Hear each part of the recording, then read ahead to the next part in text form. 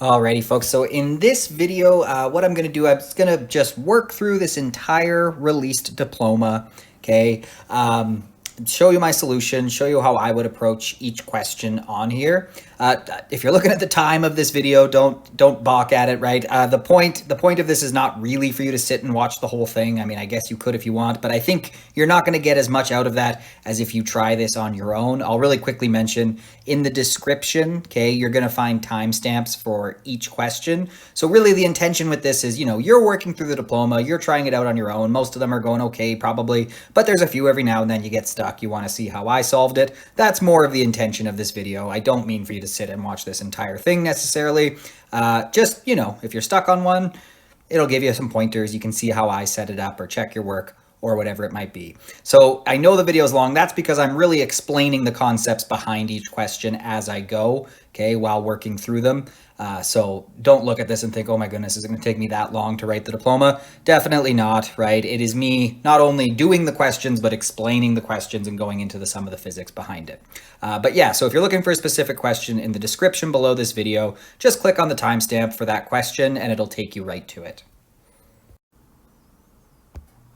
All right, so let's jump right in with multiple choice number 1 here. Okay, we're going to use this information to answer 1 and 2. So as a child catches a ball, he exerts a force, F, on the moving ball for a time interval, delta t. The mass of the ball is 250 grams. Okay, we're going to have to convert that to kilograms, don't forget. And its velocity changes from positive 5 meters per second to positive 1 meters per second as a result of the force. So the force isn't applied long enough to actually stop it and change its direction, but it does clearly slow it down, right? It's still moving in the positive direction after the force has been applied, but slower, of course, from positive 5 to positive 1 meters per second.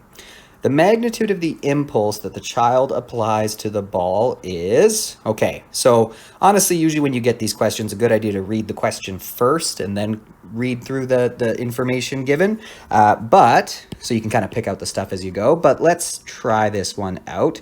We're told that he exerts a force.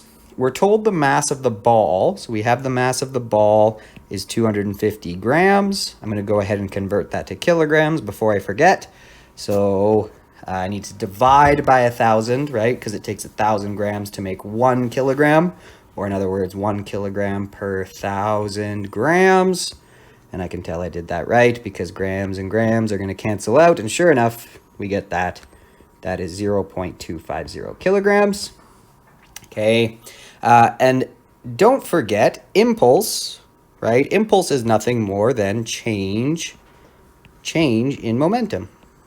Or change in P, okay? And you can find a change in anything. Change in momentum, right, is just equal to final minus initial, right? That's the change in momentum.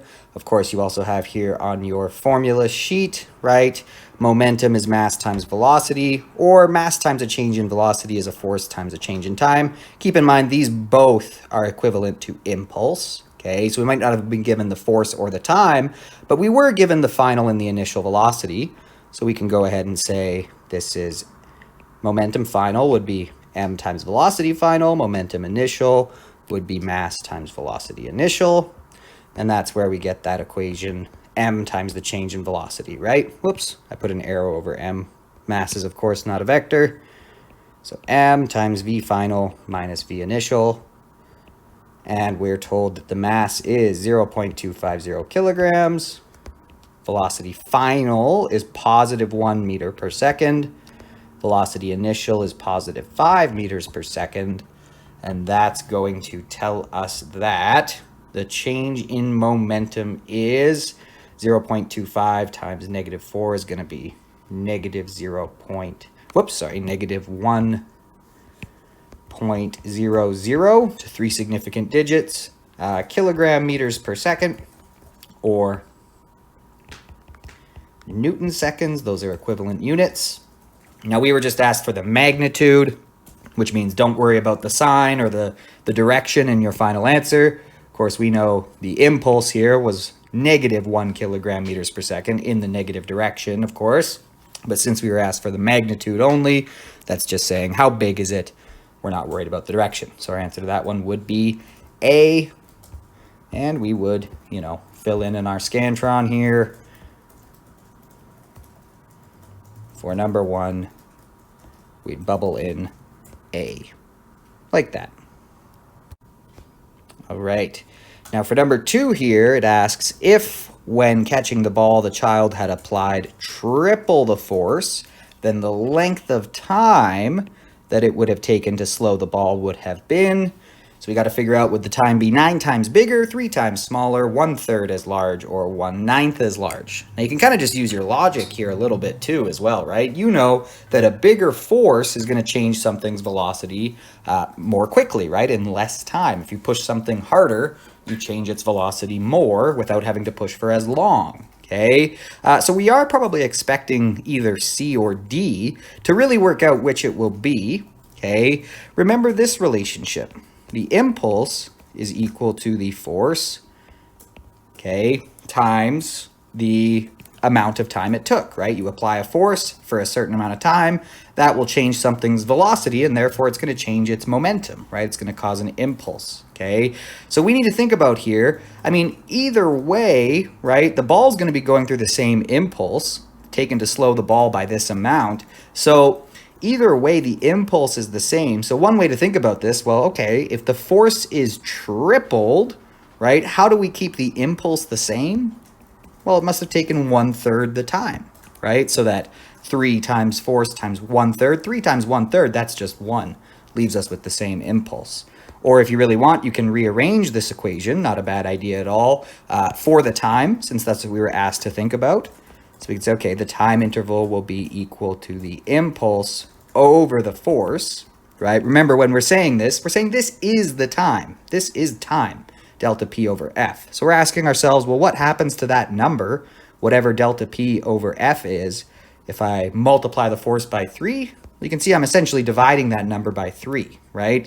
I'm now saying, okay, well, this is, you know, 1/3 of delta P over the force, which, hey, delta P over the force, that's the time, right? We said that was the time from our equation. So it's 1/3 the time. So either way, we get the result C for number 2, and we would bubble in C for number 2. Alrighty, so for number 3 here, this is our first graphical analysis question on this diploma here, okay? But we're given a graph. Important things to notice always when you're given a graph, right? What is on each axis? So my responding variable here is force, manipulated time, or rather dependent, independent, okay? And we're being asked, this one's kind of nice, it tells us what to think about, right? Sometimes we have to use the equation to decide, do we need area, slope, intercept, whatever, but they're actually just telling us that we want to think about the area, what does it represent, okay? Well, whenever we're talking about area on a graph, that just means we need to think about multiplying our y variable by our x variable, right? How would you find the area of this square, for example? Well, you'd multiply y by x, right? So we want to know what physical quantity is represented by taking a force and multiplying it by the time it was applied for, right? So we look at this, we think about area, y times x. Okay, well, on this graph, that means a force times a time, right?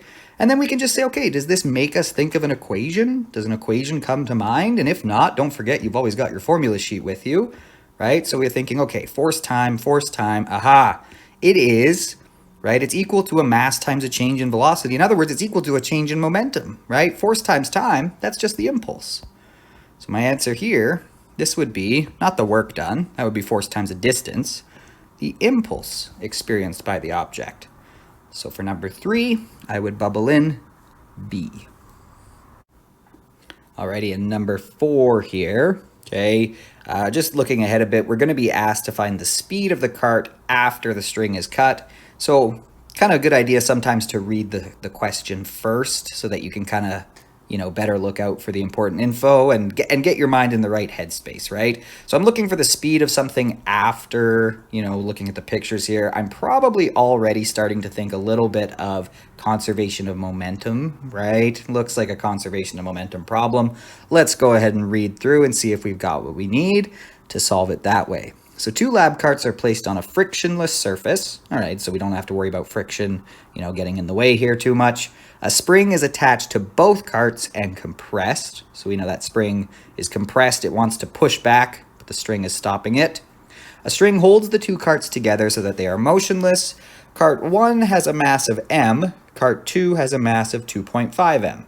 In other words, it's just telling us this cart has, 2.5 times more mass than this. We don't know what m is, but that's probably not going to be important. What's going to be important is the fact that it's 2.5 times bigger, okay? Not the actual value. So the string is cut and the carts move in opposite directions. Cart 1 has a velocity, so that's here, of 0.8 meters per second left. And like I said, we are trying to find out, well, the velocity is what we'll find, but then we just want the direction of it. In other words, the size of it, not worried about the direction because we're just asked to find the speed, the scalar speed. Okay, so yes, we were right. This is definitely a conservation of momentum problem, right? Physics principle number 4 from the back of your formula sheet. We just need to apply the fact that all of the momentum in the system initially will be present finally, right? It'll be there before and after, and it'll be conserved in both magnitude and direction, because momentum's a vector. So if direction isn't also conserved for total momentum, well, then momentum wasn't conserved. So let's start out with that, right? Like with these problems, always start general, then you can get more specific, right, to your specific problem. So I'm going to say that the total initial momentum is equal to the total final momentum, right? I don't know where I'm headed, but I know that's going to be true. And then I can start breaking this down into this particular problem. Now, the nice thing here, look, initially nothing was moving, right? So if nothing has a velocity to begin with, then my total initial momentum for everything, for the whole system, is just 0. Always kind of nice when that happens, because now one whole side of my equation I don't really have to worry about. It's just 0. I mean, I'll keep that in mind, but I don't have to do any math with it there. Okay, so 0 is equal to, all right, well, final. Now I've got 2 objects, both moving, both with their own momentum, right? But I know that their momentum must cancel each other out because the total still has to be 0. Right? So however much momentum this has to the left, this must have to the right, so that overall there's still no momentum. Okay, so I'm going to say momentum of cart 1 final plus momentum of cart 2 final. Okay, that's what I'm dealing with afterwards. That's the final momentum in the system. And now I can just kind of, break those P's down into MVs, right? P equals MV, so 0 equals, okay, momentum 1 final.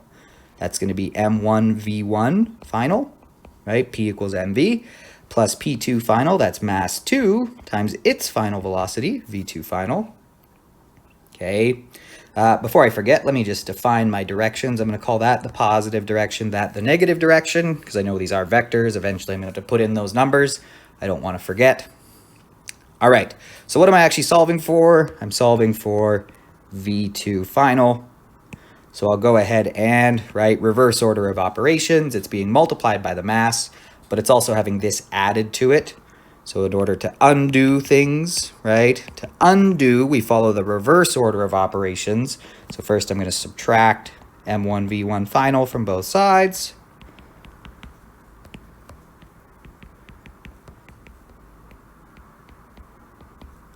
Okay. And now, since V2 final is being multiplied by the mass, I'll divide by the mass. Mass 2. We get that V2 final equals M1 V1 final over mass 2. And we can go ahead and plug in. So mass 1, oh, right, we don't know it. That's okay. Mass 1 is just M, right? V1 final, okay, being very careful here. V1 final is in the negative direction, right? We're told that this is 0.8 meters per second. So I'm going to call that negative 0.8 meters per second.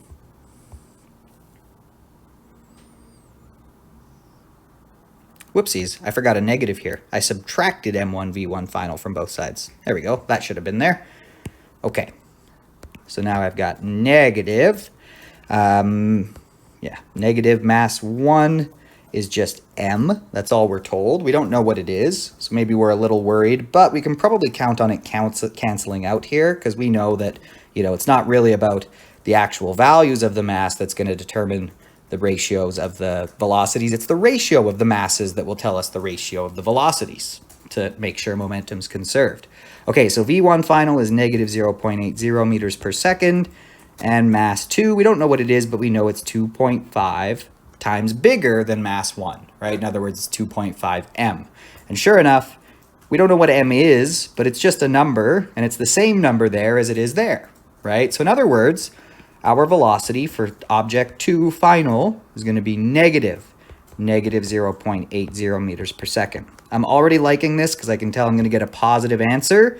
We said that they're moving in opposite directions. We knew they would have to be anyway for momentum to be conserved since we didn't start with any. So it's good that I'm getting a positive velocity for object 2 because object 1 had a negative velocity, and I'm dividing that by 2.5. Hey, this actually makes a ton of sense, doesn't it?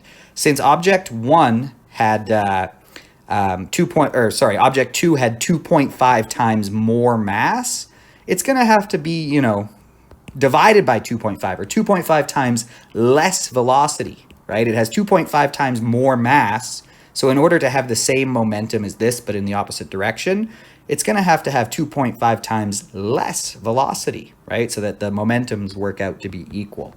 Anyway, doing all that, I got positive 0.32 meters per second. Okay, and therefore that means to the right, since I got a positive, and we kind of knew that from the very beginning of this question. Now, did you have to do a full conservation of momentum calculation here? I mean, you definitely had to think about the law of conservation of momentum, but like I said, it actually would have been possible without doing all of this to work out if you could see that, well, since this has 2.5 times the mass, and they have to have the same final momentum, just in opposite directions, you could probably work out that it would have to have, 2.5 times less the velocity, or this velocity divided by 2.5, since it has 2.5 times as much mass. Of course, the conservation of momentum problem gets us there in the end anyway, but, might be a time saver if you can pick that out on the actual diploma. Okay, but either way, our answer for 4 would be D.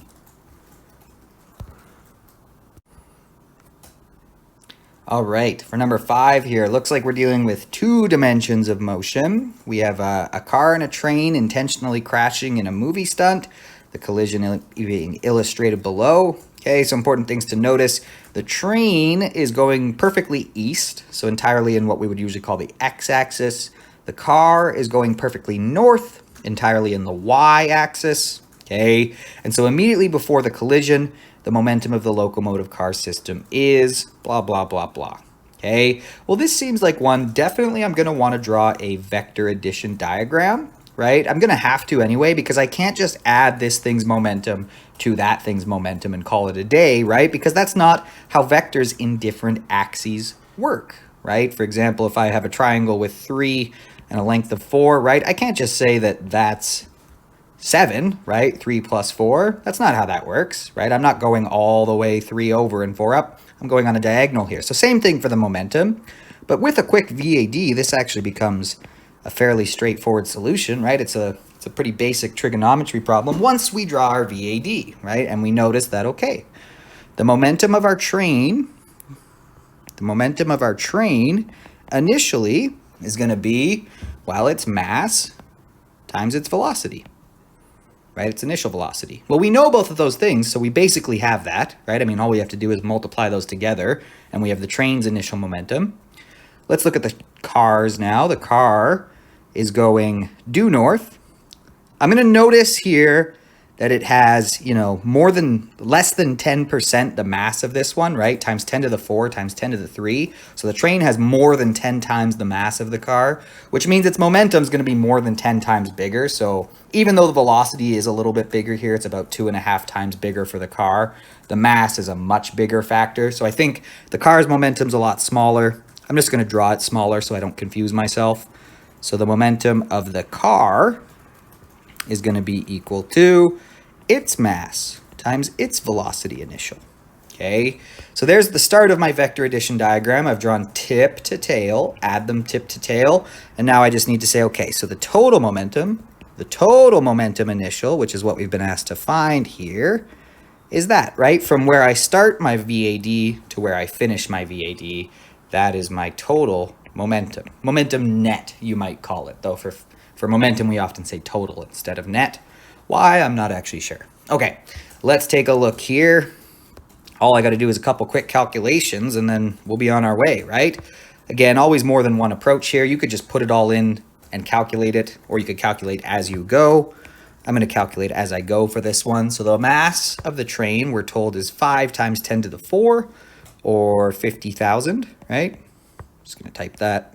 Seems a little easier to type in my calculator, so I'm going to write 50,000 instead of 5 times 10 to the 4 times 10 meters per second, which, of course, is just going to give me, all right, so the train initially had 500,000 kilogram meters per second of momentum. We could say to the east.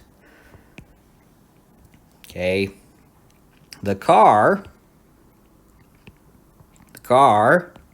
had 1,200 kilograms of mass, 1.2 times 10 to the 3.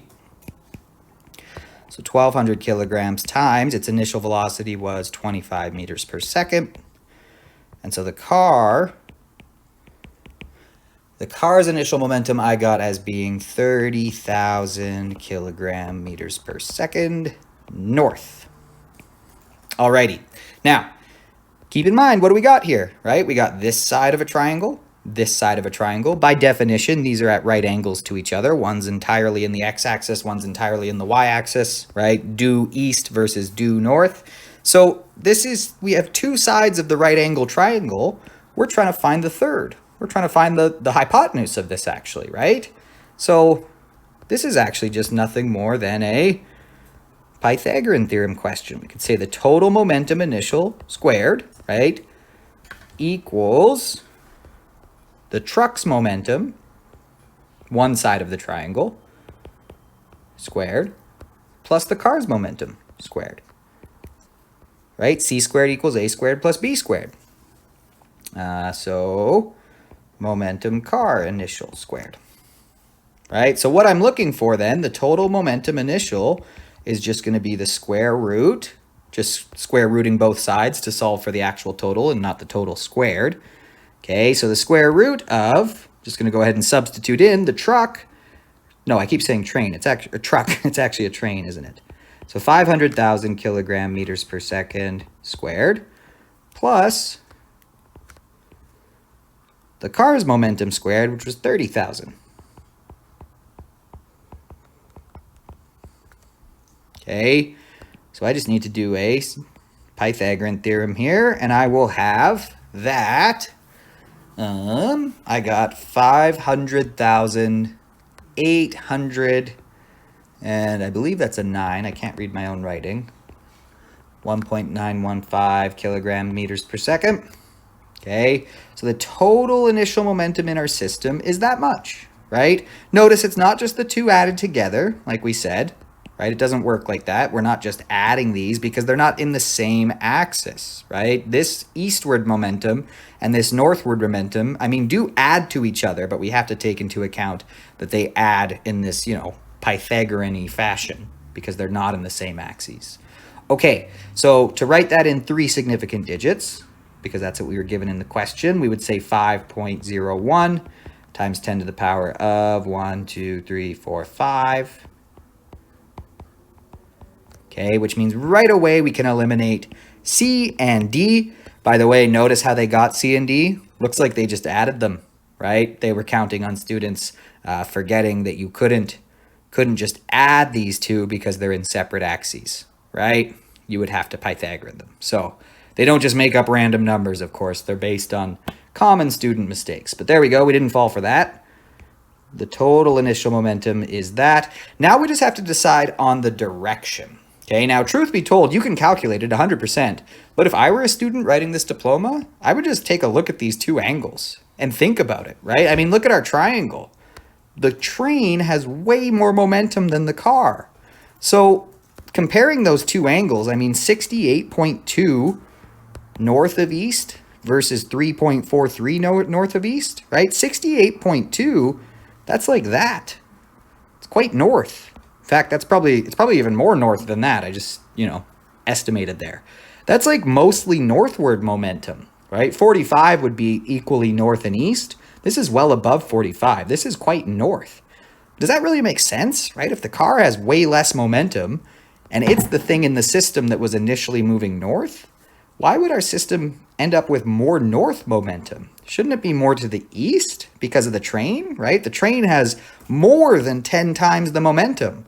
So the final momentum should definitely have a stronger eastward component than northward component, right? So truth be told, if I were a Physics 30 student, I might notice that and just eliminate A and go for B right away. But let's confirm, right? I get it. You might be a little nervous. Let's confirm. We can get it with a quick SOHCAHTOA. That's why our triangles are always nice to have, right? They come with us through the problem. They help us out again later.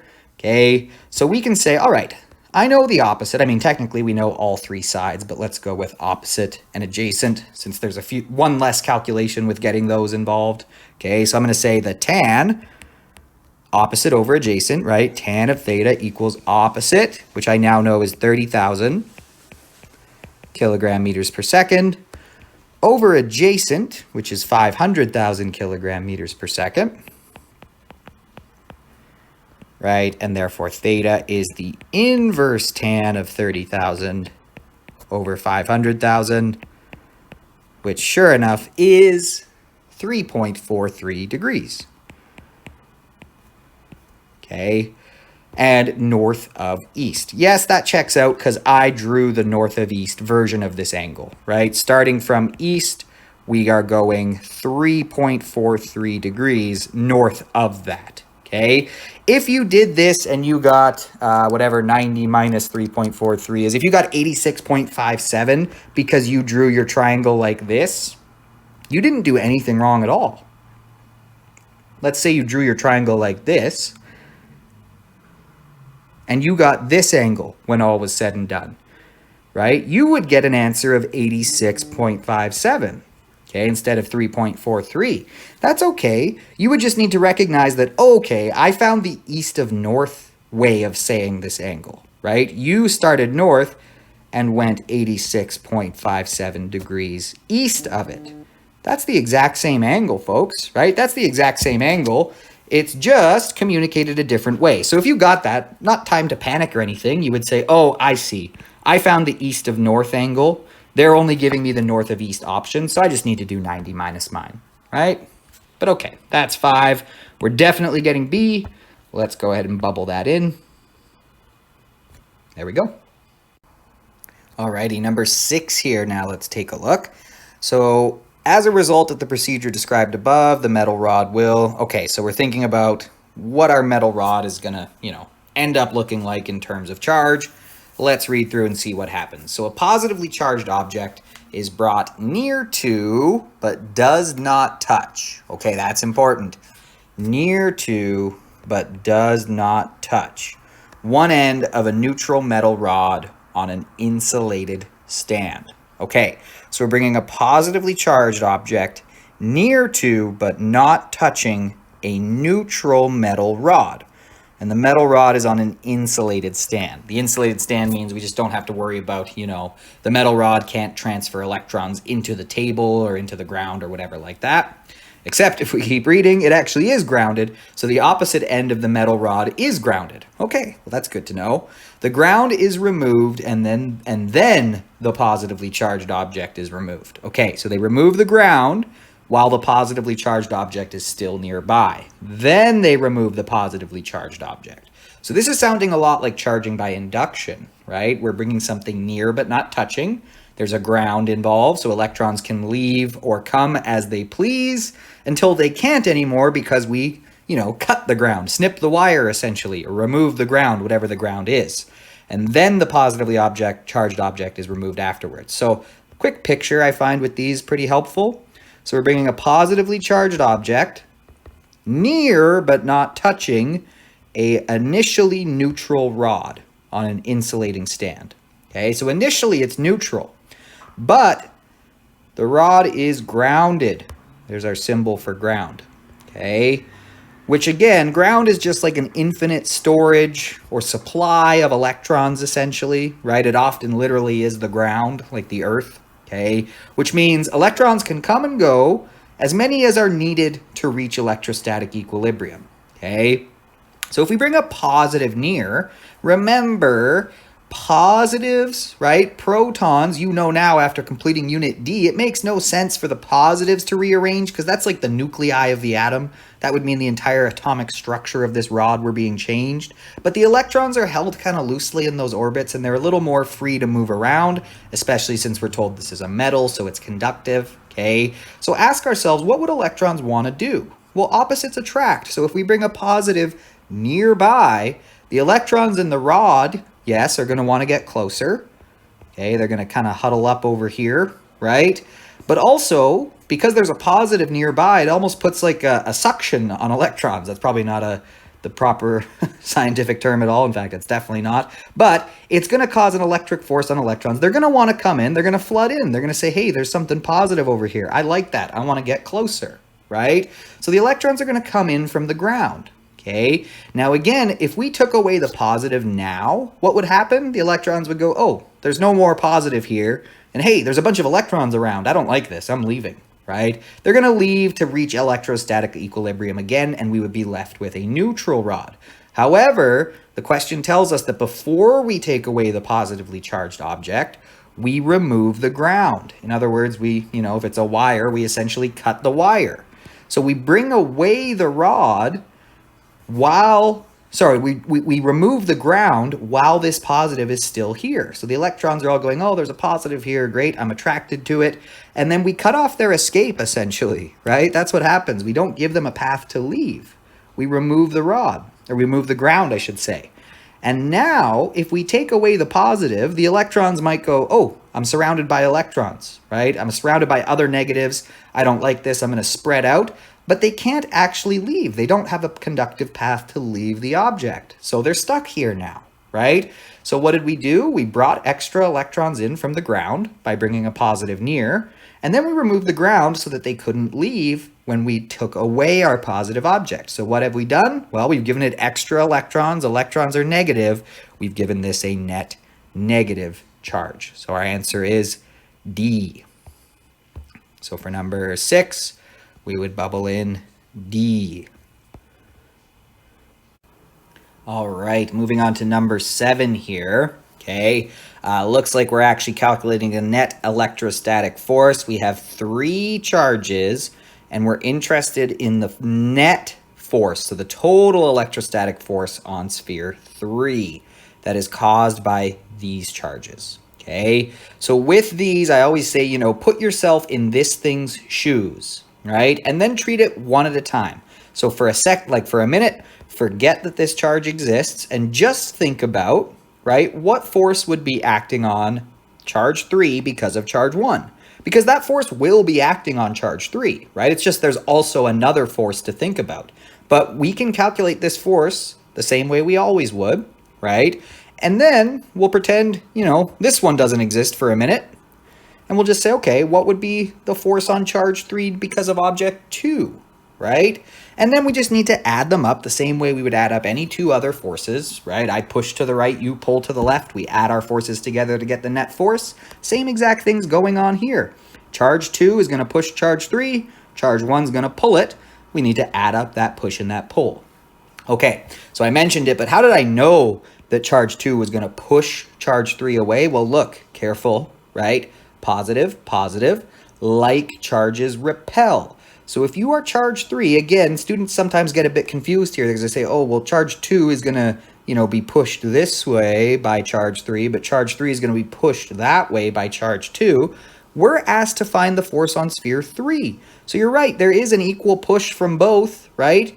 And sometimes students say, well, how do I know? Because this is being pushed to the left, but that's being pushed to the right. The answer is you're being asked what's happening to charge 3. So it's being pushed to the right because of charge 2.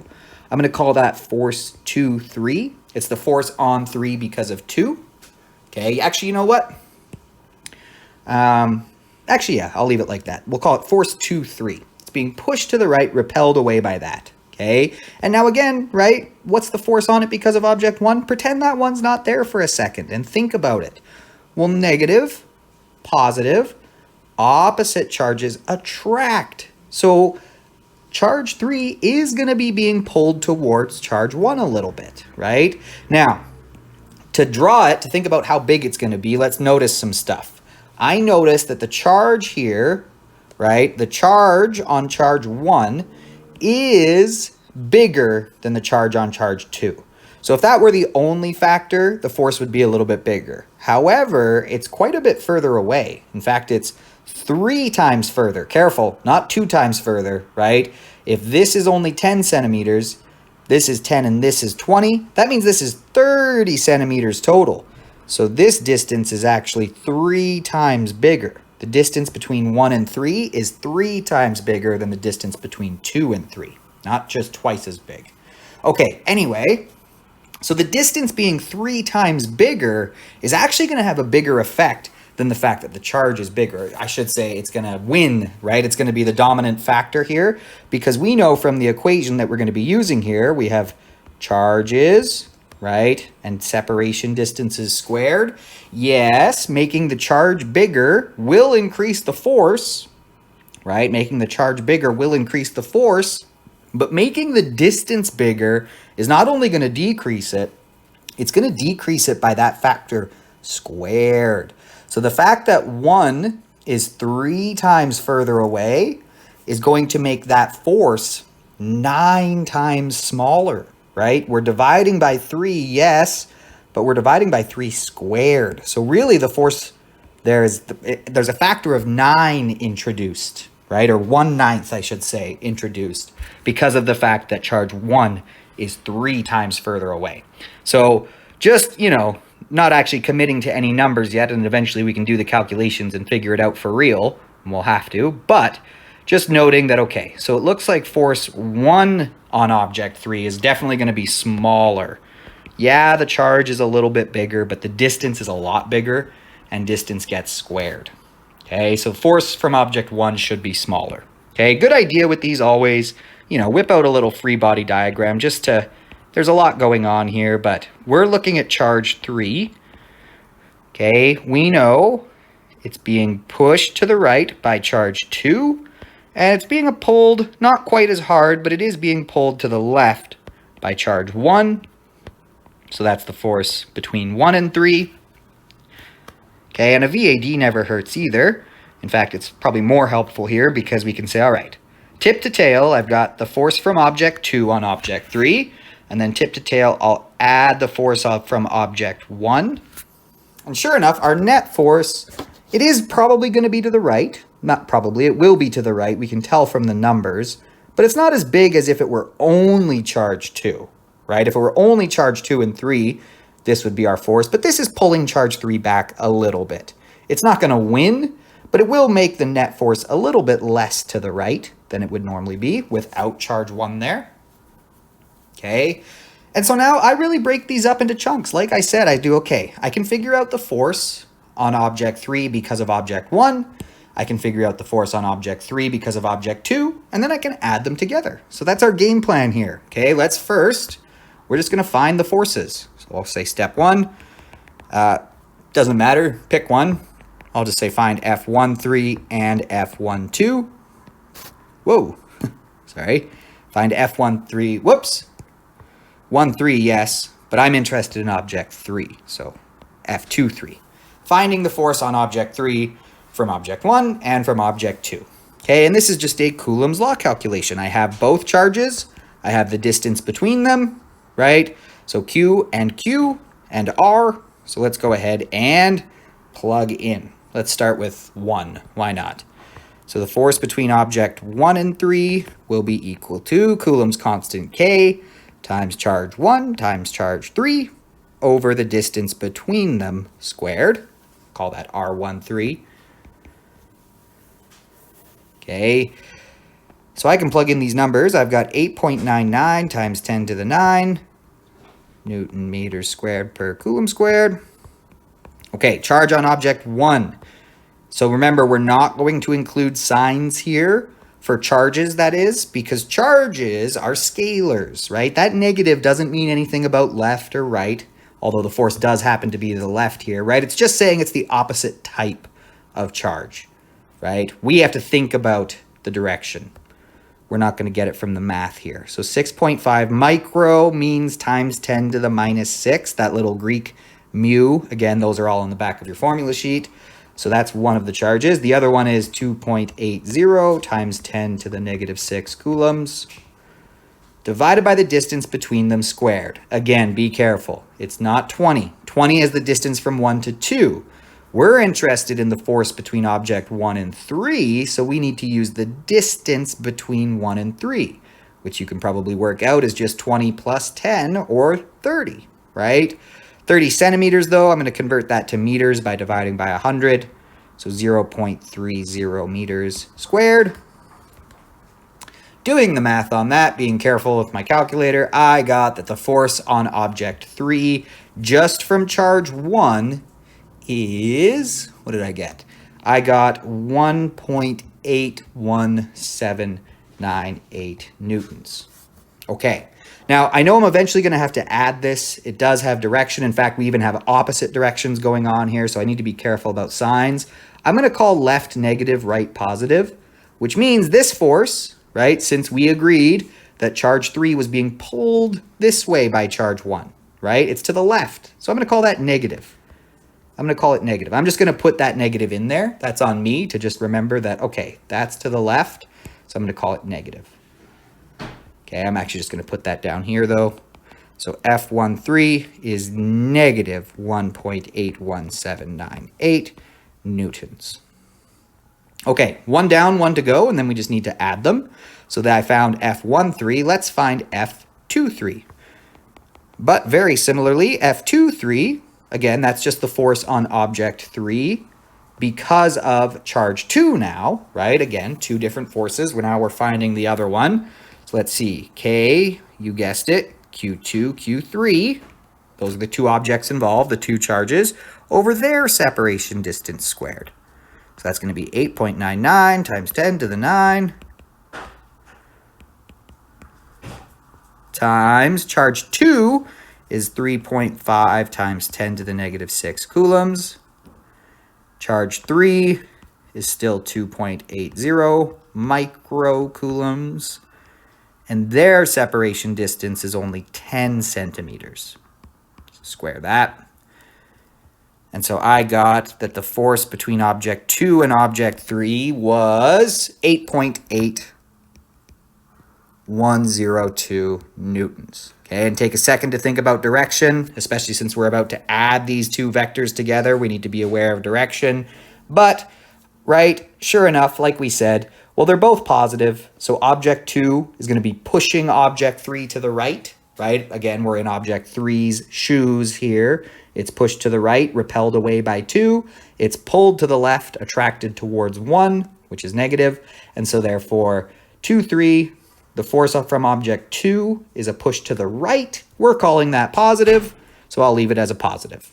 Okay, and now comes the time to actually figure out what we were asked to find, which is the net force. Luckily, we have our VAD there, so we can kind of use that to think about what we're about to do. But they're both in the same axis. We don't have one, up. There's not Y components, X components to think about here. So I really do just need to say, all right, F net equals F13 plus F23. And as long as I'm careful with directions, I can't really make any mistakes here, right? That's probably the main mistake I would make. So 1 point... and as I say it, I make the mistake. So F13 we said was negative 1.81798 newtons. Plus F23 is positive 8.8102 newtons. And hey, this checks out. Remember what we said at the very beginning.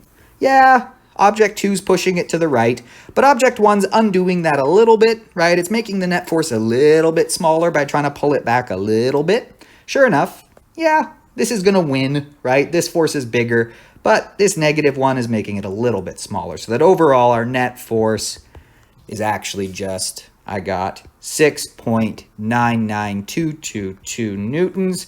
Positive answer, means to the right, as we've been predicting here.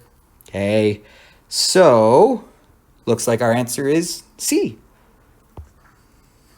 C. So we would bubble in C. Done. Alrighty. So now we are given 3 spheres KLM on insulated stands and then spaced in an equally spaced line. So that's important, equally spaced. The charges on the spheres are K is plus 3x. Okay, I'm just going to write that in. L is negative 5x. And M is plus 2x. So we don't know what the actual number is in coulombs, but we have the relative magnitudes, right? This one, negative 5, and the type, I should say, so negatives and positives, and we know which one has the most magnitude of charge. That would be L, then K, then M has the smallest magnitude of charge. Okay, so the direction of the net electric force. This is another net electric force question on sphere L due to both spheres K and M. All right, now do we have the numbers? Can we do a KQQ over R squared? I mean, we can't actually get an answer in newtons, but we can think about KQQ over R squared, right? Coulomb's law. The electric force is equal to Coulomb's constant times the charges of the objects involved divided by the distance separating them. Well, the nice thing about this one, the distances are equal. So that's kind of a wash, right? It doesn't matter. The distances aren't going to make a difference here because the distance from K to L is the exact same as the distance from L to M. It'd be different if we were asked to find, the force on M, because that's actually closer to L than it is to K. So then we'd have to think about distance. But since this distance is the exact same as this distance, we don't have to worry about that here. Okay. So with that in mind, what do we have to worry about? We do have to worry about the size of the charges, right? Bigger charges involved means bigger force out. So one of these Q's we're thinking about is L, obviously, in both. And then we're swapping out, okay, think about M, right? And think about K in order to figure out which one would be bigger. I mean, honestly, do we have to think about this for too long, right? If K has a bigger charge magnitude, they're both attractive, so I should mention that. This is their opposites. L is negative and M is positive. Opposites attract, so it is going to be pulled towards, we could call that FML. It's pulled towards M, but K is also positive, and it has a bigger charge. So that force should be bigger, right? Bigger. There's FKL. Not way, way bigger, but slightly bigger. Okay, in fact, we could work out exactly if we wanted to, really drive it home. Free body diagram for charge L. Well, K is bigger by a factor of 3 over 2 because the charge is bigger by a factor of 3 over 2 and the distances are the same, right? So if we did this calculation for K and then we did this calculation for M, both on L, right? We'd just be multiplying by a 3 in the K calculation where we were only multiplying by a 2 in the M calculation. So one's going to be bigger by a factor of 3 over 2, right? So we could say if we have, 2, if that's our free body diagram, this one, 1, 2, 3, right? This is FML, this is FKL. And if we add those up, VAD, right, of course, the leftward force is bigger, and so the net force is to the left. Number 8 is A.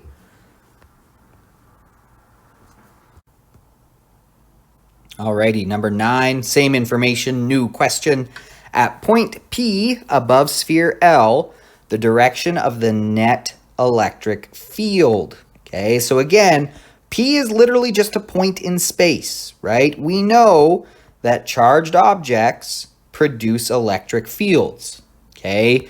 And we also know that because, electric field is just talking about if you put a charge there, what direction and how big would the force be that it would feel, right? There's not actually anything at P, or maybe there is, it doesn't matter. We can still think about the electric field generated by K, right? Because we know K is charged. If I put another charge anywhere around K, it will feel a force because of K, because of being near K, right? And same goes for L and same goes for M. They all produce an electric field. That's the entire idea behind an electric field, right? It's the force that something would feel if placed at a point. So every point has a defined electric field value there. If I put a charge at P, we can tell it would feel an electric force, right? There's an electric field there, that means. It's just a matter of how big of a force would it feel. And we could calculate it out. It might take a while because we've got different charges and different components, X and Y, to think about. But we're actually just asked the direction. And we don't need much to think about that, okay? Because let's look at what's going on at P. Now, the biggest factor is look how close it is to L compared to K and to M, okay? So let's just first look at QK is positive 3x, so it's positive 3x plus 3x. I'm just going to write it in there. L is negative 5x, and M is positive 2x, okay? So individually, let's just think about their fields. Of course, they would be adding wherever they meet, which is technically everywhere, but, you know, just individually. We define electric field direction because we're trying to think about what force would a charge feel if placed nearby, even if there's not actually a charge there. Remember, we ran into a problem of direction because we said, well, it depends, because if I put a negative there, it's going to be attracted, but if I put a positive there, it's going to be repelled. And we're trying to think about, you know, this force that could be. That's the idea of the field. What would the force be like if we put something there? So we ran into that problem of, well, negatives and positives would feel opposite direction forces. And so our test charge being hypothetical became a problem. So we said, okay, let's just agree we'll always imagine what a positive would do when we want to define field direction, okay? And so a positive would feel pushed away from this. So K's electric field, you know, looks something like that. Of course, it extends out to infinity, but that's the something like the charge, the electric field around K. Same would go for M since it's also positive. No matter where you put a positive test charge around M, it's going to feel pushed away. So that's what we say the electric field direction is around M. But look at L. L is negative. So if I put a positive test charge, which is how we think about the electric field direction, if I put something positive here, it's going to feel a force towards L, towards L, towards L, towards L, towards L, right? So this kind of becomes a little maybe complicated to think about if we don't look at the numbers involved too much, because remember, K's electric field is apparent at P, right? I mean, I only drew it that far, but really K's electric field goes and keeps going forever, right? And same goes for M. I only drew it a little bit, but M's electric field actually goes forever. So we actually have three electric fields, so to speak, meeting and then adding there to give us the net electric field at P. Now I'm going to get rid of all this stuff because it's gotten very crowded, but keep that in mind, right? K is producing an electric field at P, so is M, and so is L. Now we were just asked, what direction is the electric field mainly? So again, we saw from M, like M, maybe I'll say the electric field from M at the point P is going to look something like that, right? Kind of up and to the left, like we said. The electric field from K at P is going to look something like that, kind of up and to the left. Because again, if you were a positive, forget about these two for a second. If you were a positive test charge placed there, well, positive charge here would push you away, kind of up and to the right. Same logic for K, but opposite, or sorry, for M, but to the left instead of to the right. Okay, but now notice the important thing here. The electric field from L at the point P is down. It's down because, well, if you were a positive test charge, you'd be attracted towards that negative. Now, I am very confident saying that L is blowing M and K out of the water, okay? Because the equation that tells us the electric field around a source charge is KQ over R squared, right? Q being the charge of the thing making the field, which is what we know about here, right? So that's the equation that makes sense to think about. So not only does L have the bigger charge, I would still probably say, like, unless this were a way smaller charge, look how much closer P is to charge L than to K or to M, right? We're talking about this R versus that R and that R. My diagram's getting pretty messy there, but do you see what I mean? It is way, way, way, way, way closer to L. L also has a bigger charge. So, you know, both things that make electric field bigger apply to L compared to P, right? What I mean by that is not only is L's charge bigger, that would make the electric field from L larger at P than from K or M, but also it is much, much, much closer. And that's even more important because that gets squared.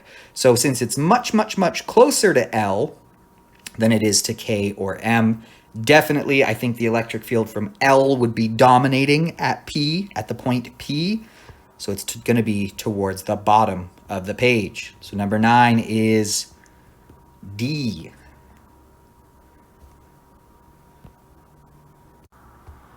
Alrighty, number 10, still using this KLM picture. Okay, you might have to flip back and forth if you were really writing the diploma on paper here, but that's all right.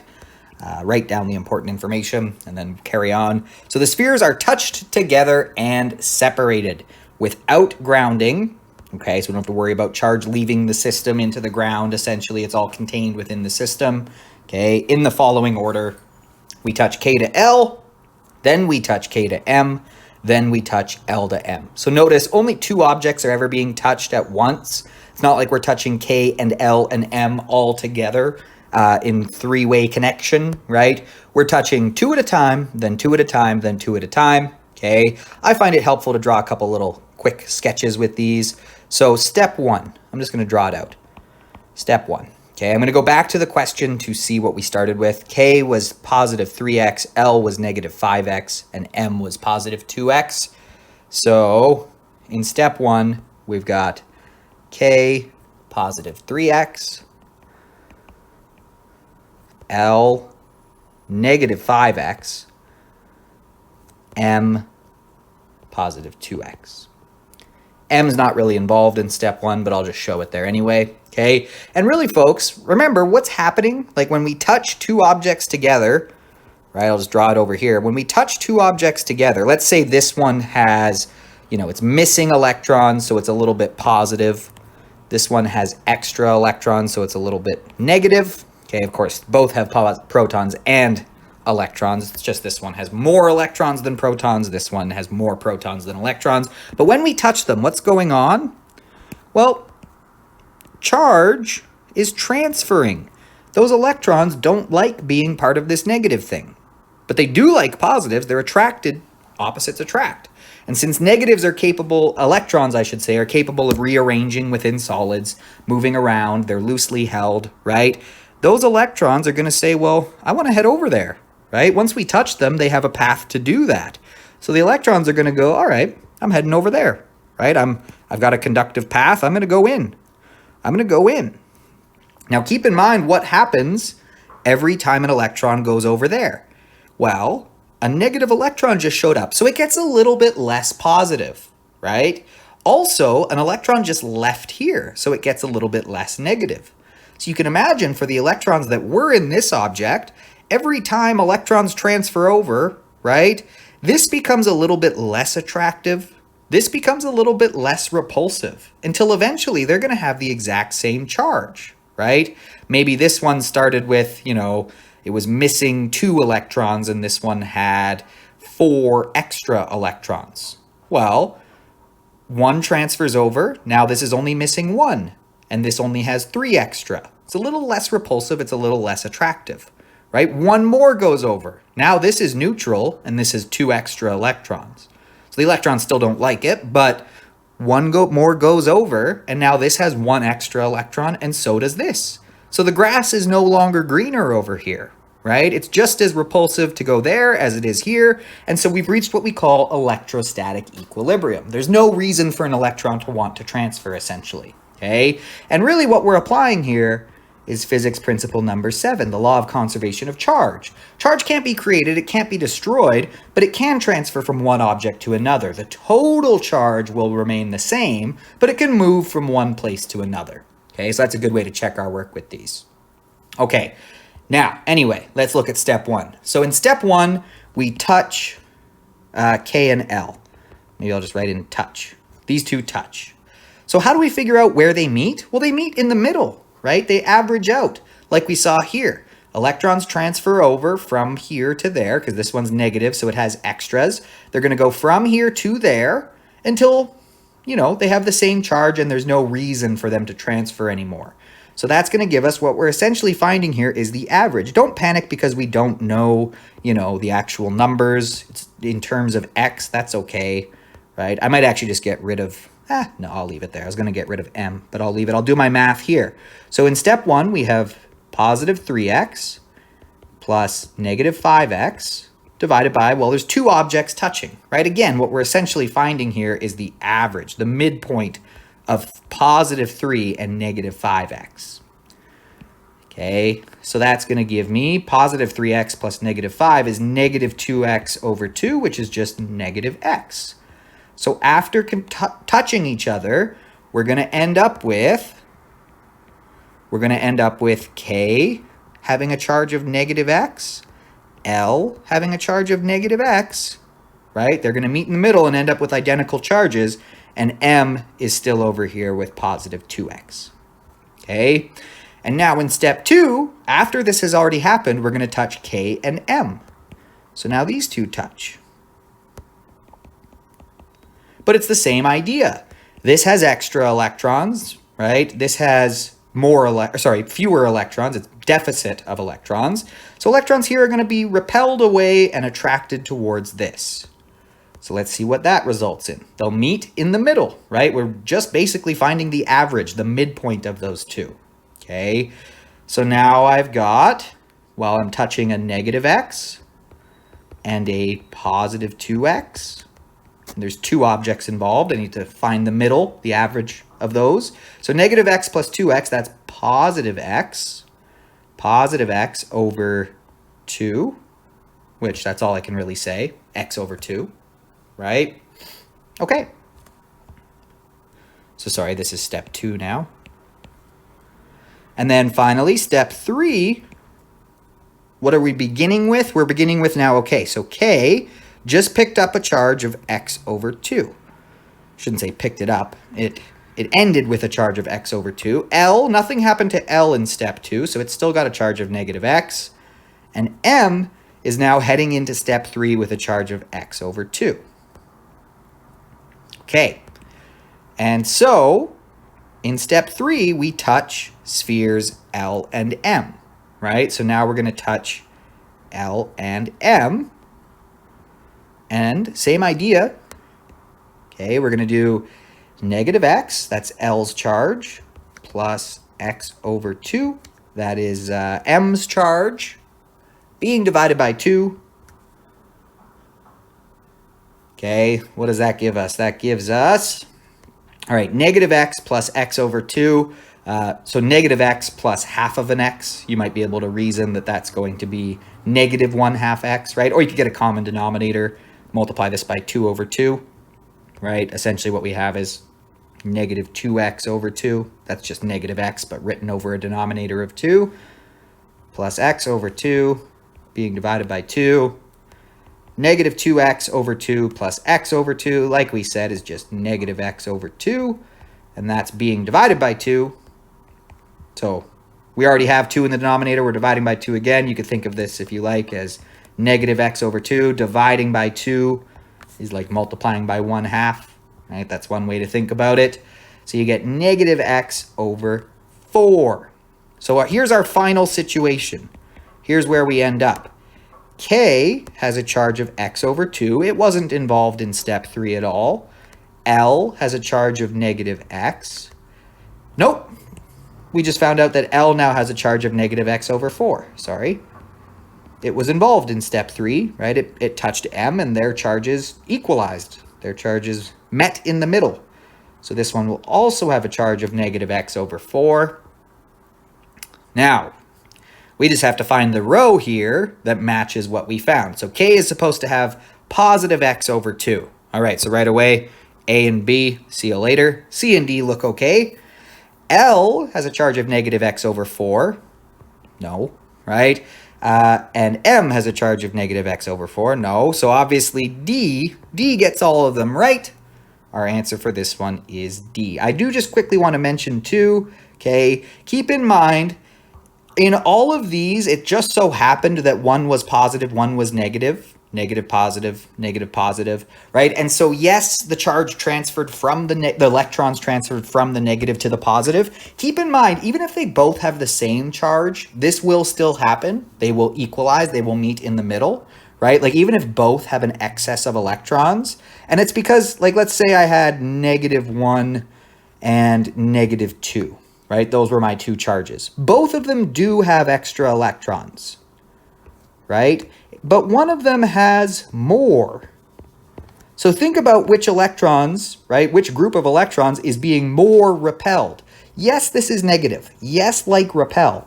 But, well, like repel, right? So they want to get out of this even more, right? They will still equalize until they find the most balanced distribution. So these would still do that same thing, even though both are negative, right? You would end up with electrons transferring from the -2 to the -1 charge, right? Electrons would say, all right, doesn't look great over there either. It's also negative, but hey, it's better than here. Okay, so electrons would transfer over, leaving us with, right? Both charges are still going to be negative, but they'll be equally negative. They will have equalized. Okay, in fact, you can probably work out that they will each have a charge of -1.5. That's the midpoint between these two, or -1 plus -2 divided by 2, right? -1 plus -2 is -3, divided by 2 is -1.5. And just another side note before I finish this one up, notice at each step, our final charge was the same as our total initial charge, right? The total final was always the same as the total initial. Don't believe me? Let's check. In step 1, we had +3, -5, and +2, right? Well, 3 minus 5 is -2, plus 2 is 0. We'll look at step 2. Negative x, that's -2x, right? Plus 2x is 0. The total charge is staying the same. It's just moving from one object to another, right? Or equalizing, okay? Even in the next step, total charge 0 still, sure enough. X over 2 plus x over 2, well, that's x. Take away x, that's 0, right? So not only it's totally conserved, but even just the individual touches, it's conserved. Plus 3x, -5x, that's -2x. And then afterwards, those same two charges, -x and -x, that's -2x, right? Or -x and +2x, that's -x and +2x, that is +1x, right, between k and m. And then here, x over 2, that's still x, +x. So charge is conserved, and that's what we're actually taking advantage of to calculate the charge at each stage. Law of conservation of charge. Alrighty, so numerical response 1 here. Let's take a look. We are being asked to find the electric field strength, okay?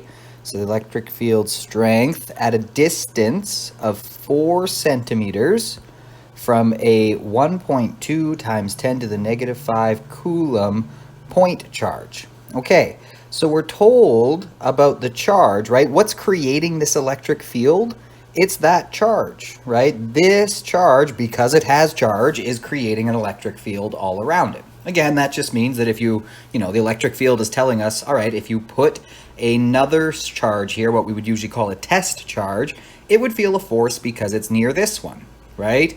And the electric field tells us what that force would be like. So an electric field is generated by any charge, and the electric field at a given point just depends on, well, how big is the charge making the electric field, right? And how far is the point from that electric field? So if we look at our formula sheet here, whoops, it's way up here. Right, I know we have a few equations for electric field, but only one of them really makes sense here. Sorry, just bringing it down. Okay, only one of them really makes sense here, and that is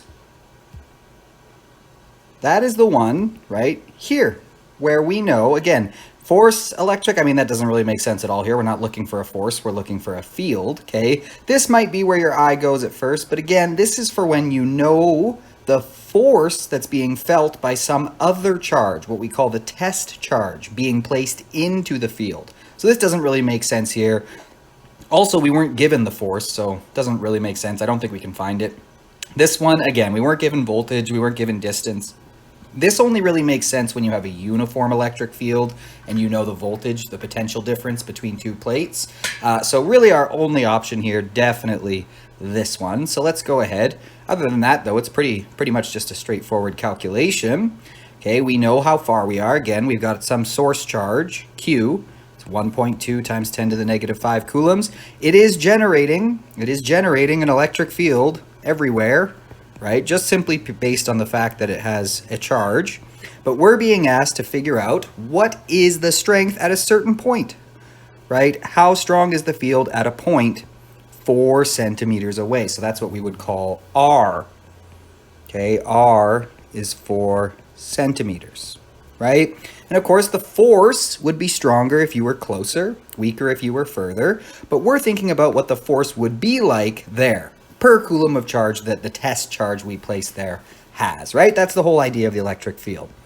So the electric field is equal to KQ over R squared, Q being, again, the source of the field. So 8.99 times 10 to the 9 Newton meters squared per coulomb squared times the charge of the source of the field, the charge of the thing making the field here, which is that 1.2 times 10 to the negative 5 coulomb charge, divided by R. Of course, we're going to convert that R in centimeters into meters. Don't forget to square it. And I got that the electric field was I'll write my unrounded answer, 67,425,000 newtons per coulomb. So again, that just means for every coulomb of charge you have, right? If I take a test charge with 1 coulomb of charge and I put it there, it'll feel that many newtons of force. If I take a test charge that has 2 coulombs of charge and I put it there, it's going to feel double that, right? If I take a test charge with half a coulomb of charge and put it there, it's going to feel half that many newtons of force. That's all the electric field does. It generalizes what would the electric force be like for another 1 coulomb charge placed there.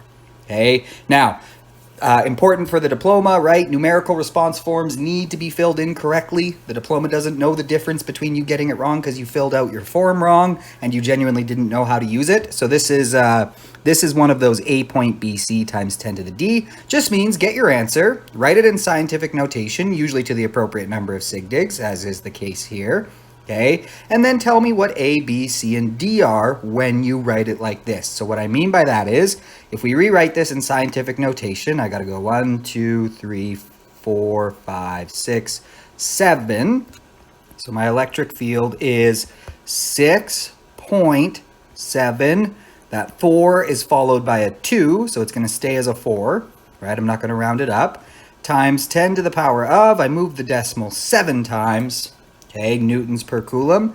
And now to actually answer this in the way the form wants it, remember they said A point BC times 10 to the D. And they want to know what is A, B, C, and D. Well, there you go. A is 6, B is 7, C is 4, D is also 7. So A, B, C, D is just 6, 7, 4, 7. Right? So when we go, this is the value of A, B, C, and D. And when we go to fill this out on our Scantron, here's how we're going to do it. We're just going to say 6, 7, 4, 7. Okay, so if I go down here, this is numerical response 1. Helpful to bubble these, or to write it in here first, and then that way you can bubble it in. By the way, on the diploma, writing it in doesn't do anything. That's just for you to keep track of what numbers you're about to bubble. You have to also fill in the bubbles. Okay, so make sure you fill in the bubbles as well. So 6, 7, 4, 7, here's how I would do that. I want 6, then 7, right? See, I'm just lining up. 6, 7, 4, so 4, 7. And that's how I would fill that out. Okay? Alrighty, so now in this question, okay, we've got 2 parallel plates. So again, that just means something like this. You got a positive plate, a negative plate. They're charged, okay? They're 3 centimeters apart, or 0.03 meters, and there's an electric potential difference of 44 volts between them, okay? So our voltage, which I like to call the potential difference, I like that they called it that here, because it gives you a little more idea of what voltage actually means. It's 44 volts. I also like to use the unit, it's an equivalent unit, joules per coulomb, because again, it tells you a little bit more about what a voltage actually means, right? A voltage, again, is just saying for every coulomb of charge something has, how many joules of electric potential energy would it gain or lose by going from one position to another, right? Hence the name electric potential difference. So all this is saying is if you had some 1 coulomb charge, and let's say you moved it from one side of the plates to the other, its electric potential energy would change by 44 joules. If you had a 2 coulomb charge and moved it from one side to the other, its electric potential energy would change by 88 joules, right? If you had a 1/2 coulomb charge and you moved it from here to here, its electric potential energy would change by 22 joules. That's all voltage means. It's how much will its energy change for every coulomb of charge it has by going from one position to another, right? With that in mind, we are being asked to actually find, so here's the distance between the plates, here's the voltage, the electric field strength between the plates. Okay, so we're looking for the electric field strength between the plates, 1 centimeter from the positively charged plate. Okay, so that is, I mean, this one's trying to trick you a bit by throwing in that 1 centimeter from the positively charged plate. We could use it, but keep in mind between 2 parallel plates, the electric field is uniform, right? It doesn't change. It's actually the same everywhere. So E is uniform. So you might be thinking, oh, well, while I get closer to the positive plate, the forces involved would be getting stronger because I'm getting closer. And so therefore the field must be getting stronger too, right? And that'd be a good thought, but don't forget you're also getting further from the negative plate. So whatever forces are involved there would be getting weaker. So while these forces are getting stronger, those are getting weaker, right? So it's actually not going to change anywhere. It's in a uniform electric field between these charged parallel plates. Now that comes into play with the voltage as well, because to go from, from here to here, like I talked about, that just means for every coulomb of charge you have, your energy is going to change by 44 joules, whether it's potential energy into kinetic or kinetic into potential, whatever, right? But that's what that number means. Well, it follows though, if you only go halfway, your potential energy is going to change by half as much. If you go 1/3 of the way, it'll change 1/3 as much. So all of that to say, we could find the voltage all the way across, right? And use it with the distance all the way across to get the electric field anywhere. We could also do, 22 volts with 1.5 centimeters, and it would give us the same number, right? What we would be saying there is if you went halfway across, your energy would change by half as much. But since it's a uniform field, it's still the same electric field. And again, the formula that gives us that when we're dealing with a uniform electric field is this one, right? The electric field, as long as it's uniform, is equal to the potential difference between the 2 positions divided by the distance between those 2 positions, okay? So in this case, we could go, since it's the same everywhere, right? We could just go all the way across over halfway across. So let me show you. I could say 44 volts over, I could go the whole way across, so 0.03 meters, right? 3 centimeters. And what I'll get then is that the electric field, okay, is, I had to read my own math there, 1.47 times 10 to the 3 volts per meter, which is an equivalent unit for the electric field. It's one we often use when we're talking about, it in terms of voltages in these uniform fields. Okay, so that's an answer. That'll work. Maybe you're a little nervous about that though. Maybe you're saying, I don't know, why did they give me that 1 centimeter distance? Well, let's just repeat the calculation with the 1 centimeter distance, right? If I say the electric field is the potential difference divided by the distance between those 2 positions, again, voltage is only meaningful between 2 positions. I'm comparing the potential energy at one point to the energy at another point, right? I can't just say the voltage here is something because that doesn't make sense. It has to be referenced to somewhere else. It's a comparison fundamentally, okay? And same with the distance. It's the distance between here and here. The voltage is the change in energy per coulomb between here and here. Okay, so let's just rethink this though. Maybe you're saying I want to use the 1 centimeter one. I don't know why they would give me that if I didn't need it. Well, let's try it. So if I said I was only going to go 1 centimeter across, so I'm going to change that 0.03 to a 0.01 meters, okay? But now we have to take into account that the voltage would also be different. You're not going all the way across, so per coulomb of charge, your energy isn't actually going to change by a 44 joules, right? You're only going 1/3 of the way across. Instead of 3 centimeters, you're only going 1 centimeter across. So the potential difference, right, between the two plates, 1 centimeter from the positively charged plate, so we're actually going this way, right? You're only 1/3 of the way across. Well, your energy is only going to change by 1/3 as much, right? I like to compare to gravity. If it's a lot like the gravitational field and gravitational potential energy. If you only lift a ball as 1/3 as high, you're only going to give it 1/3 as much gravitational potential energy, right? So sure, your height was 1/3 as much, but so was the gravitational potential energy as a result. Same things going on here, but swap out gravitational energy and gravitational forces and gravitational fields for electric energy and forces and fields, okay? So that means instead of a full 44 volts of potential difference, we're going to have 1/3 of 44, whatever that is, right? 1/3 of 44 volts. And guess what? You know what you get? You also get 1.47 times 10 to the 3 volts per meter. Okay, so again, this is a point B C times 10 to the D question, but it's the exact same thing. A point B C times 10 to the D. A is 1, B is 4, C is 7, D is 3. So 1, 4, 7, 3. And therefore, for numeric response 2, once again, okay, writing it in here doesn't actually do anything. You have to bubble it in or the diploma won't mark it. Okay, but what it does do is help you easily see, okay, rather than flipping back and forth, you can say, okay, 1, 4, 7, 3. Right? There we go. Alrighty, we've got an oil drop one here. So remember, this is Millikan's experiment used to determine the elementary charge, right? The charge of an electron.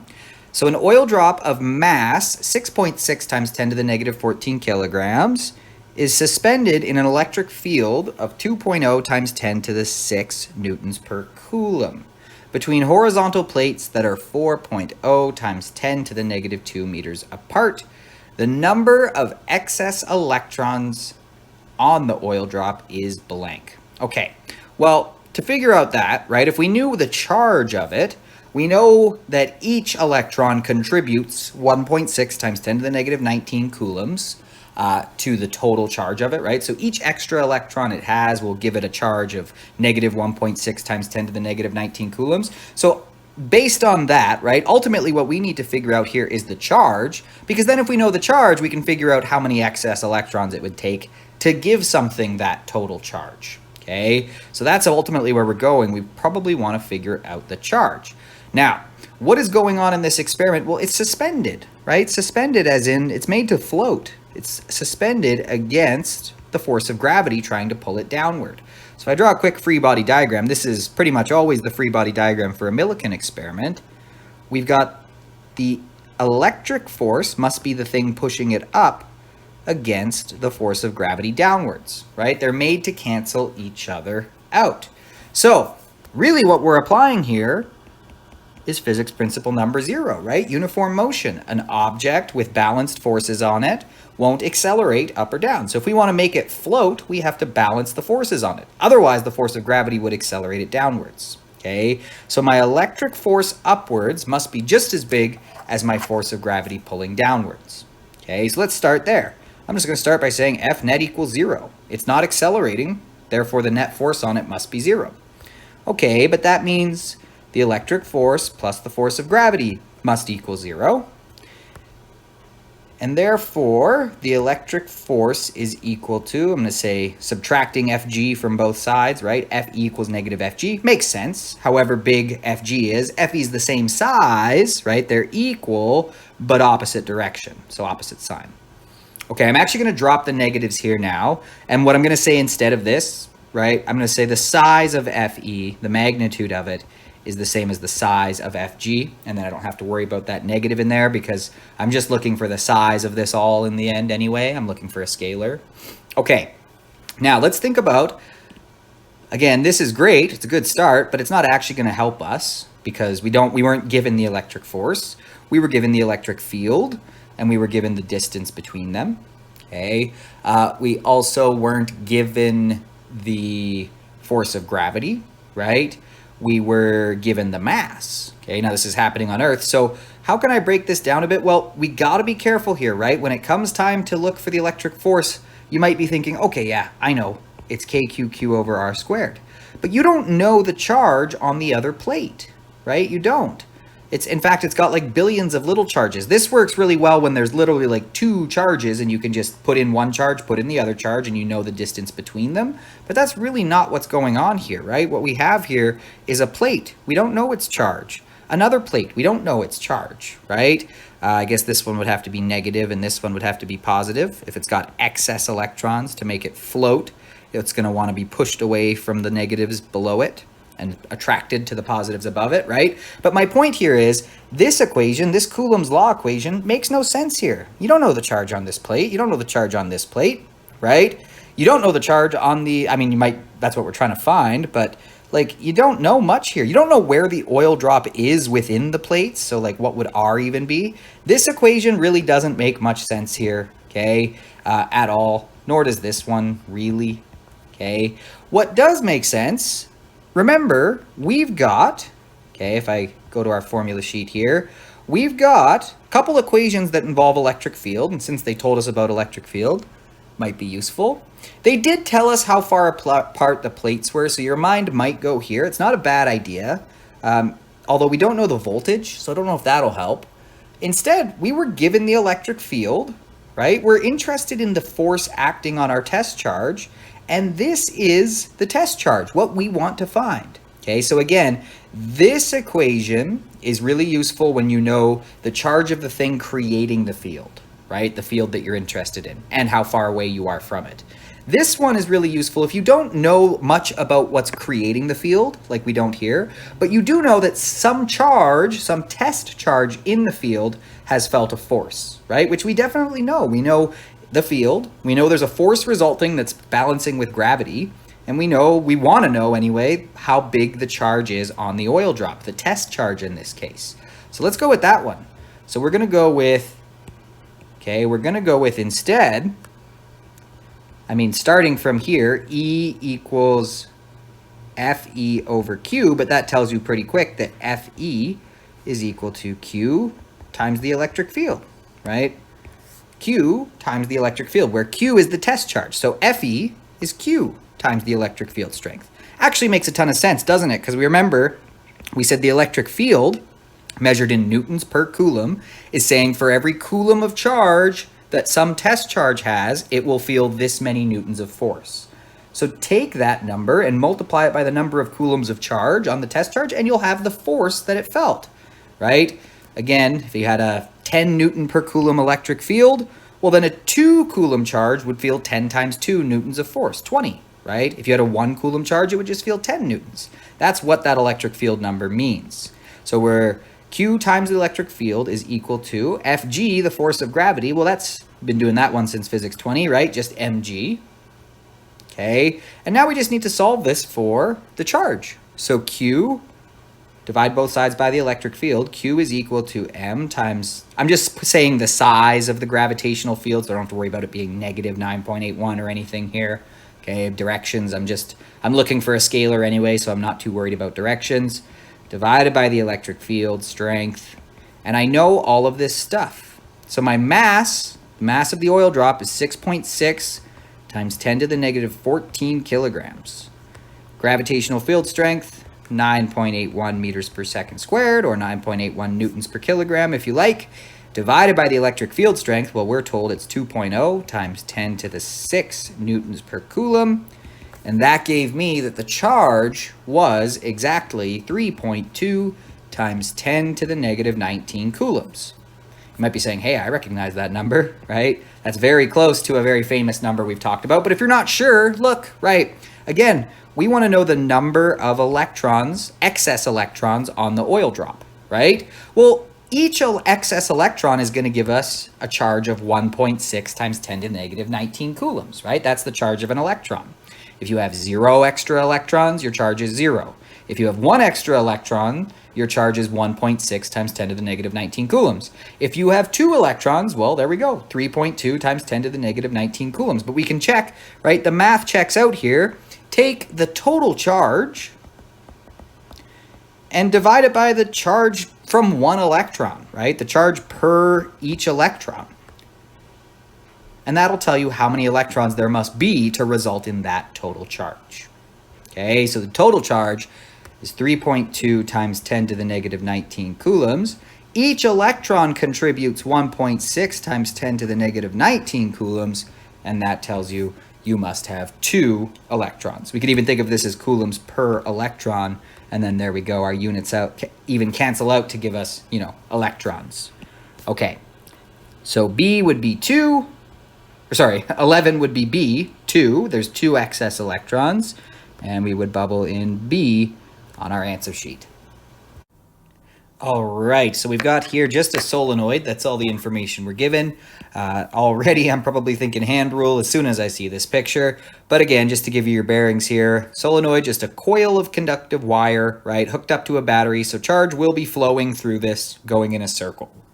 Let's read the question. Sure enough, the magnetic field created inside the solenoid is directed into, out, or to the left or right side of the page. Okay, so yes, definitely a hand rule one. I'll flip over to the camera here in a sec and show you how I would approach this with my hand rules. But before we do, I just want to quickly, recap, I won't go into too much depth, but the decision that you have to make first before you do anything else whenever you're going to use a hand rule. Okay, and that is what's going on.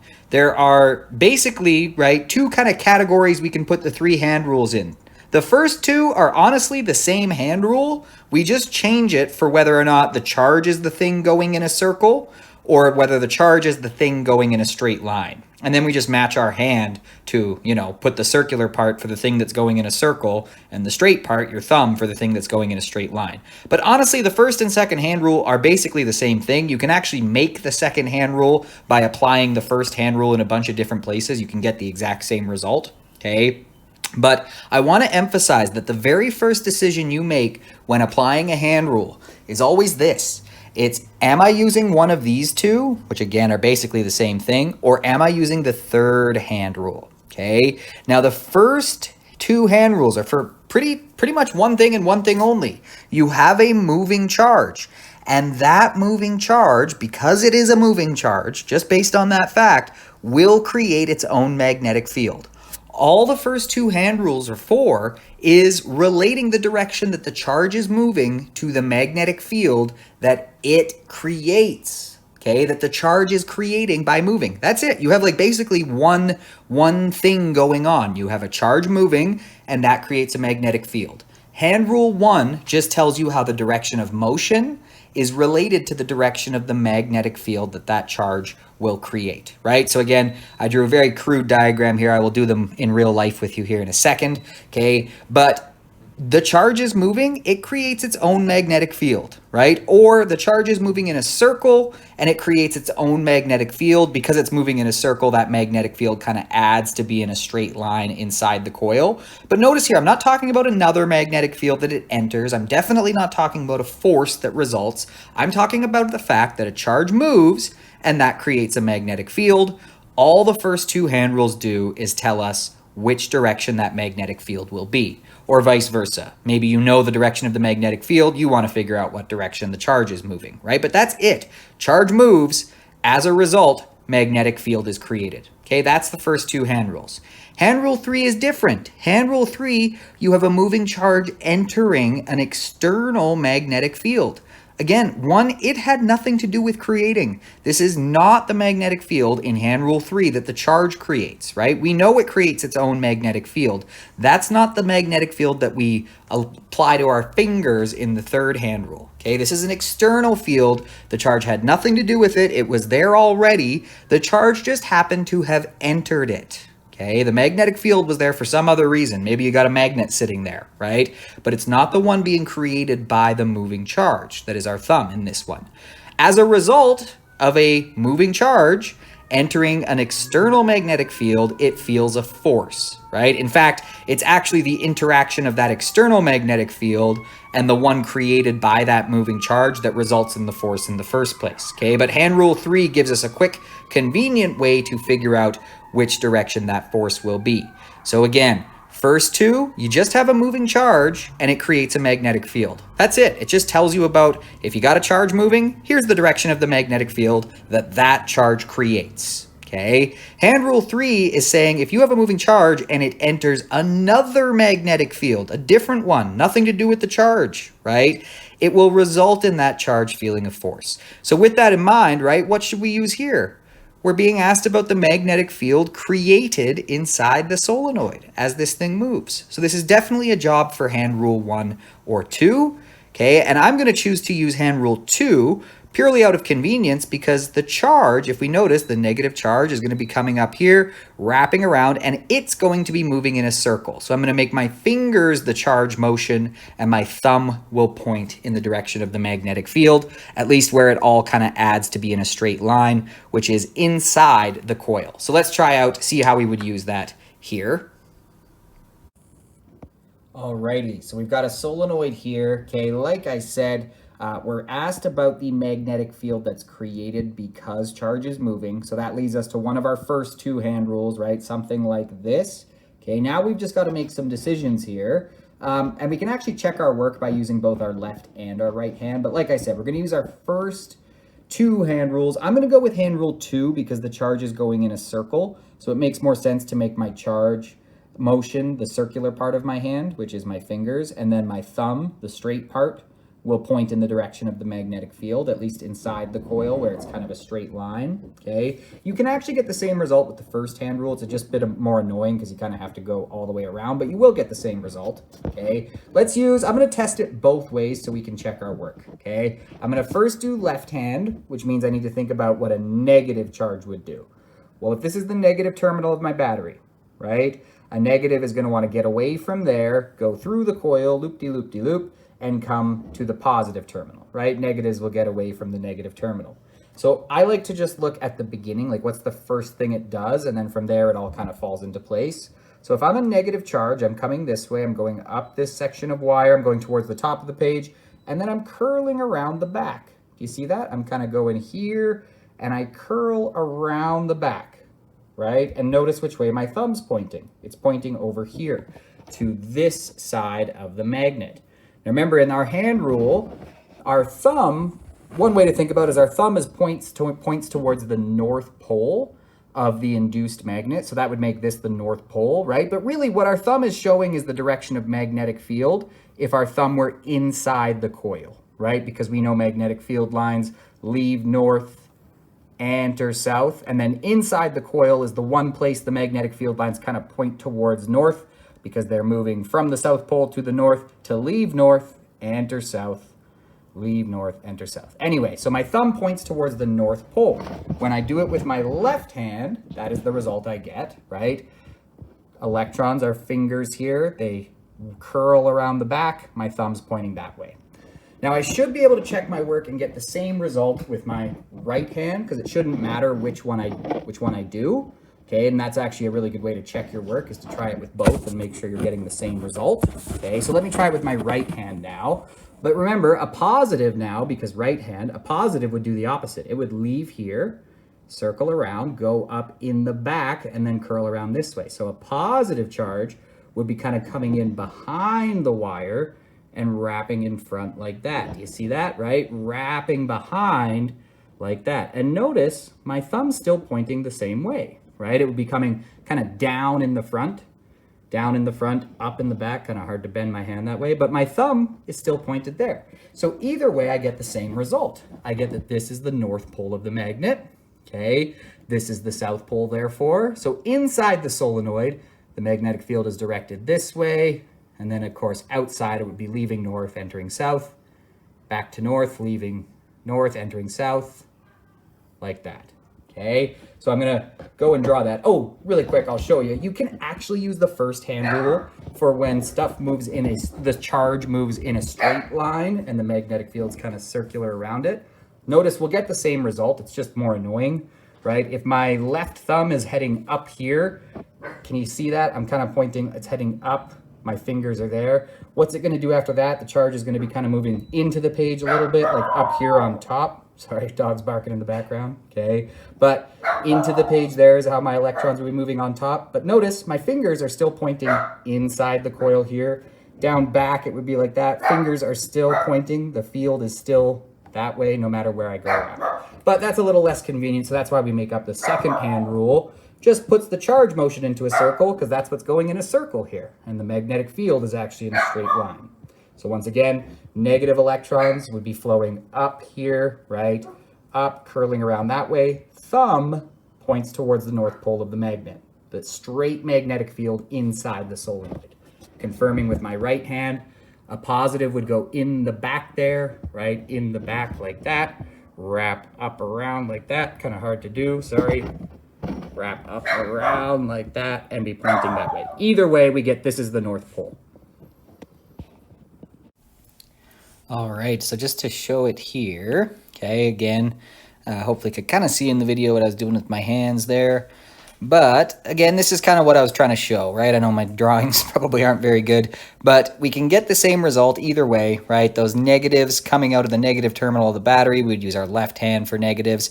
And because it's kind of going in a circle, it makes more sense to use our second hand rule, where the circular part of our hand, our fingers, represent the charge motion, because that's what's going in a circle here, right? And then within the coil, because of that, the magnetic field's always in the same direction, right? So there's my left hand kind of showing that electrons would be coming out of here, right? Going this way, okay? And then kind of curling up in the front, right? Or down in the back behind, if you could see behind, right? But always going up in the front.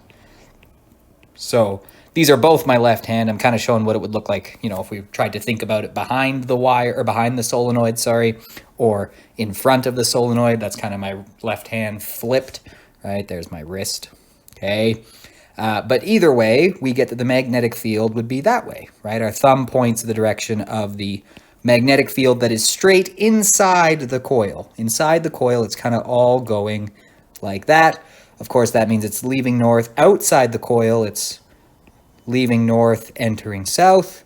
But inside the coil is the one place it's kind of pointed towards north, because it just entered south. It has to get to north to leave again, right? And then just showing over here that we can always confirm with our right hand, we should get the same result for the magnetic field, right? But because a positive would leave the positive terminal, if we were thinking about current, for example, which is what a positive would do, right? It's going to be going up in the back, back there where you can't see it, and then curling around down in front, which makes sense. It should do the opposite of what negative electron flow would do. And so we can check with our right hand and we get the same result, right? There's my right fingers curling down in the front side of the solenoid, or flipped. That's kind of them on the back side of the solenoid there. They would be pointing towards the top of the page, but my fingers are showing the direction of the charge motion, which is circular for a coil like this.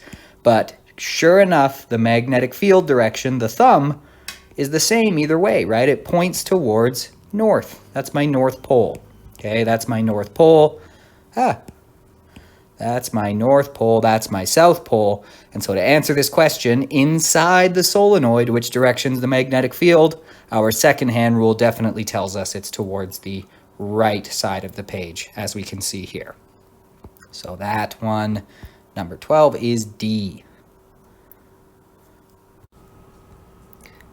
All right, so another hand rule-y looking one here. Okay, and again, let's just remind ourselves, the first decision we make when we're going to do a hand rule question, right, is it one of the first two, which again are really the same thing, just swapped out for when charge is going in a straight line versus when charge is going in a circle, right? Or do we need to use the third hand rule? Okay, now again, the first two are just for you have a moving charge, and as a result, that moving charge produces its own magnetic field, okay?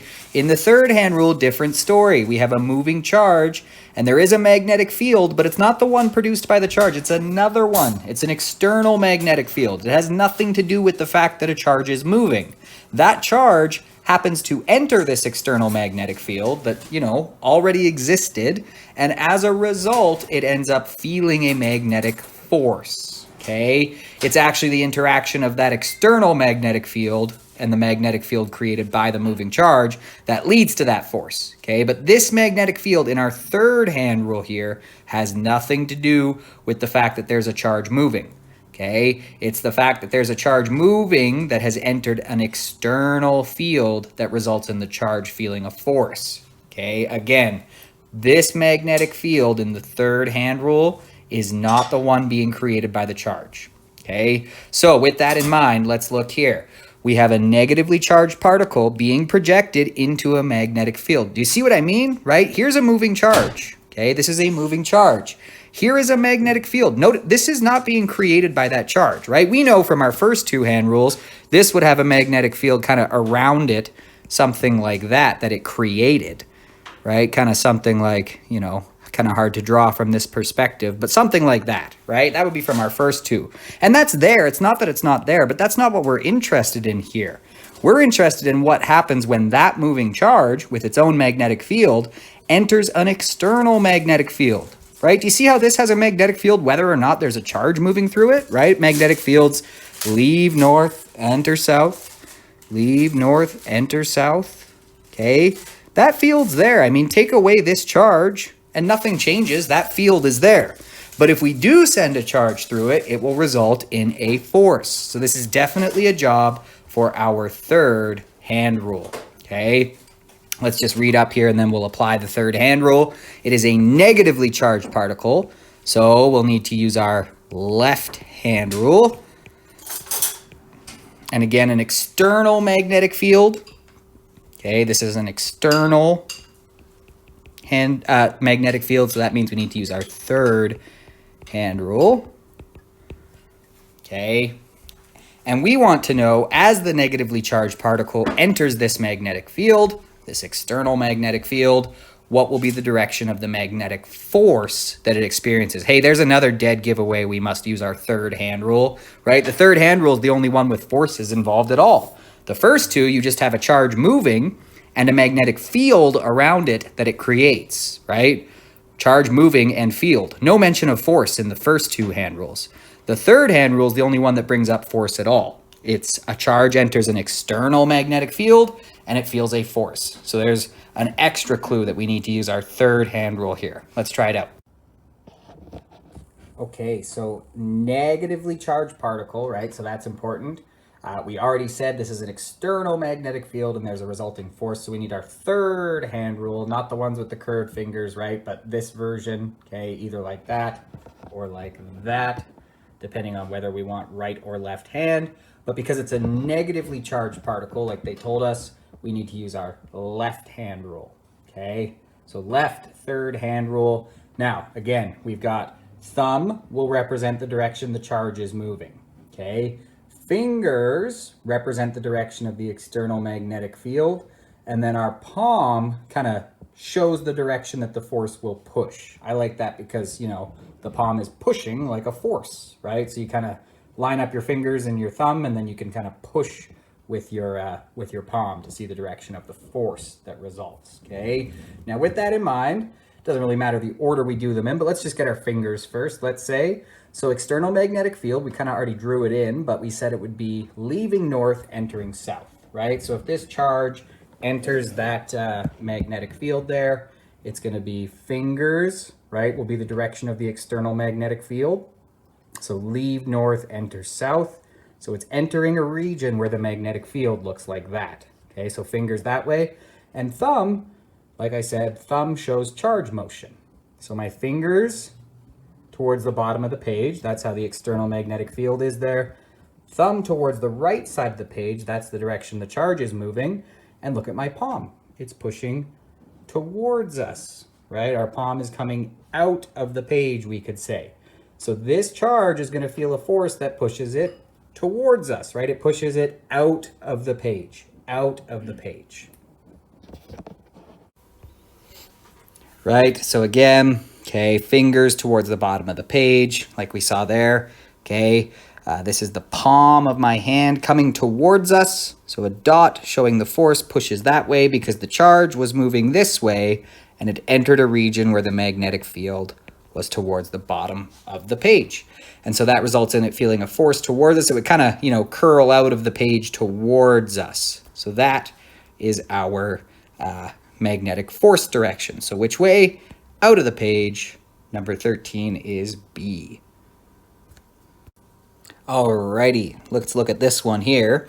This one is just about units. So which of the following unit combinations is appropriate for magnetic field strength?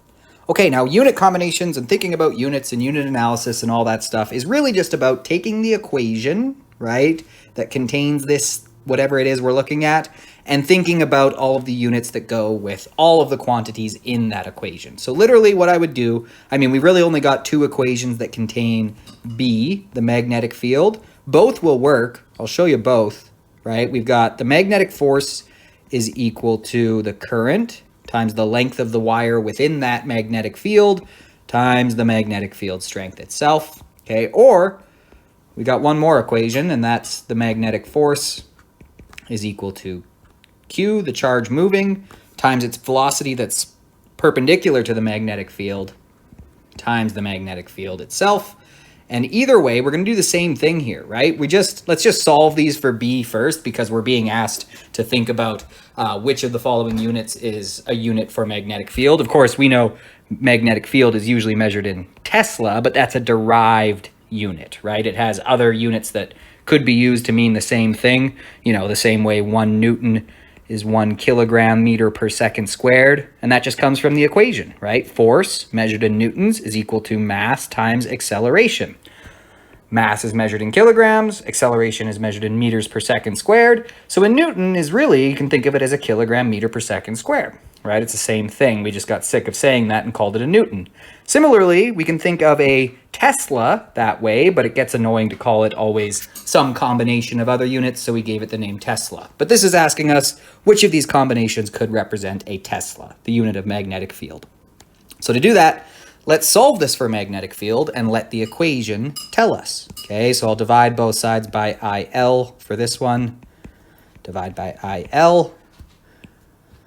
We get that magnetic field is equivalent to a force divided by a current times a length.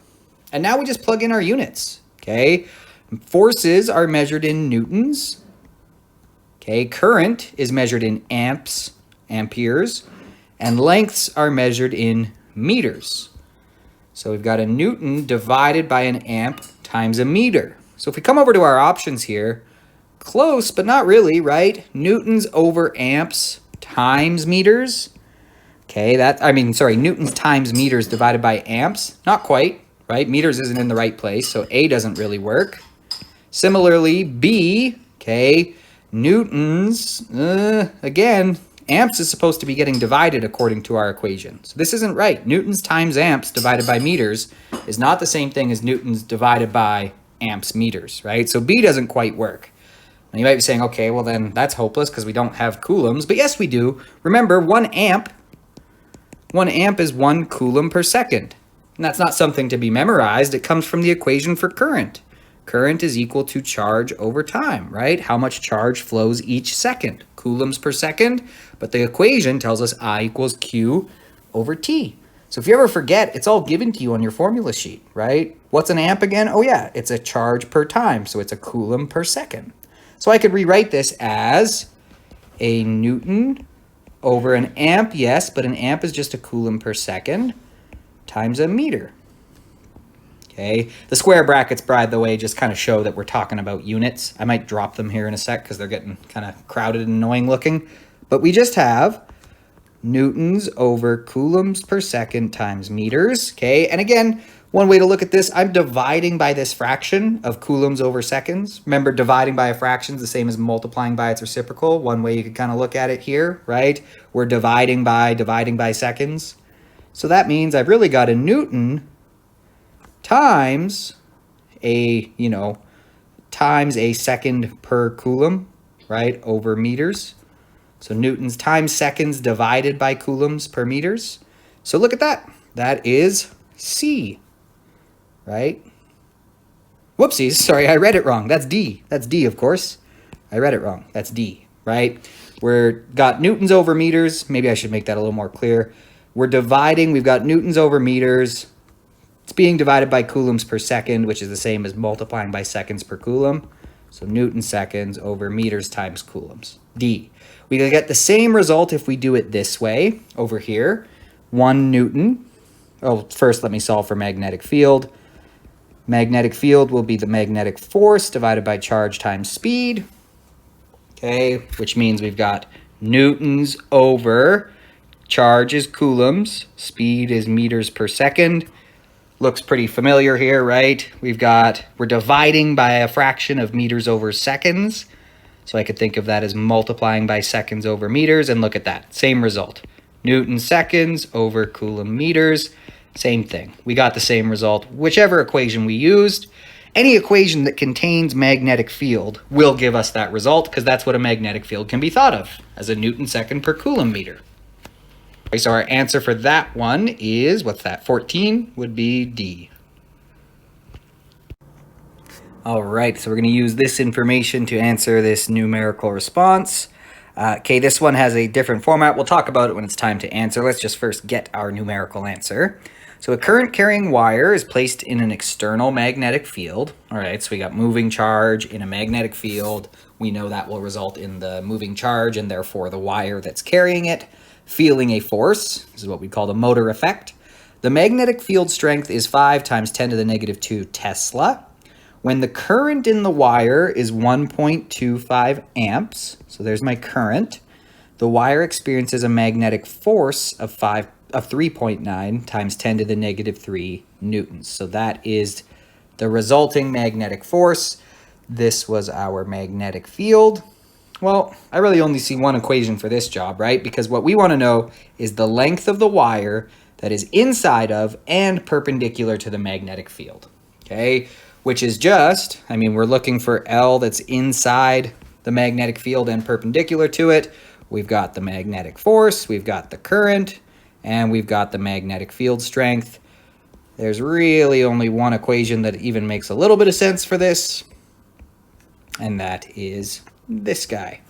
Okay, so we want to solve for the length of wire. Let's divide both sides by the current times the magnetic field strength.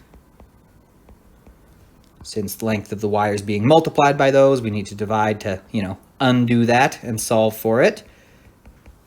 And then I've got length of the wire is equal to the magnetic force divided by the current times the magnetic field strength. And we just need to plug in now. So 3.90 times 10 to the negative 3 newtons divided by current is 1.25 amps. And the magnetic field strength is 5 times 10 to the negative 2 Tesla. So the length of the wire, when I plug that all into my calculator, I got 0.0624 meters. Okay, so now we need to talk about how to actually record this on our answer sheet to make sure we get it right. Since we have the right answer, we don't want to lose that mark because we didn't fill out our Scantron correctly or report it in the correct way. This is to be honest, a little bit more rare of a form for a diploma question, but it does come up. I've seen it several times, okay?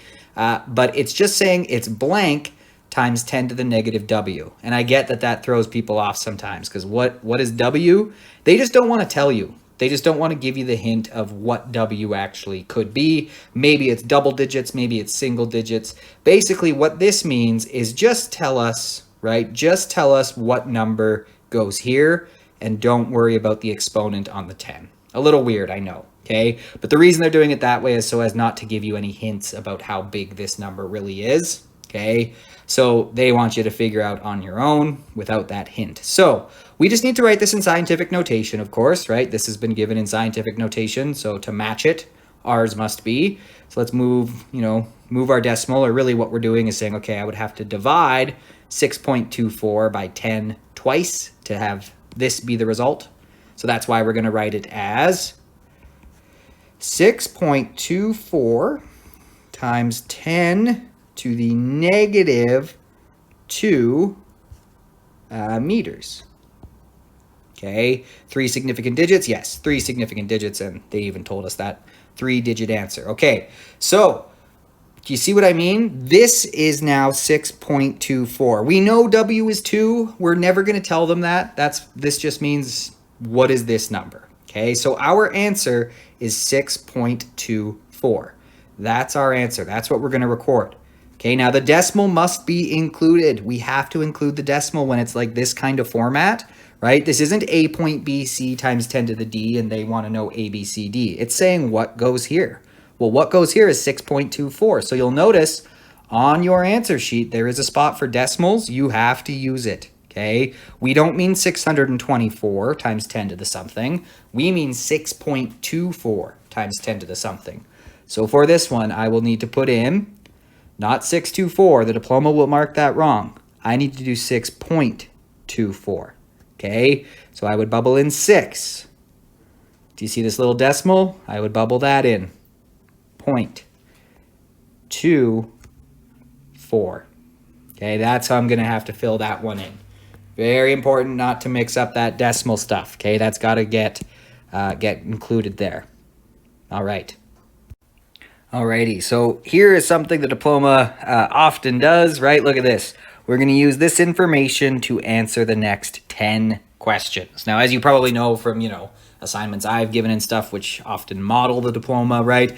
That doesn't mean we have to use every single piece of information on every single one of the next 10 questions, but they're going to keep coming back to it, right? They might tell us a lot of stuff here, and maybe we need a few of the numbers to answer one of the question and a few different numbers to answer another question. So this is getting at, can you sort through the information, find what's important to the problem you're solving at the moment, right? And pick out what you need to solve that, rather than just seeing, okay, they gave me 3 numbers, I bet I can stick those 3 numbers in a formula, right? They're probably going to give you more information than you need for any one question at a time, and you've got to pick through, okay? So rather than reading the whole thing at once here, what I'll probably do is go to the question, go back to the source, find what we need, and then solve that question. So let's just get our bearings here for numeric 4. The magnitude of the magnetic field in the magnetic lens, expressed in scientific notation, is blank times 10 to the negative W Tesla. Okay, so we need to find the magnetic field in the magnetic lens. To do that, we're going to have to go find some information here. Kind of a cool question, talking about a scanning electron microscope. It's a microscope that uses a beam of electrons rather than visible light to produce images of specimens. All right, and they're going to tell us how one works here. So electrons are accelerated from the electron gun to the anode. All right, cool. So we got the electron gun here. It's shooting them out, right, to the anode. Makes sense. The anode attracts negative ions, right? So it's positively charged. So they come out of here, shoo, they get shot down there, okay? It accelerates them to a speed of 2.65 times 10 to the 7 meters per second. All right, speed might be important for finding magnetic field strength, keeping that in the back of our mind because we know we ultimately need to find it. Let's just see where, though, because we were asked about the magnetic field in the magnetic lens. So after this acceleration, the electrons pass through an opening in the anode. You can see that there, and enter the magnetic lens. Okay, I'm going to start paying even more attention because now we're in the part we were asked about, right? The magnetic lens. What does the magnetic lens do? It focuses the beam of electrons. Well, that makes sense because magnetic fields can, cause charges like electrons to feel forces. So it would bend it and focus it, just like a lens could bend light to focus it. It's just using magnetism and electrons instead of refraction and light, okay? But a particular electron experiences a magnetic force of 3.31 times 10 to the negative 12 newtons while in the magnetic lens. Okay, this is starting to sound really important now because we have an electron. We have an electron that's experiencing a magnetic force while in the magnetic lens. Remember, we're trying to find the magnetic field. Now, not only that, we also know the speed with which they entered. So I'm starting to think, hang on a sec, we know the force. It's an electron, so we know the charge on it. We know its speed that it's entering with, right? It told us it accelerated it from the anode, from here, with a speed of 2.65 times 10 to the 7. So we know the speed that it's entering this with. We want to find the magnetic field strength. right? Seems to me like we know everything in that equation except for the magnetic field strength.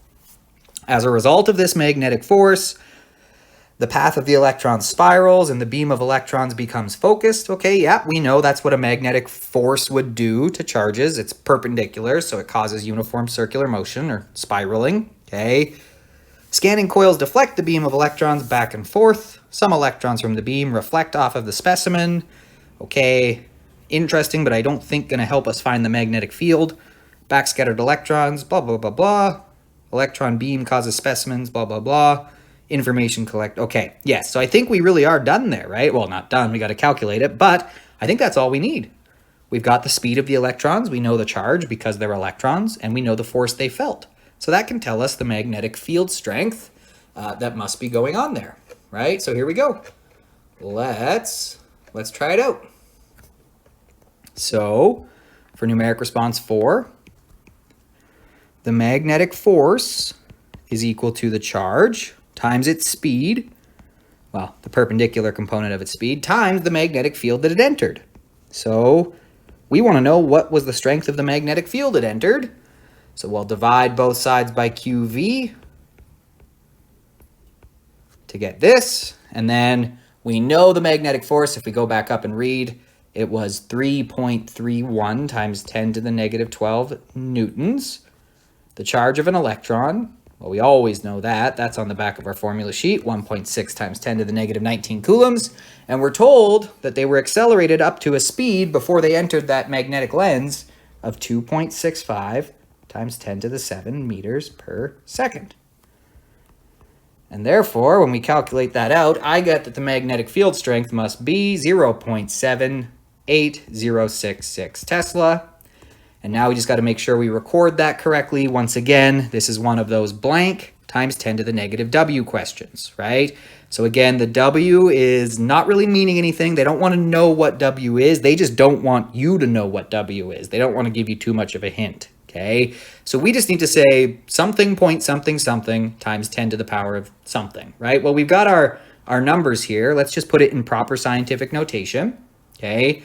So I'll move the decimal over once, which really means I'm dividing by 10, right? Once. So the magnetic field strength is 7.8. Be very careful with rounding, right? If you put 7.80, you're going to get marked wrong, even though you did everything correctly up until then. It's not 7.81. The diploma is marked by a computer. It doesn't really care. It's going to be 7.81, right? We need to round correctly because the 0 is followed by a 6. That 0 gets rounded up to a 1. So 7.81 times 10 to the power of negative 1, right? Which really means 7.81 divided by 10. And that's good because that would be equivalent to what we had here. And now that means the blank part of this is 7.81, right? 7.81. Once again, that decimal is important. We're going to include that decimal. Okay, so our answer that we would bubble in on our Scantron would be, for numeric 4, 7.81. Okay, 7.81. If you just do 781, you're not going to get it right. It's going to think you mean 781, which is not what we mean. We mean 7.81.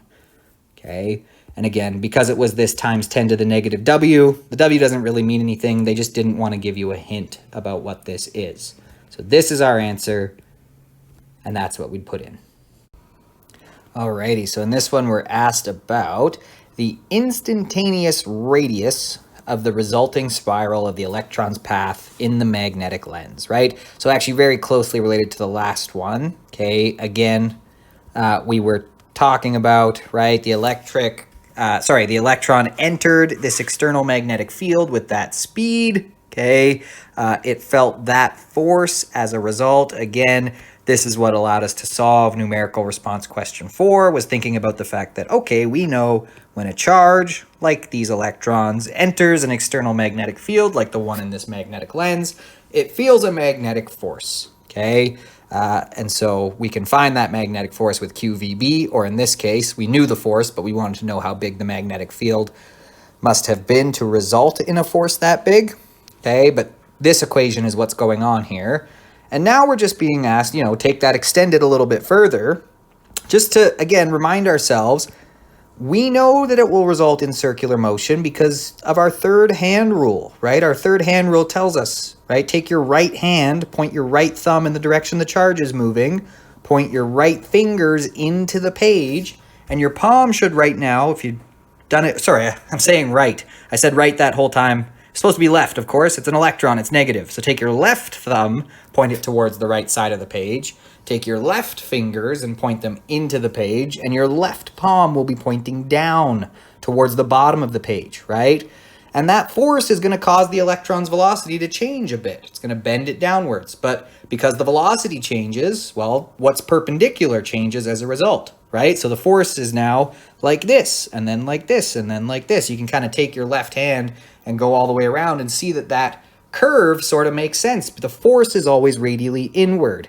And that's why we get that circular motion with an external magnetic field causing a force for a moving charge. Okay, so with that in mind, we just need to apply, this is just physics principle number 2, right? There's a centripetal force causing circular motion. What is it? It's the magnetic force. It's the magnetic force acting on that electron. We want to know the radius. Okay, well, I know this isn't necessarily on your formula sheet, but F equals ma is on your formula sheet. So it kind of is, because the centripetal force, any force is just a mass times the acceleration it causes, right? What acceleration does a centripetal force cause? Well, a centripetal acceleration. So mac is equal to, okay, Fm qvb, although actually I take that back, because why bother using our b that we calculated? We might be wrong. They told us Fm. So we can just leave it as Fm. We know what the magnetic force is, right? They didn't tell us Q or V or B. I mean, they told us V and we know Q, but they told us Fm. So why risk us being wrong about B? Let's just use the Fm they gave us. We don't need to break that down, okay?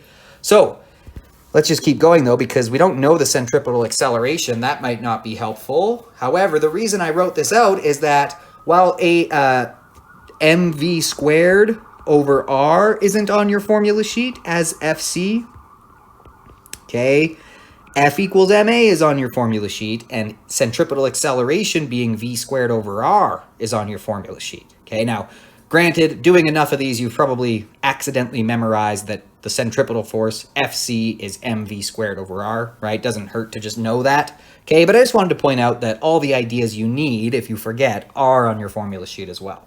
Okay, so we're looking for r, right? We want to find r, the radius of that circular path. So let me go ahead.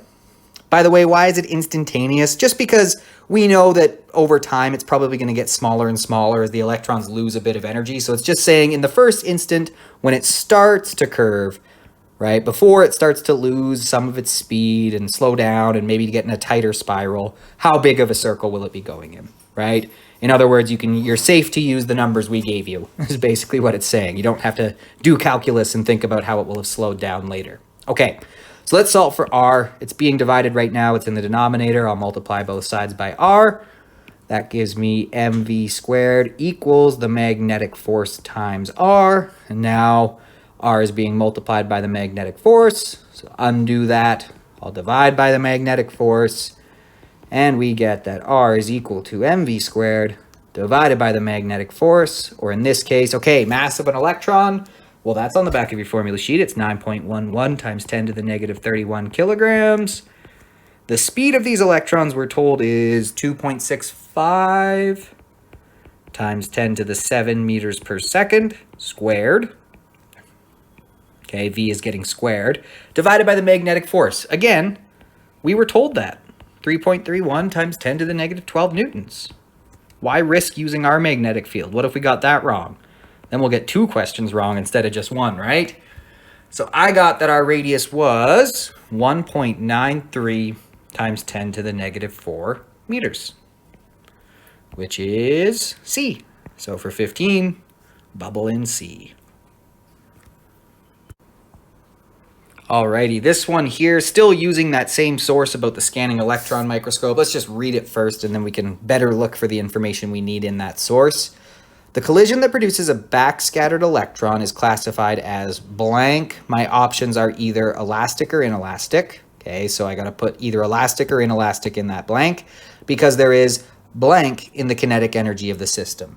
I mean, to be honest here, folks, we can eliminate a few without even reading anything in this question because they aren't right just based on what they have here, okay? Remember, in an inelastic collision, okay, kinetic energy is not conserved.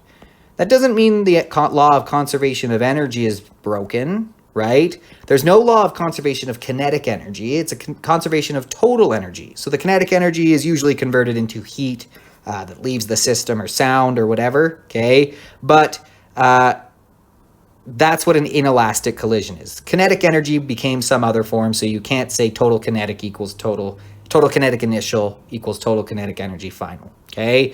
This is just the definition of an inelastic collision versus an elastic collision. You guessed it, kinetic energy is conserved. So what I was saying there is, honestly, if we're being test smart, right, I can eliminate a few options just based on them getting those definitions wrong, right, without even reading about this question. The collision that produces a backscattered electron is classified as blank because there is blank in the kinetic energy. So if it were classified as elastic, would it be possible that there was a decrease in the kinetic energy of the system? No, right? That goes against the definition of an elastic collision. So without even reading anything in this source, if it were elastic, how was there a decrease in the kinetic energy? That makes no sense. That goes against the very definition of an elastic collision. Similarly, for D, if it were inelastic, that means the kinetic energy did change, right? That's the definition of an inelastic collision. The kinetic energy in the system changed. So how could it be classified as an inelastic collision, but there was no change in the kinetic energy? Now, to decide between the only two that even make sense, which are B or C, we'll have to go to the question and see, but that's what we're looking for. Was there a change in kinetic energy? If yes, it was inelastic. If no, it was elastic. Okay, so let's go back and see if we can find the important parts here. Okay. So we're done here. I mean, these were used in the previous two questions, right? But I don't think this has anything to do with the collision that produces a backscattered electron, right? We're still shooting them down here. They haven't actually collided with anything yet until they hit the specimen and then they bounce back. Okay, so let's just keep reading. Some electrons from the beam reflect off the specimen at the same speed at which they hit. That sounds pretty important. They reflect, this is the collision part, they hit the specimen and then they bounce back, they reflect off. And they do it at the same speed at which they hit. Same speed at which they hit. Okay, the backscattered electron detector picks up these electrons, they provide information, the electron beam causes blah, blah, blah, blah. I don't think that's actually important. I think this is all we need to know. That's the collision, right? The electrons come in, hit the specimen, boing, and they leave at the same speed at which they hit. Remember what we're trying to check here. We're trying to check if the kinetic energy initial equals the kinetic energy final, right? Whoops, final. Okay, well, the mass of the electrons didn't change, right? And now they're telling us their speed afterwards is the same as their speed before. Well, those are the only two ingredients for kinetic energy. It's mv squared over 2. So if the electron's mass didn't change, which they wouldn't, right? And the speed is the same before as after, well, then their kinetic energy has to be the same before and after. Maybe you're saying, but they bounced back in a different direction. Kinetic energy is a scalar, right? It's a scalar. Direction doesn't matter, okay? So them having some amount of energy and moving up is literally the same thing as having that amount of energy and moving down. Direction makes no difference to a scalar like energy. So there we go. It's an elastic collision. And by definition, that means there was no change in kinetic energy, but we've proven that with the fact that mass didn't change, speed didn't change, so how could mass times speed squared over 2, which is kinetic energy, how could that have changed? So 16B. Alrighty, so this one continues to build off of that same source about the scanning electron microscope. They're just giving us additional information. Often what that might mean, not always, but sometimes that kind of means, all right, we're still talking about the electron microscope, but here's the new information you really need to answer this one. But sometimes we might still need some stuff from that original source. Let's just see what they're telling us here. Again, it's still in the context, the bigger context of that electron microscope. But the wavelength of an electron is modeled by the following formula hypothesized by de Broglie. So we're getting into matter wave stuff here now, right? We're talking about the fact that matter has wave-like properties. Electrons are matter, but they do have a wavelength because all things, all particles fundamentally at the end of the day are also waves, and waves are also particles. Really, they're both, right? Just depends how they're interacting in the given moment. So in this formula, lambda is the wavelength of the electron, h is Planck's constant, and p is the momentum of the electron. So the higher the resolution of a microscope, the smaller the details it can distinguish. A microscope, whether it uses light or a beam of electrons, has a resolution that is approximately 2 times the wavelength of the wave used to examine the specimen. So essentially, this last paragraph here is telling us that, you can see stuff better if you use stuff with a shorter wavelength. Or I shouldn't say see stuff better, but you can make out smaller details, right? So the shorter the wavelength, the wave you use, the smaller details you can distinguish. Actually kind of makes sense, right? You're going to need to see, if you want to see smaller details, you need to hit waves with, packed together crests that are more tightly packed to make out those very close together details, okay? So that increases resolution, having a shorter wavelength. Now, what this is asking us now is the reason that electron microscopes have a higher resolution than visible light microscopes is that electrons have, they do have mass, they do have charge, but is that relevant here, right? It's true, electrons have mass and they do have charge, and light doesn't have mass or charge. All true, but that would be ignoring everything they told us here about what makes something have a higher resolution. They didn't say anything about, it has to have mass or it has to have charge. They talked about its wavelength, right? So kind of just using the fact that, they told us how to get a higher resolution. It didn't have anything to do with mass or charge. It had to do with wavelength, okay? So, really, honestly here, if we just know how to read this and interpret it, they're telling us it has a resolution that is approximately 2 times the wavelength of the wave used, okay? So, the higher the resolution, the smaller the details that it can make out. So that means we want to be able to, the shorter the wavelength, the better the resolution, right? The shorter the wavelength, the smaller the details we're able to make out. We want to, right, we can see stuff that is about 2 times bigger than the wavelength apart.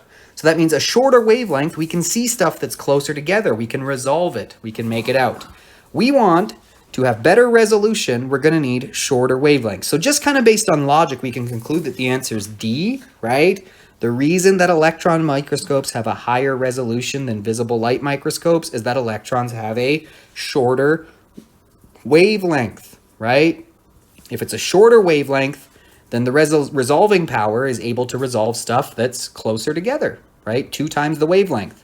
If you have a smaller wavelength, double it is a smaller number than if you have a bigger wavelength, of course, which means you can make out details that are closer together, okay? So really no calculation necessary here, mostly just reading that information and properly interpreting it. If we really wanted, we could calculate the wavelength of the electrons in this microscope to compare, okay, but honestly not very necessary.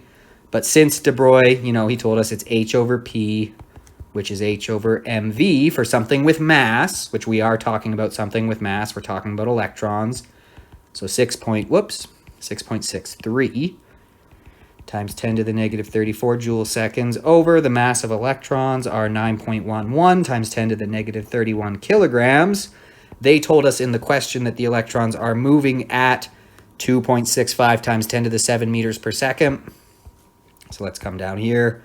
Again, this is not really necessary, but just showing you that they definitely do have a much shorter wavelength than visible light. So even if you weren't able to figure it out from the context of the question, you could calculate their wavelength and say, well, I mean, it's shorter than visible light, so that must be what they're on about here. Just calculating it myself, sorry.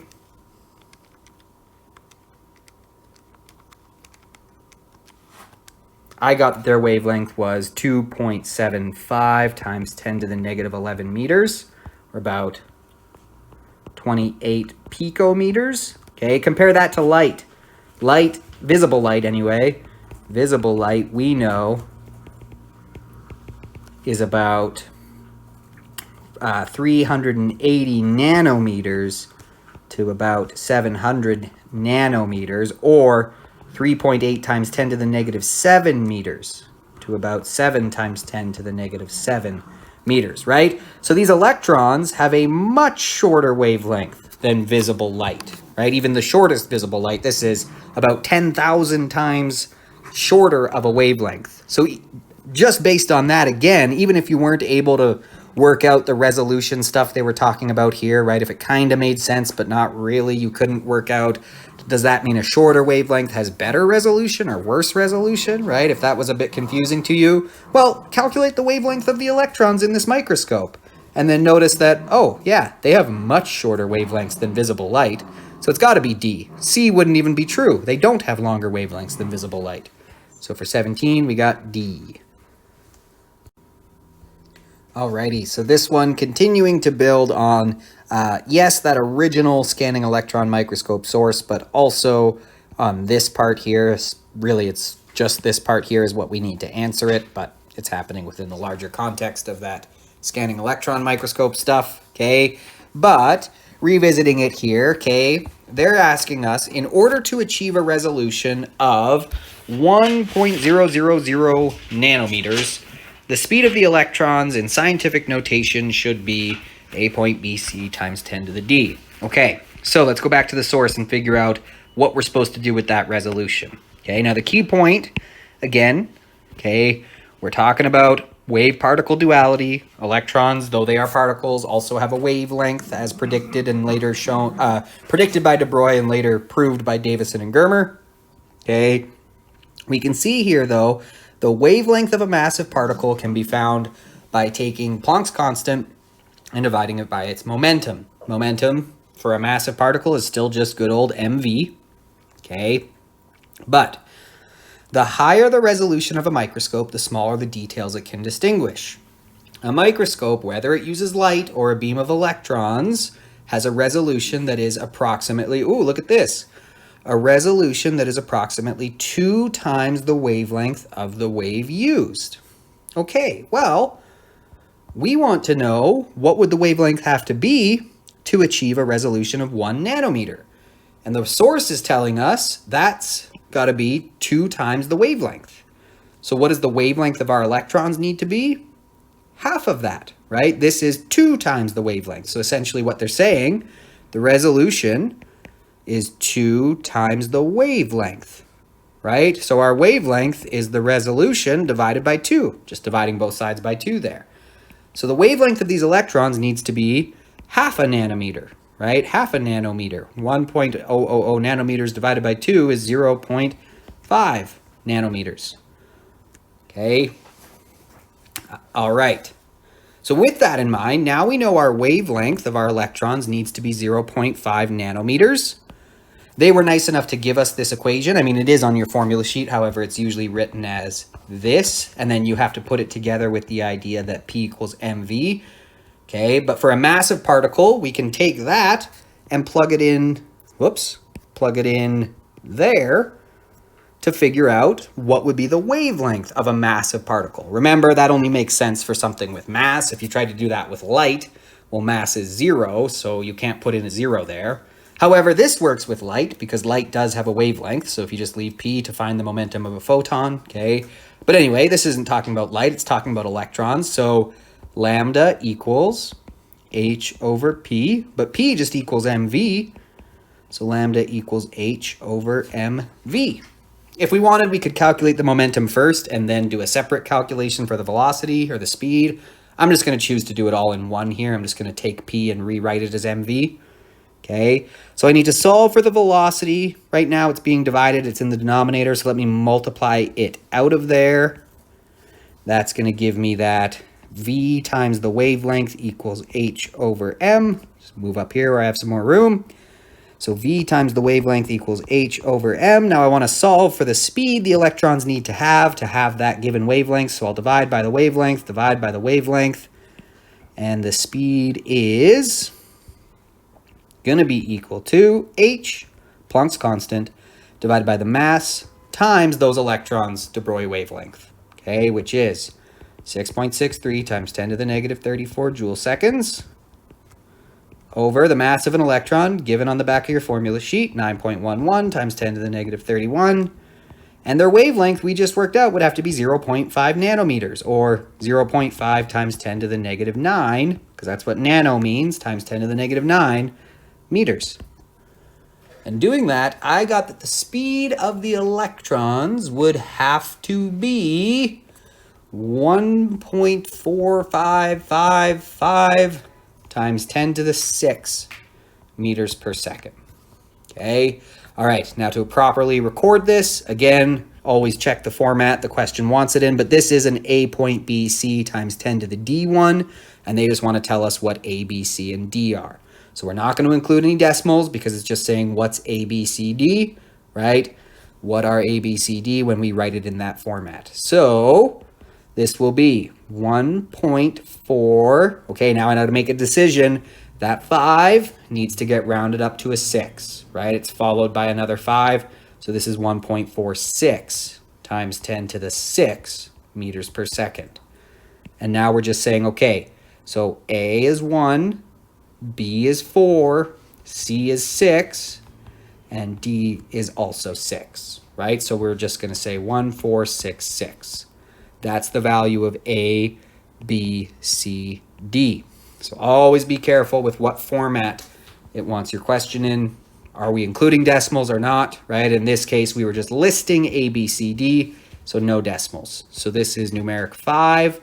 We would just write 1466. Again, just writing that in doesn't do anything. Make sure you bubble them in. You got to bubble them in or the diploma won't mark it. This is just the only reason the boxes are there is for you to easily keep track of what you need to bubble in each column. Okay, so 1466. There we go. All right, so still building here on the scanning electron microscope stuff, okay, but more information now. Again, this is probably going to be the most important stuff with it. Well, keep in mind it's still in the context of the scanning electron microscope, but now they're adding in some of the energy level stuff. Looks like we're going into unit D a bit here, some Bohr model of the atom stuff, okay? So in the scanning electron microscope, some of the electrons in the original beam knock electrons loose from lower energy levels of the atoms in the specimen. Okay, so electrons are coming in, exciting electrons in the specimen, and then those are eventually falling back down, as look like what's being shown here. An electron in the higher energy level of these atoms then makes a transition to fill the vacated lower energy level. So yeah, sure enough, these are coming down after having been excited by electrons that came in from the original beam. The following energy level diagram shows 2 possible electron transitions in lead. Okay, so we've got the K alpha transition, that is from, level L to level K, and then we've got the K beta transition, that is from level M to level K. What are we being asked? We're being asked to find the frequency of the photons emitted in the K alpha, so this one, transition for lead. Expressed in scientific notations, it's blank times 10 to the W. Again, that W doesn't mean, we're not looking for it. We're not going to say what W it is. This literally just means they don't want to give us a hint about what the answer actually is. They don't want to tell us, oh, it's times 10 to the 5 or negative 20 or whatever it ends up being, right? So we're not going to record that at all. We are just recording what goes in the blank. Okay, so here we go. We want to figure out what would be the energy of the photon emitted here. So what's happening? We've got an excited electron. It's got, more energy than it would have here. It's dropping from there to there. Well, physics principle number 5, law of conservation of energy, tells us that it can lose energy. That's okay. Something can lose energy, but energy can't be destroyed, right? So if the electron wants to go to a lower energy level, that's okay, but it's going to have to give off some other form of energy to do that so that the total amount of energy is the same, right? And we know that in the Bohr model, that means it releases a photon. It releases a photon, and that allows it to do that, right? It kind of gives off the energy in the form of a photon so that it's able to transition from this state down to that state. Now, with that in mind, we got to think about what would be the energy of that photon. Well, it's just how much the electron needed to lose, right? It needed to lose this much energy, so it needed to get rid of a photon with that much energy. So the question really becomes, what is the energy the electron is losing by going from here to here? Let's take a look at our ionization energies here, right? Again, they're negative because that's representing the amount of energy like it's missing to become ionized. You would have to give it 89.2 electron volts to ionize it from here. You'd only have to give it 22 to ionize the electron from here. Makes sense because it's already excited. You've already given it some energy, so that's why it's smaller number there, okay? But ultimately, we just want to know, what is the difference in energy between those two levels? Because that's how much energy the electron lost, and therefore it's how much energy the photon's carrying. If we can figure out how much energy the photon's carrying, well, we can figure out its frequency pretty quick, because the energy in a photon is just equal to Planck's constant times the frequency of that photon. So finding the energy in the photon is basically finding the energy, right? Finding the energy is basically finding the frequency, right? One quick calculation gets in our way once we know the energy in that photon. So the amount of energy lost by the electron will be the energy carried away by that photon. That's how it's losing that energy in the first place. So let's just figure out what's the difference in energy between these two levels, because that is the energy that the electron gave away. Okay, well, it really is just 89.2 electron volts minus 22 electron volts. Just find the difference in energy between those two levels. That's going to give us 67.2 electron volts. Okay, now we're going to want to get that in standard units so that we can get our frequency in hertz, our energy in joules, all that fun stuff. Just make sure we're working in standard units. Always makes things safer in the long run so we don't accidentally miss something. So let's just take those electron volts and let's convert them to joules. Okay, we're going to get a much smaller answer. That's what we're expecting, because a 1 electron volt is only 1.6 times 10 to the negative 19 joules. So there's 1.6 times 10 to the negative 19 joules in 1 electron volt. Can tell I did that right because my electron volts cancel, and I can double tell I did it right because I'm about to get a way smaller number. That makes sense. 67 electron volts is still a very small amount of energy in the grand scheme of things. Okay, maybe not at the atomic scale, but it's certainly not very many joules. So 67.2 times 1.6 times 10 to the negative 19 gives me 1.0752 times 10 to the negative 17 joules. Definitely not going to round, right? Not rounding until my final answer when it's time to do significant digit rules. Okay, and there we go. So that is the change in energy that the electron would have to go through. Again, where'd it go? It was the photon. The photon carried it away. So how much energy is in the photon? That much energy, because the electron had to get rid of that much energy to jump from here to here.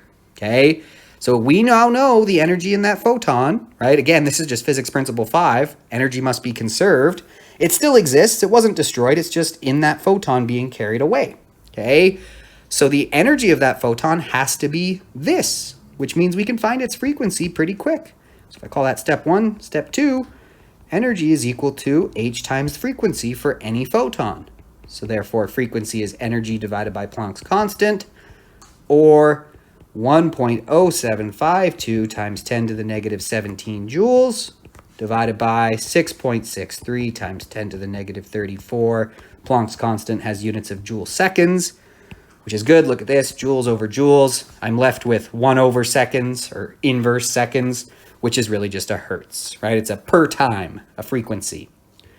So sure enough, my frequency is, let's just do the math here, divided by Planck's constant, 1.621719457 times 10 to the 16 hertz. Right? And that's why they're choosing not to tell you it's A point B times 10 to the CD or something like that. They just don't want to give you the hint. They're just saying it's times 10 to the something. Okay? So now I need to write this in scientific notation so I can accurately reflect what they want me to record. This is going to be, how many significant digits do I get here? I get 3. So 1.62. Leave it as a 2 because the next number is a 1. Right? So it doesn't get rounded up. Times 10 to the power of 16 hertz. And again, for these, okay, I need to include the decimal. It's not 162 times 10 to the 16. It's 1.62 times 10. We know to the power of 16. They're just saying, don't worry about it, right? We want to know what this base number is here. Well, it's 1.62.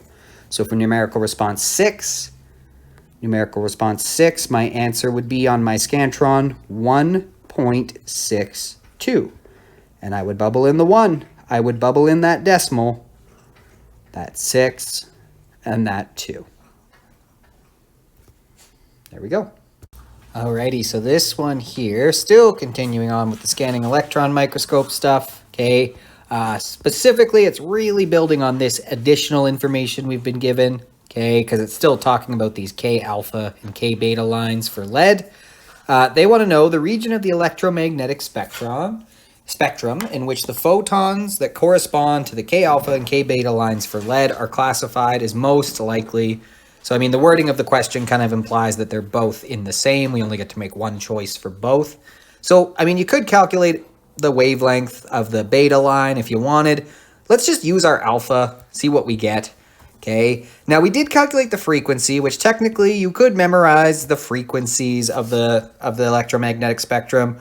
Personally, I find most students agree with me. I find it much easier to think in terms of wavelength, okay, especially, you know, like visible light. Honestly, if you asked me the frequency for visible light, I'm not sure I'd be able to tell you immediately, but visible light is kind of our ballpark that we're going to use to compare. We know that one pretty accurately. It's 750-ish nanometers to 390 nanometers, or 380 nanometers, I should say. Okay, but visible light we know pretty well.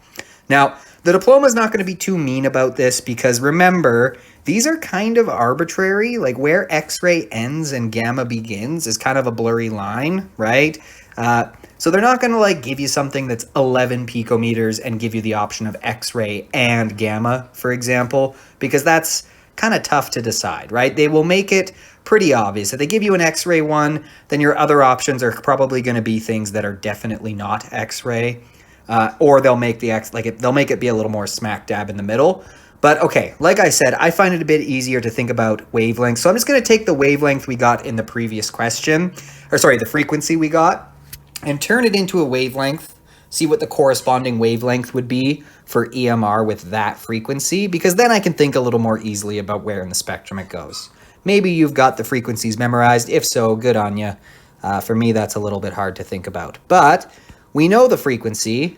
We can find the wavelength pretty quick with the universal wave equation, right? Which tells us V is equal to the frequency of the wave times its wavelength. Or for electromagnetic radiation, we know V is the same. No matter what type of EMR it is, it always travels at the speed of light, c, 3 times 10 to the 8 meters per second. So I can take any frequency and pretty quickly turn it into the corresponding wavelength by rearranging this equation. Speed of light, 3 times 10 to the 8 meters per second. The frequency we found for the K alpha line was this, 1.6217 hertz. Not going to worry about too many sig digs because I'm just looking for the rough ballpark of where in the spectrum it fits in. I'm not actually getting a numerical answer here as my final answer. So when I do that, whoopsies, that's not good. It was not 1.6217. It was 1.6217 times 10 to the 16 hertz, of course. Okay. Now when I do that, I'm getting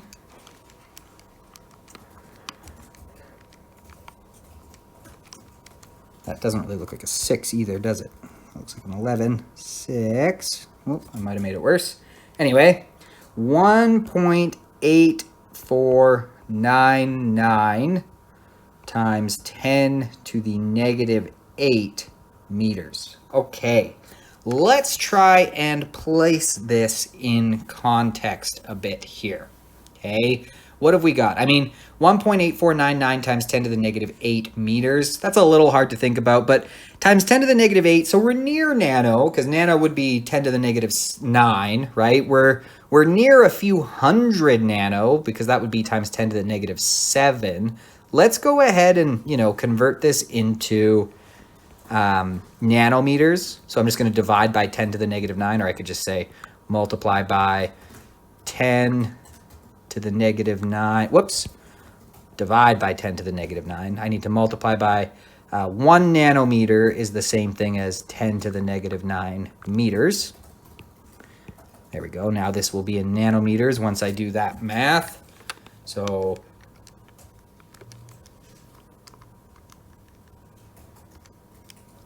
I'm getting that this is about 18.5 nanometers. Guess we could have worked that out without the calculator, couldn't we? Okay, anyway, 18.5 nanometers. Okay, now, with the electromagnetic spectrum, it is overwhelming if you treat this like a separate, 1, 2, 3, 4, 5, 6, 7 things to memorize, right? Don't treat it that way. It's one spectrum. Use your visible. Use visible. You got to have those numbers, okay? So 750 nanometers to 380 nanometers. Got to kind of know that roughly, right? Again, even like 700 to 400 is good enough for most purposes, but you got to know where visible is. And not just because, well, you do have to know it, but also it makes a huge difference in figuring out where you are in the electromagnetic spectrum now that we know the wavelength of this photon would be 18.5 nanometers. Because it's right smack dab in the middle. It makes a good way to eliminate half of the spectrum immediately. Actually, more than half of the spectrum immediately. Look, we've got 18.5 nanometers. So now I know, okay, that's too short of a wavelength to be visible, right? It's definitely not visible. Visible would be 380 nanometers would be the shortest thing we would call visible light. It's violet light that we'd be able to see. So it's too short to be visible, which means, of course, it's too short to be infrared, micro, and radio waves. Those are all longer than visible in their wavelength. So look at that. By working out and just by knowing where the visible spectrum sits, okay, we got that gone. Of course, that only helps if you have the order down, which of course you need to have the order down as well. Make up a saying, or you can use the classic ones. Roman men invented very unusual X-ray guns is a common one. I always use the one I made up for myself in Physics 30. Ronald McDonald is very unfond of X-ray givers. I don't know, works for me. Okay, anyway, make up one so you have the order down and you can quickly write it down, okay? And then use the visible as your ballpark. Like I said, it's too short to be visible, so we're over here somewhere. Look at that. We just took 7 choices, narrowed it down to 3. And now we just need to ask ourselves, okay, is it way smaller than visible? These are rough. These are not, set in stone. What some people might call UV, other people might call X-ray, okay?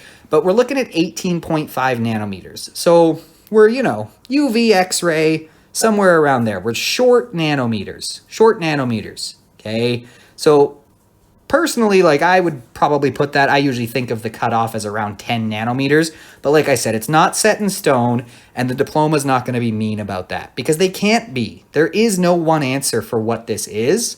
There's definitely ones that it's not, right? It's definitely not visible. 18.5 nanometers? No way. That is not in the visible spectrum. Visible spectrum is pretty well defined. It's 380 to 750 nanometers, right? That's definitely not that. It's certainly not infrared. It's way too short. And it's certainly not microwave. It's way too short. So see what I mean? The diploma, they're not going to give you X-ray and UV to choose between because both of those are kind of right? But compared to these 3 options, no doubt about it, out of those 4 that were given, X-ray is the best answer here, okay? Some physicists would absolutely call this X-ray. Some would call it UV, okay? But it's short enough that, the line is blurry here. It's just definitely not any of these 3. It is X-ray out of those 4 options. So for number 18, our answer would be A.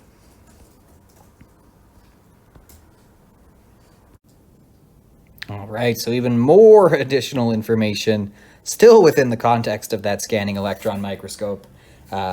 So we got 3 more questions they're squeezing out of this, okay?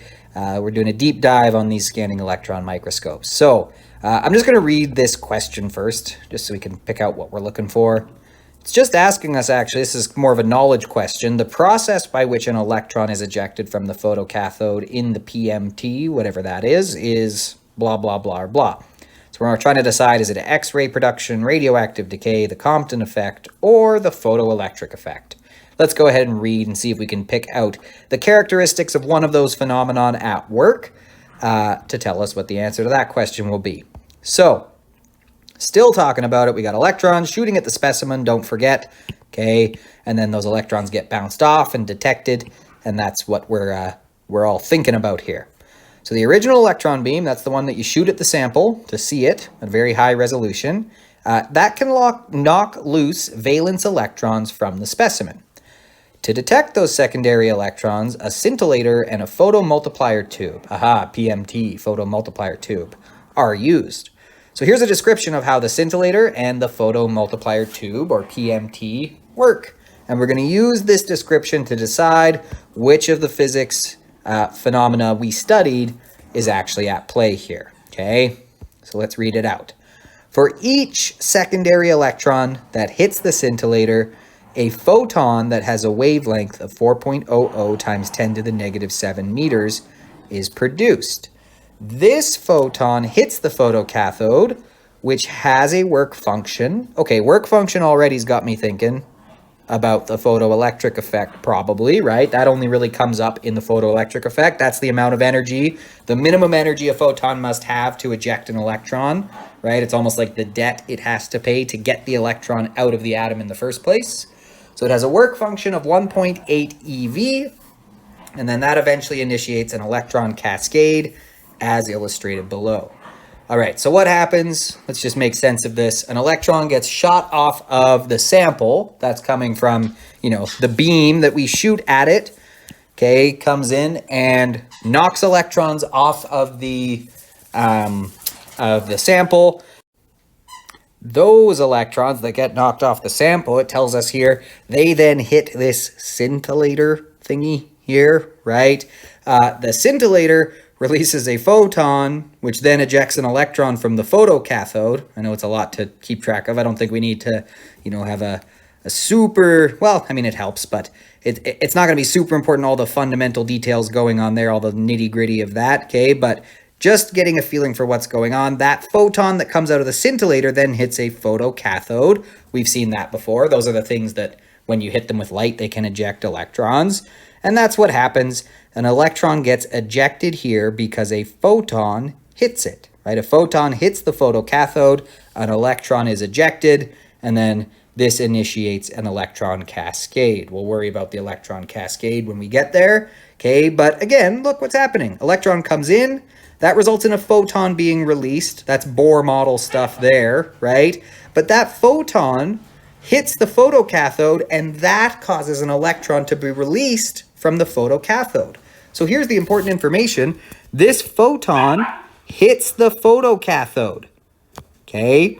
And that causes an electron to be ejected, which eventually initiates an electron cascade, okay? Again, an electron released from the photocathode. So we were asked, how is an electron being ejected from the photocathode? I mean, that question on its own, kind of right there, that's the photoelectric effect, right? That's the photoelectric effect. An electron being ejected because it was hit by a photon. So photon comes in, electron is ejected, right? That's the photoelectric effect. If the photon has at least the work function amount of energy, then it can overcome the work function, it can remove an electron. That is the photoelectric effect, right? And I mean, compared to these other options, the Compton effect, no. In the Compton effect, the photon gets scattered. The electron often doesn't get ejected at all, right? There's no work function really to be thought about. The photon comes in, it gets bounced off with a longer wavelength. The scattering is interesting. That would probably be the most distracting option here, I should say, okay? But radioactive decay, no, right? We don't have a nucleus giving off radiation. That's not what's occurring here. It's not spontaneously giving off radiation. It got hit by a photon, so it ejected an electron, okay? X-ray production, I mean, we're not producing X-rays. We're hitting something with EMR, and that is causing it to release an electron. So none of those make sense. D is definitely our best bet. So 19, D. Okay, number 20 here builds off this source as well. We were told the work function of the photocathode, right? The work function was 1.8 eV. There is a photon coming in and hitting that photocathode, and an electron is ejected as a result. Remember, what's going on in the photoelectric effect, right? You essentially have a photon coming in. Here's our photon, okay? And it's almost like it has to dig the electron out of a hole, right? It has to give it at least the work function amount of energy. It's almost like it's digging it out of the hole. And if it can do that, if it can provide it with that much energy, then the photon can be absorbed, right? The photon is no more after the photoelectric effect, and it will give its energy to removing the electron from the atom, right? The photoelectric effect. Photons hit metals, electrons are ejected, okay? And then if the photon has more energy than just the work function, that's okay. The leftover energy from the photon will now be kinetic energy in the electron, right? It gets knocked out. That much energy is given to knocking out the electron, and then any leftovers the electron takes with it as kinetic energy, right? Because again, all we're saying here, even though we're in weird territory, photoelectric effect, change our view of the universe fundamentally, it's still just applying good old physics principle number 5, the law of conservation of energy, right? It's just saying that the total initial energy is equal to the total final energy. Whatever energy we started with will be there afterwards, okay? So let's think about, with the photoelectric effect, it's always the same thing. What are we starting with? We have a photon coming in, okay? We have a photon coming in. That is all of our initial energy. The electron is bound in its atom. It's not really, doesn't really have any energy yet, right? It's in its ground state. The energy in the photon that's incoming will be split up into two things. It's going to have to be spent on two things. The first is overcoming the work function. The second, well, any leftovers can go into the kinetic energy of the electron.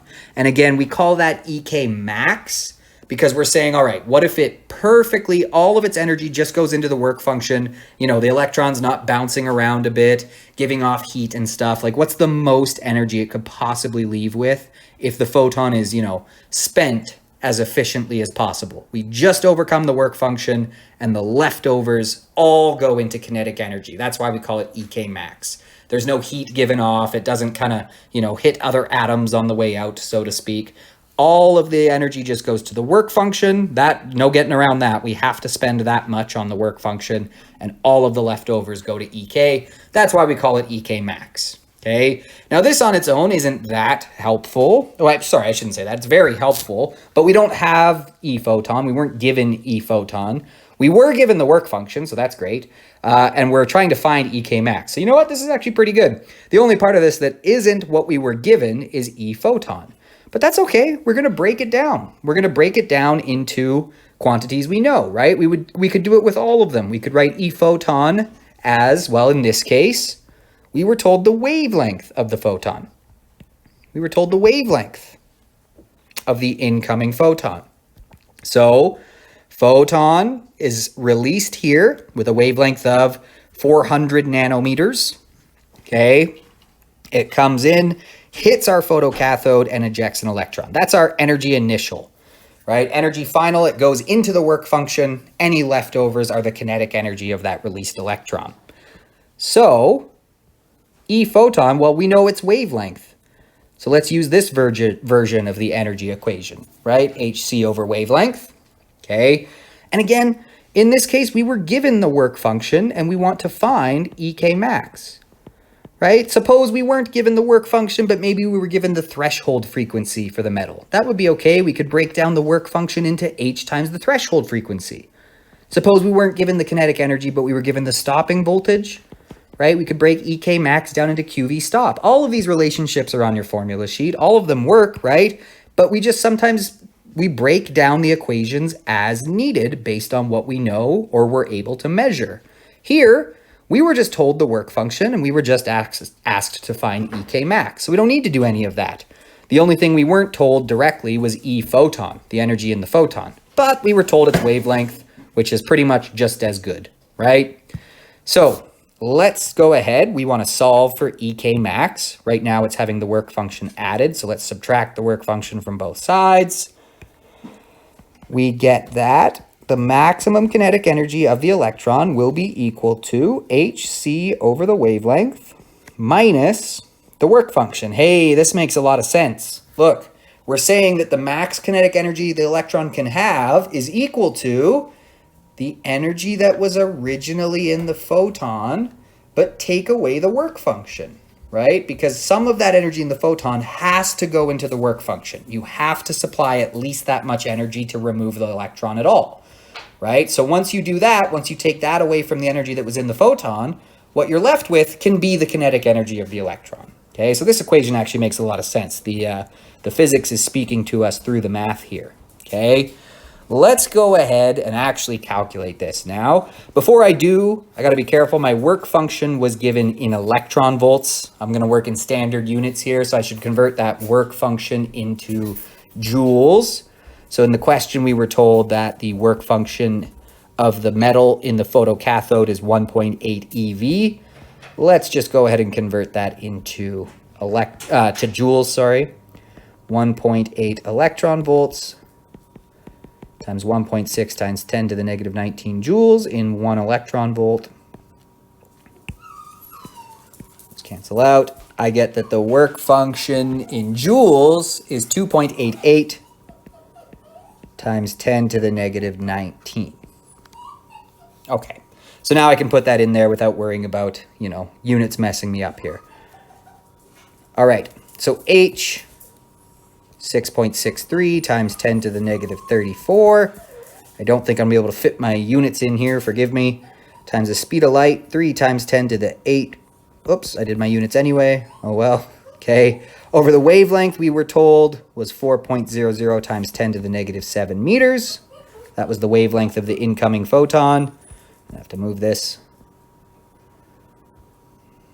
Okay, gives me a little more room to work with.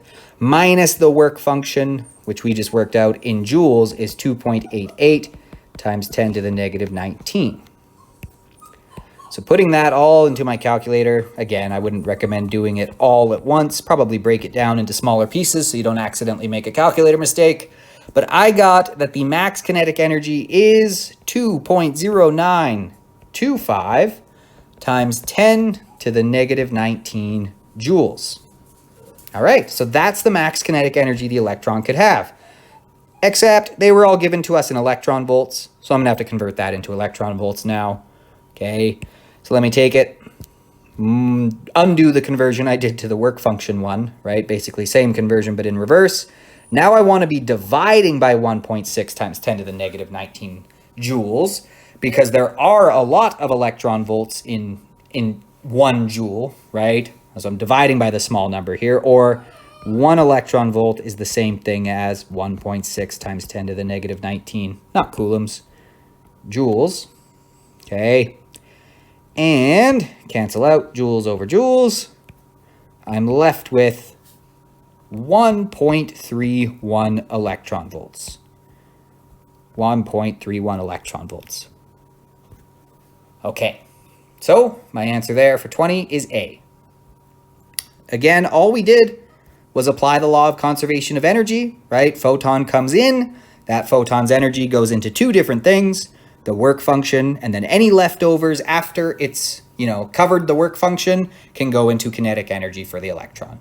We just use that fact to find the kinetic energy the electron would have. Alrighty, so for number 21 here, still continuing to build on this stuff going on here, still within the scanning electron microscope world here, but now we are interested in what's going on with the dinodes. Dinodes, essentially electrodes, okay, anodes, cathodes, all that stuff, just a special type. Let's just read a bit here to get the important information. Actually, first I'll read the question so we can have have our eyes on ready for what we need to know. A particular electron, as it leaves one dynode, has a kinetic energy of that many joules. The speed of this electron when it reaches the next dynode will be, we want to figure out its speed. Okay, so we got electrodes. We know electrodes will accelerate electrons because, there's a voltage between them, which causes a change in its energy. Or if you like, because it's positive or negative, right? Because they're charged, electrodes are charged. They exert forces on other charged particles, such as electrons, and cause them to, either speed up or slow down, depending on which way they're pushing on them or pulling on them. Okay, so I think we're okay here. This was to use that. We use this to answer the photoelectric effect stuff. We're past that now. We've initiated the electron cascade. We're now interested in what's going on afterwards in the dynode area. Okay, so inside the photomultiplier tube, that's this thing, the PMT. Okay, here's our photomultiplier tube. Called a photomultiplier, by the way, because you take a photon, you're now multiplying the number of electrons released. Okay, so inside the photomultiplier tube are several dynodes, and they clarify that just means anodes, but they're intermediate, so they're kind of along the way. And then a final collector anode. So the electrons, the ejected electron from the photoelectric effect gets focused by this electrode, shoots into the dynodes, okay, and then you can see this happening. Many electrons are released. Many more electrons are released, and they're just going to kind of bounce around over and over until they get collected here. And then that collector sends a signal to the computer and shows you what you're actually seeing with the scanning electron microscope. Anyway, each dynode is kept at a greater positive potential than the one previous to it. In other words, the voltage is basically increasing as we go, right? So this plate has a positive charge, which attracts those electrons, gets them moving faster, it accelerates them towards it. But then this one has an even greater positive charge on it, which means a greater voltage, which means it exerts an even bigger force on those electrons, gets them accelerating even faster, right? Now, if they have more energy, they can release more electrons, and that's why we get this electron cascade, where more and more electrons are ejected, because we're cranking up the energy on each of the sets of ejected electrons, right? By putting an even bigger positive charge on each successive dynode. So that gets each electron going faster and faster, therefore having more energy, therefore capable of ejecting more electrons as we go. Okay, so faster, more positive charge, more positive charge. Anyway, I'm not sure how important that's actually going to be to getting our numerical answer, but the electric potential difference between one dynode and the next is 150 volts. Okay, so that just means, again, voltage is telling us about the amount of change in energy a charge will go through per coulomb of charge that it has if you were to move it from one plate to the other, right? So the potential difference, it's saying from each dynode to the next, so for example, from here to here, is 150 volts. Remember, that really means volts. I think a better unit is joules per coulomb because it tells you what it really means. So what that means is, for every coulomb of charge that a charge has, if you allow it to essentially go from there to there, if you just let it go, it's going to gain 150 joules of kinetic energy if it had a 1 coulomb charge. If it had a 2 coulomb charge, it's going to gain 300 joules of energy, right? If it had a 0.5 coulomb charge, it would gain 75 joules of energy. But that's what a voltage is really saying. All right. So if an electron is released from the photocathode and then accelerates towards and collides with the first dynode, that releases a number of tertiary electrons. That's what we're seeing go on there. Notice 1 electron came in, 2 are coming out, now 4 are coming out. You can probably guess then 8, then 16, then eventually you get a whole bunch, okay? Which are in turn accelerated towards the next dynode. The process repeats with as much as a 1,000,000-fold increase, wow, in the number of electrons released by the time they reach the collector anode. So this provides a strong electrical signal in response to the detection of a single photon. Okay, so we're just using some clever engineering here to turn the photoelectric effect, which usually, well, not usually, always, is 1 photon releases 1 electron. But then we're taking advantage of this clever engineering here to make that 1 electron that was ejected and lead to it ejecting many more electrons eventually, so that we can collect a whole bunch and get a really good signal at the end. okay? All that being said, what is important for actually getting our answer here? If a particular electron, as it leaves one dynode, has a kinetic energy of that many joules, with what speed will it hit the next dynode? Well, all we need to know then is the voltage between them, because the voltage tells us how much energy it's going to gain or lose, depending on which direction it's moving, but in this case, it's gaining kinetic energy, okay, for every coulomb of charge it has, joules per coulomb. So we know that the potential difference between the plates is 150 volts, or 150 joules per coulomb. So that's going to be the change in energy they go through. This is just, again, conservation of energy. You could say work energy theorem. That kind of also applies here because we're doing work to change its energy. I think you'd get away with both, okay? But this is just relying on the base definition of the voltage. The voltage is equal to the change in energy divided by the charge, right? Joules per coulomb. How much will that electron's energy change by for every coulomb of charge it has? That's what we call potential difference. Okay, well, this means, again, the change in the electron's energy will be Q times the voltage. Again, that makes a lot of sense because what we're saying is this is how much energy it will gain per coulomb of charge it has. So multiply it by how many coulombs of charge it has and you'll have the total change in energy, in this case for an electron. All right, but change in anything is just final minus initial. I'm saying kinetic here because that's the change that's occurring. We're accelerating it. We're increasing its kinetic energy, right?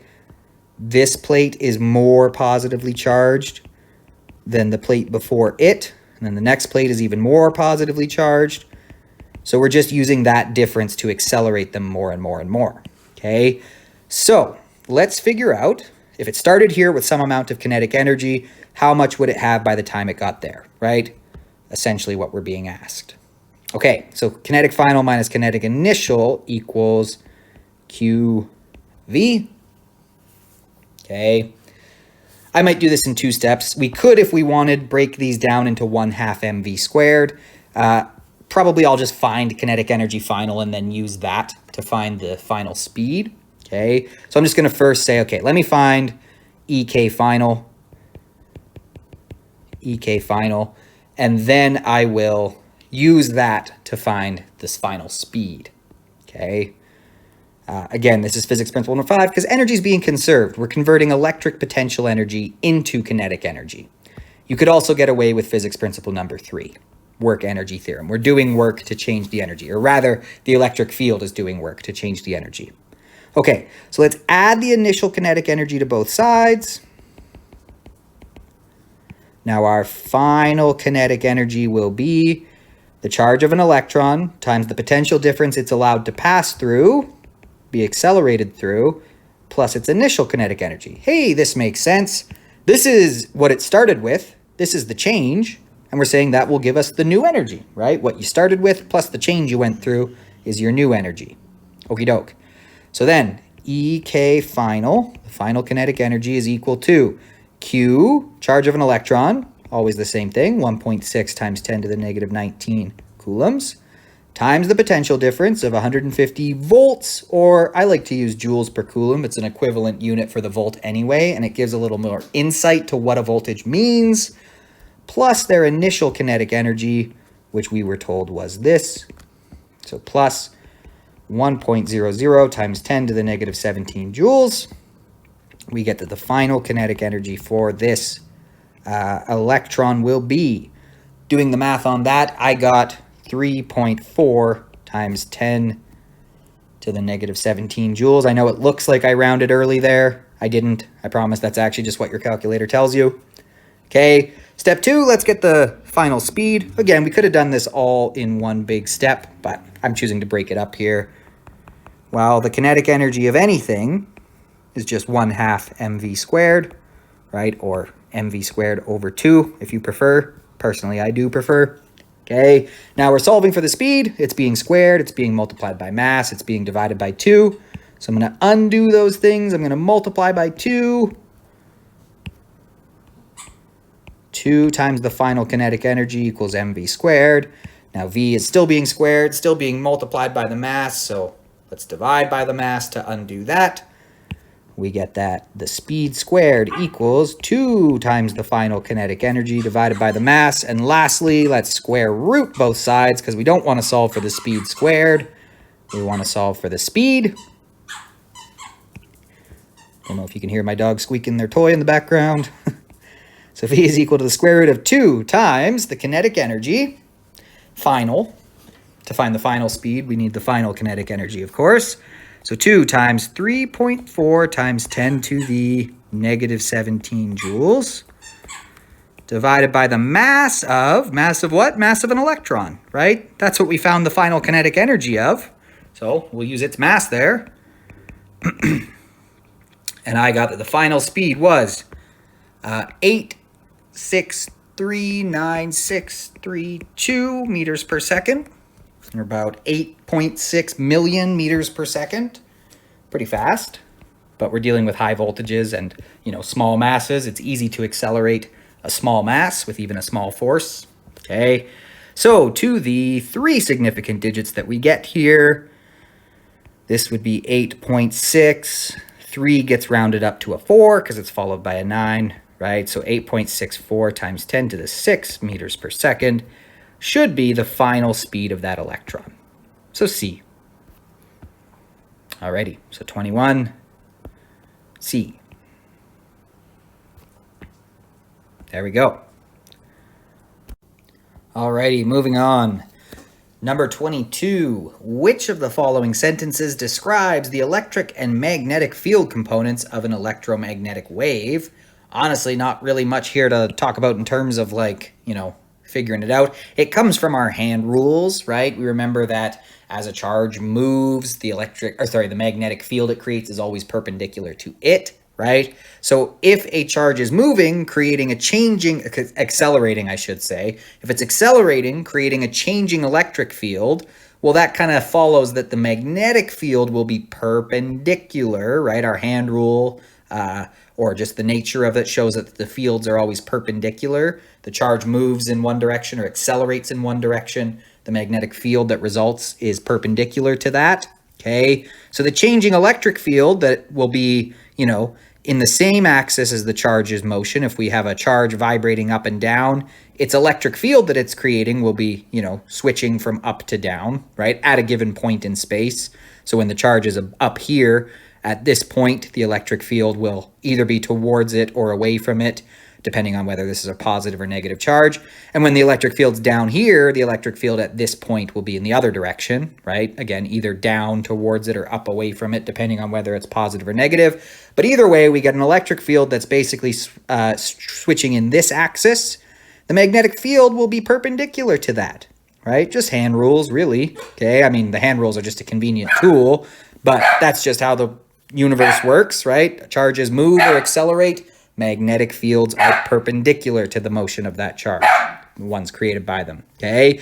Now, those electric and magnetic fields are, yes, perpendicular to each other, and then that causes them to propagate in a third axis that's perpendicular to both of them, right? They spread outward, electric fields going up, down, magnetic fields going, towards, away, and then this wave itself is traveling to the right, like this, right? These 3 axes, Z, Y, and X axis, if you like.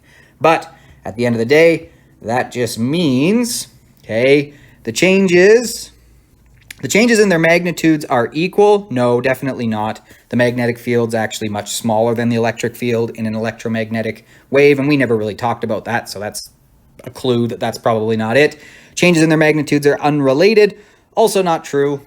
They are related. If you have a bigger change in electric field, you get a bigger change in magnetic field. Makes sense, though. I mean, that bigger changes in the electric field, bigger accelerations in the charge, or a bigger charge accelerating will lead to, a higher amplitude wave, or if it's faster, a higher frequency wave. Either way, not B. And they're definitely not parallel to the direction of wave propagation. They are perpendicular, right? All 3 are perpendicular. The electric field is perpendicular to the magnetic field, which are both perpendicular to the direction the wave travels. So 22, definitely D. 22 is D. We would bubble in on our Scantron. Alrighty, so moving on here now use the following information. Okay, we've got a Michelson type experiment. So that involves a rotating mirror used to measure the speed of light. Okay, so the path followed by a beam of light when the 8-sided mirror is at rest is shown below. Okay, the detector indicates a maximum signal. In other words, the light detector is receiving light, right? It's saying, okay, got a max signal, I'm getting light. Okay, so let's just take a look at what's going on and then we'll continue to read. Light is coming in. It's bouncing at the perfect angle, you know, just following the law of reflection. Angle of incidence equals angle of reflection. Traveling to a distant mirror. Now, again, this diagram is not to scale. 30 kilometers is definitely a lot bigger of a distance than this mirror, so it should really be, but, you know, they can't fit that on a page. So, goes very far away, bounces back, okay, follows the law of reflection once again, okay, and bounces to the detector. So there's a little detector here measuring light. Okay, now, if it's not perfect, you can tell how much this depends on the geometry going on, right? If it's not perfect, if this were just a little bit off, what's going to happen? Well, the law of reflection is going to tell us that it's going to bounce differently, right? If this were, you know, just a little bit off, when it comes in, it's going to bounce over there. It's not going to hit the detector. So this is the genius of Michelson's experiment, is that it kind of has to be perfect. So you can get these really accurate measurements of time because everything going on has to work out just right to get the light to bounce into the detector to give you that. So you know exactly how long it took light to go there and back. Okay, we'll get into the math of why, but that's the key. It has to be perfect, right? It has to bounce this perfect path for light to be detected. Now, as the 8-sided mirror begins to rotate, the beam of light no longer follows this path, and the detector indicates a decreased signal. That makes sense because, you know, what used to look like this, as we start to rotate it, when the timing's not right, oh boy, this is not a very good drawing, but, you know, say it's rotated to look like that. Okay, that's not very good. But it's going to bounce, it's going to come back, it's going to hit the face wrong, and, you know, it's going to get bounced in the wrong direction. Okay, it's going to get bounced the wrong way so that it doesn't go to the detector. Okay, but if we rotate it fast enough, if we keep increasing the frequency of rotation, it's asking us what will be the frequency of rotation for which the detector will first indicate a maximum signal. So, of course, if it's sitting still, it works, right? It bounce, bounce, bounce, bounce to the detector. But as we start to rotate it, it obviously no longer looks like this. The light leaves here, bounce, bounce, and when it comes back, the mirror has been rotating the whole time it was traveling, right? So it's going to look slightly different when it gets back. It's going to not bounce off this nice this nice shape, right? It bounces off, you know, maybe a face that looks like this instead. And so it doesn't go to the detector. But if we spin it fast enough, let's think about what that means, right? If we spin it fast enough, then each side will be to where the last side was before it, right? If we spin it at the exact right frequency, then while the light's traveling, this will be rotating, but if we find the right exact rotational speed, it will have rotated so that by the time the the light returns to the mirror, it hits a side that looks exactly like this one, right? So think about how much of a rotation that is. This side would need to have rotated to be exactly there. That side would need to rotate to be exactly there, right? Basically, if I number the sides, 1, 2, 3, 4, 5, 6, 7, 8, if the amount of rotation, if the speed of rotation is just right, so that the light hits here, bounces off, while it's traveling, this is rotating, right? It comes back, and in the time it took light to go there and back, 1 has rotated exactly to where 2 is.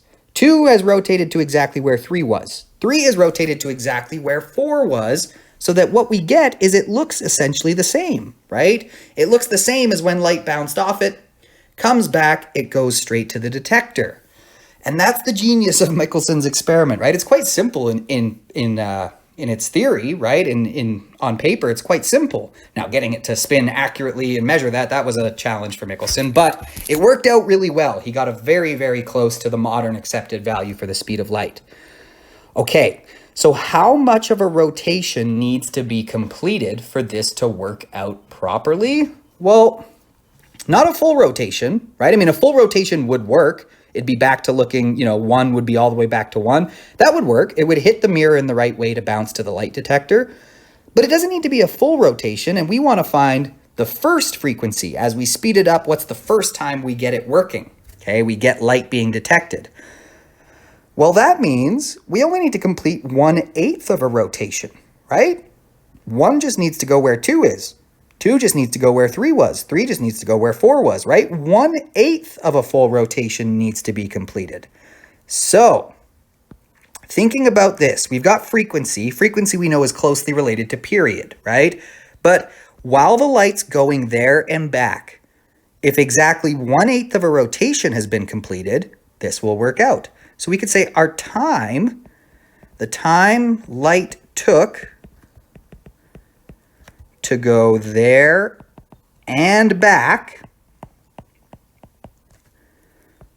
is 1/8 of a rotational period.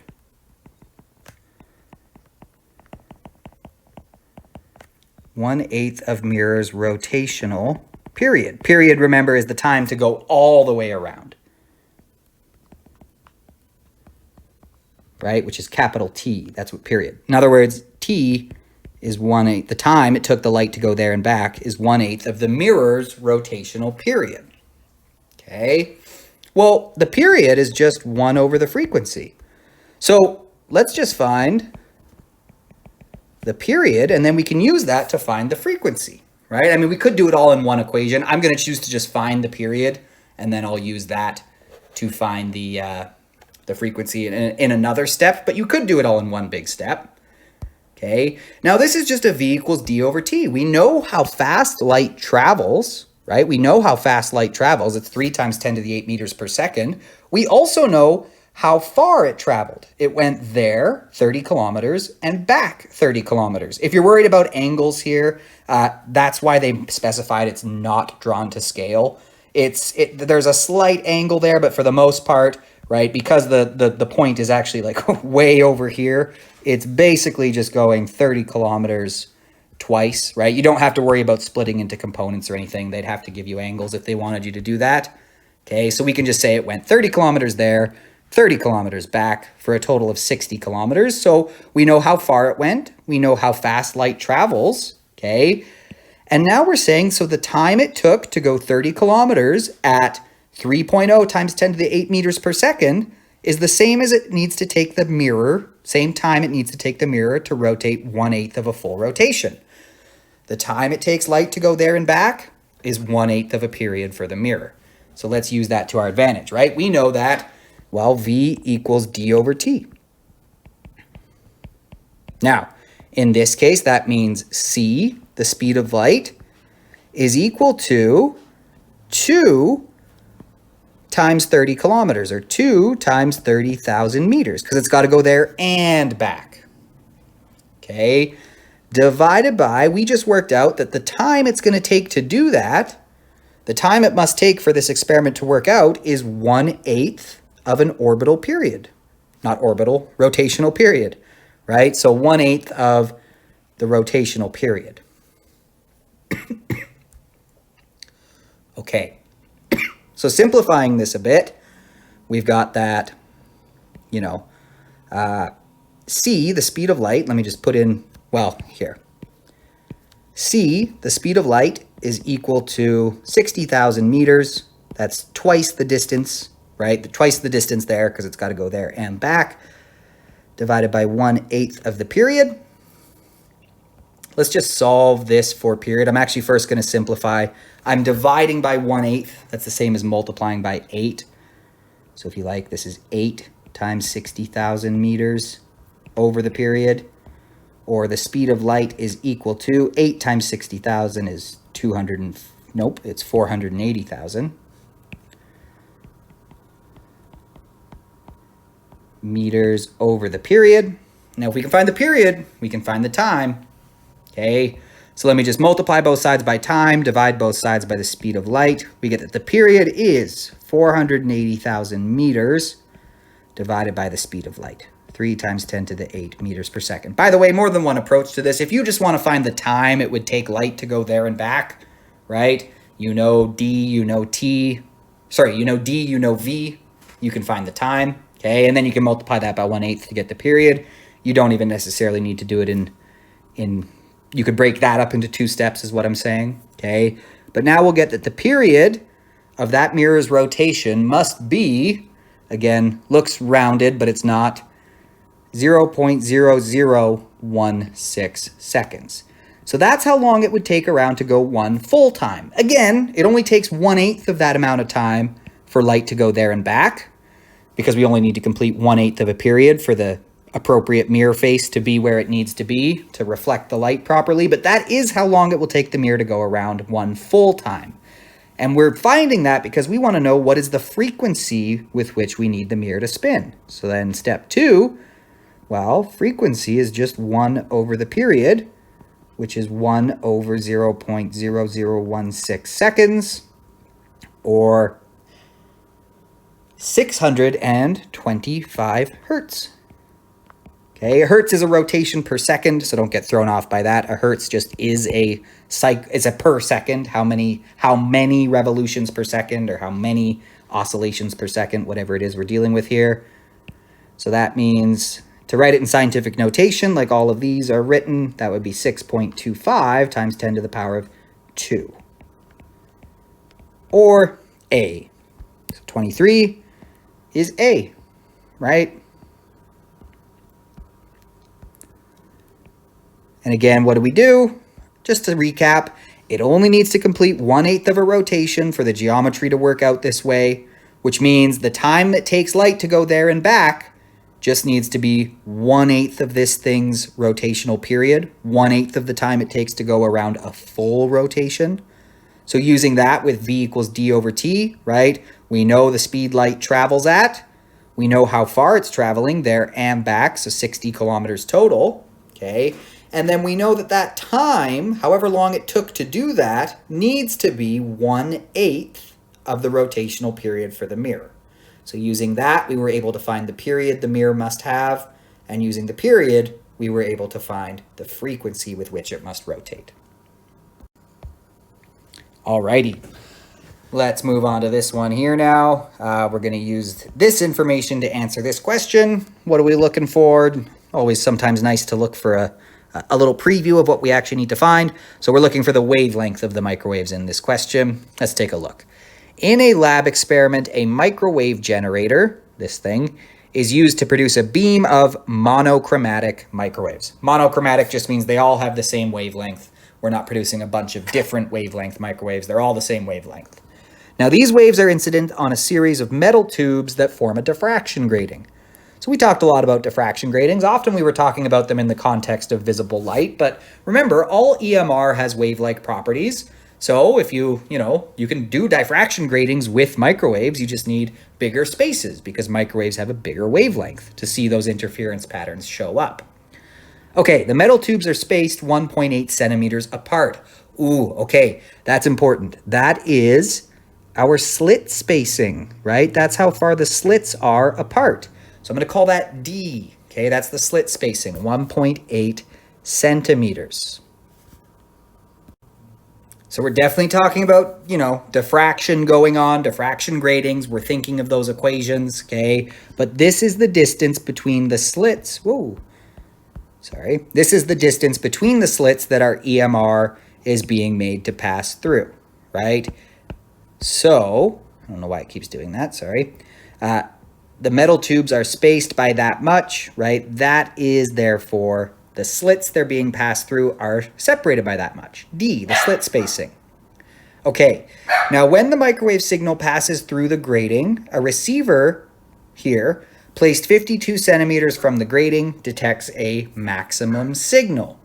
A first order maximum signal is also detected at each of the positions 1 and 2 as labeled in the diagram below. Okay, the diagram is not drawn to scale. That means don't try to take measurements with your ruler. It's not going to help. Okay, now the angle from the central max to either position 1 or 2 is 49.8 degrees. Okay, so, that's obviously important. That sounds like our angle, our diffraction angle. We'll draw a diagram here in a second to make sense of these variables and what they actually mean. But I missed one here as well. A receiver that's placed 52 centimeters from the grating. So this is 52 centimeters, the distance from where the light, well, the microwaves, which is, in a sense, light, it's EMR anyway, okay? Where it starts to diffract when it encounters the slits, the grating, okay, it then travels 52 centimeters until it reaches our detector, our screen, so to speak, okay? So that's L. That's L in our diffraction grating equations, or our interference pattern equations, okay? So let's take a look, okay? Again, just to remind ourselves of what are all these variables talking about, okay? And as well as the equations that we're talking about here. These are our diffraction or our interference pattern equations, okay? Keep in mind, this one we're never going to use to get a numerical answer. It's good for thinking about stuff like, okay, if I increase x, what happens to the wavelength?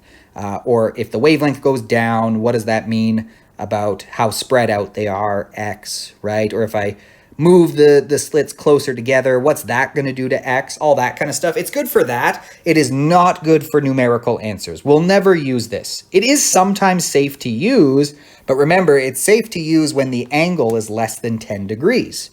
So to do that, you have to find the angle. To check if you can use this one, you have to find the angle. And the only thing that makes this one a little bit easier to use than that one, or a little bit, take less time, is that this one, you have to find the angle.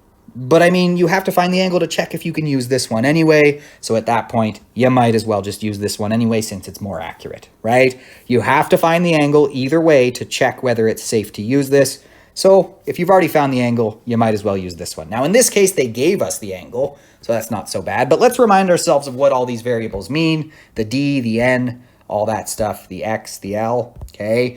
If we have, I'm going to take our I and put it up here and just look at this experiment from above.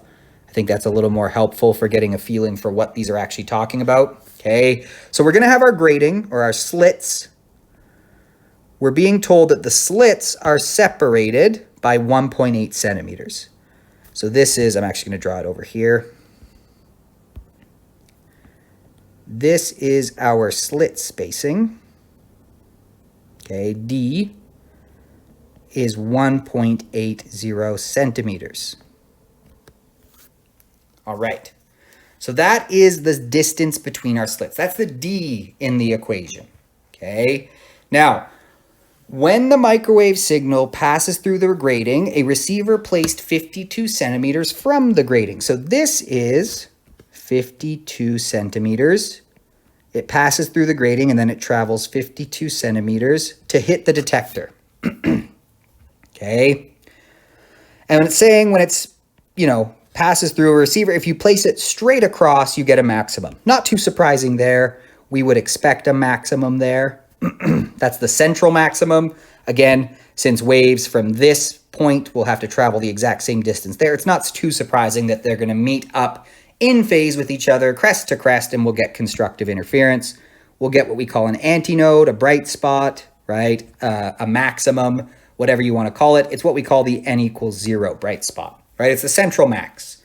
But then they're saying if you move it to the side, right, you eventually get to the point where light from one of our two slits has to travel exactly one full wavelength further than light from another slit, right? For example, light from here has to travel one full wavelength further to there than light, or sorry, less far, I should say, than light from there. And the result is, well, one is one full wavelength behind the other. And since one full wavelength is the distance between crest and crest, they just meet back up to being crest meets crest again. In between, you have destructive interference where they're a half wavelength out of phase. So crest meets trough and they destroy each other. And you get a dark spot there, okay? But just reminding ourselves of what these all mean. Of course, it keeps going. There's an n equals 2 bright spot, an n equals 2 bright spot on this side as well. We call these the 0th order maximum, or the central max, the first order maxes, the second order maxes. Sounds like we're dealing with the first order maxes, right? We were told about the first order max. So that just means n equals 1. We're looking at the first order max. Now the angle theta is this. Sometimes we have to find it for ourselves using SOHCAHTOA, right? The fact that maybe we will know, I'll draw it in, nothing even mentioned x here. X is the distance on the screen. This would be x from from the central max to the one you're analyzing at the moment. So that's an x. This is also an x. It's just a different x to a different antinode from 0 to the second order max instead of to the first order. But we weren't told anything about it. Sometimes we need to find the angle using the fact that opposite is x, adjacent would be L, the length here, 52 centimeters. That's the L from the equation. Okay, but I actually don't think we need to mess around with that at all because we know the slit spacing, D.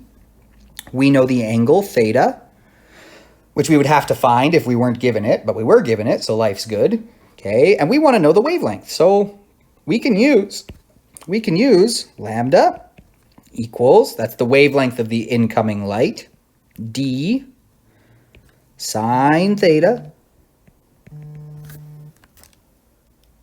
sine of theta over n, the order number.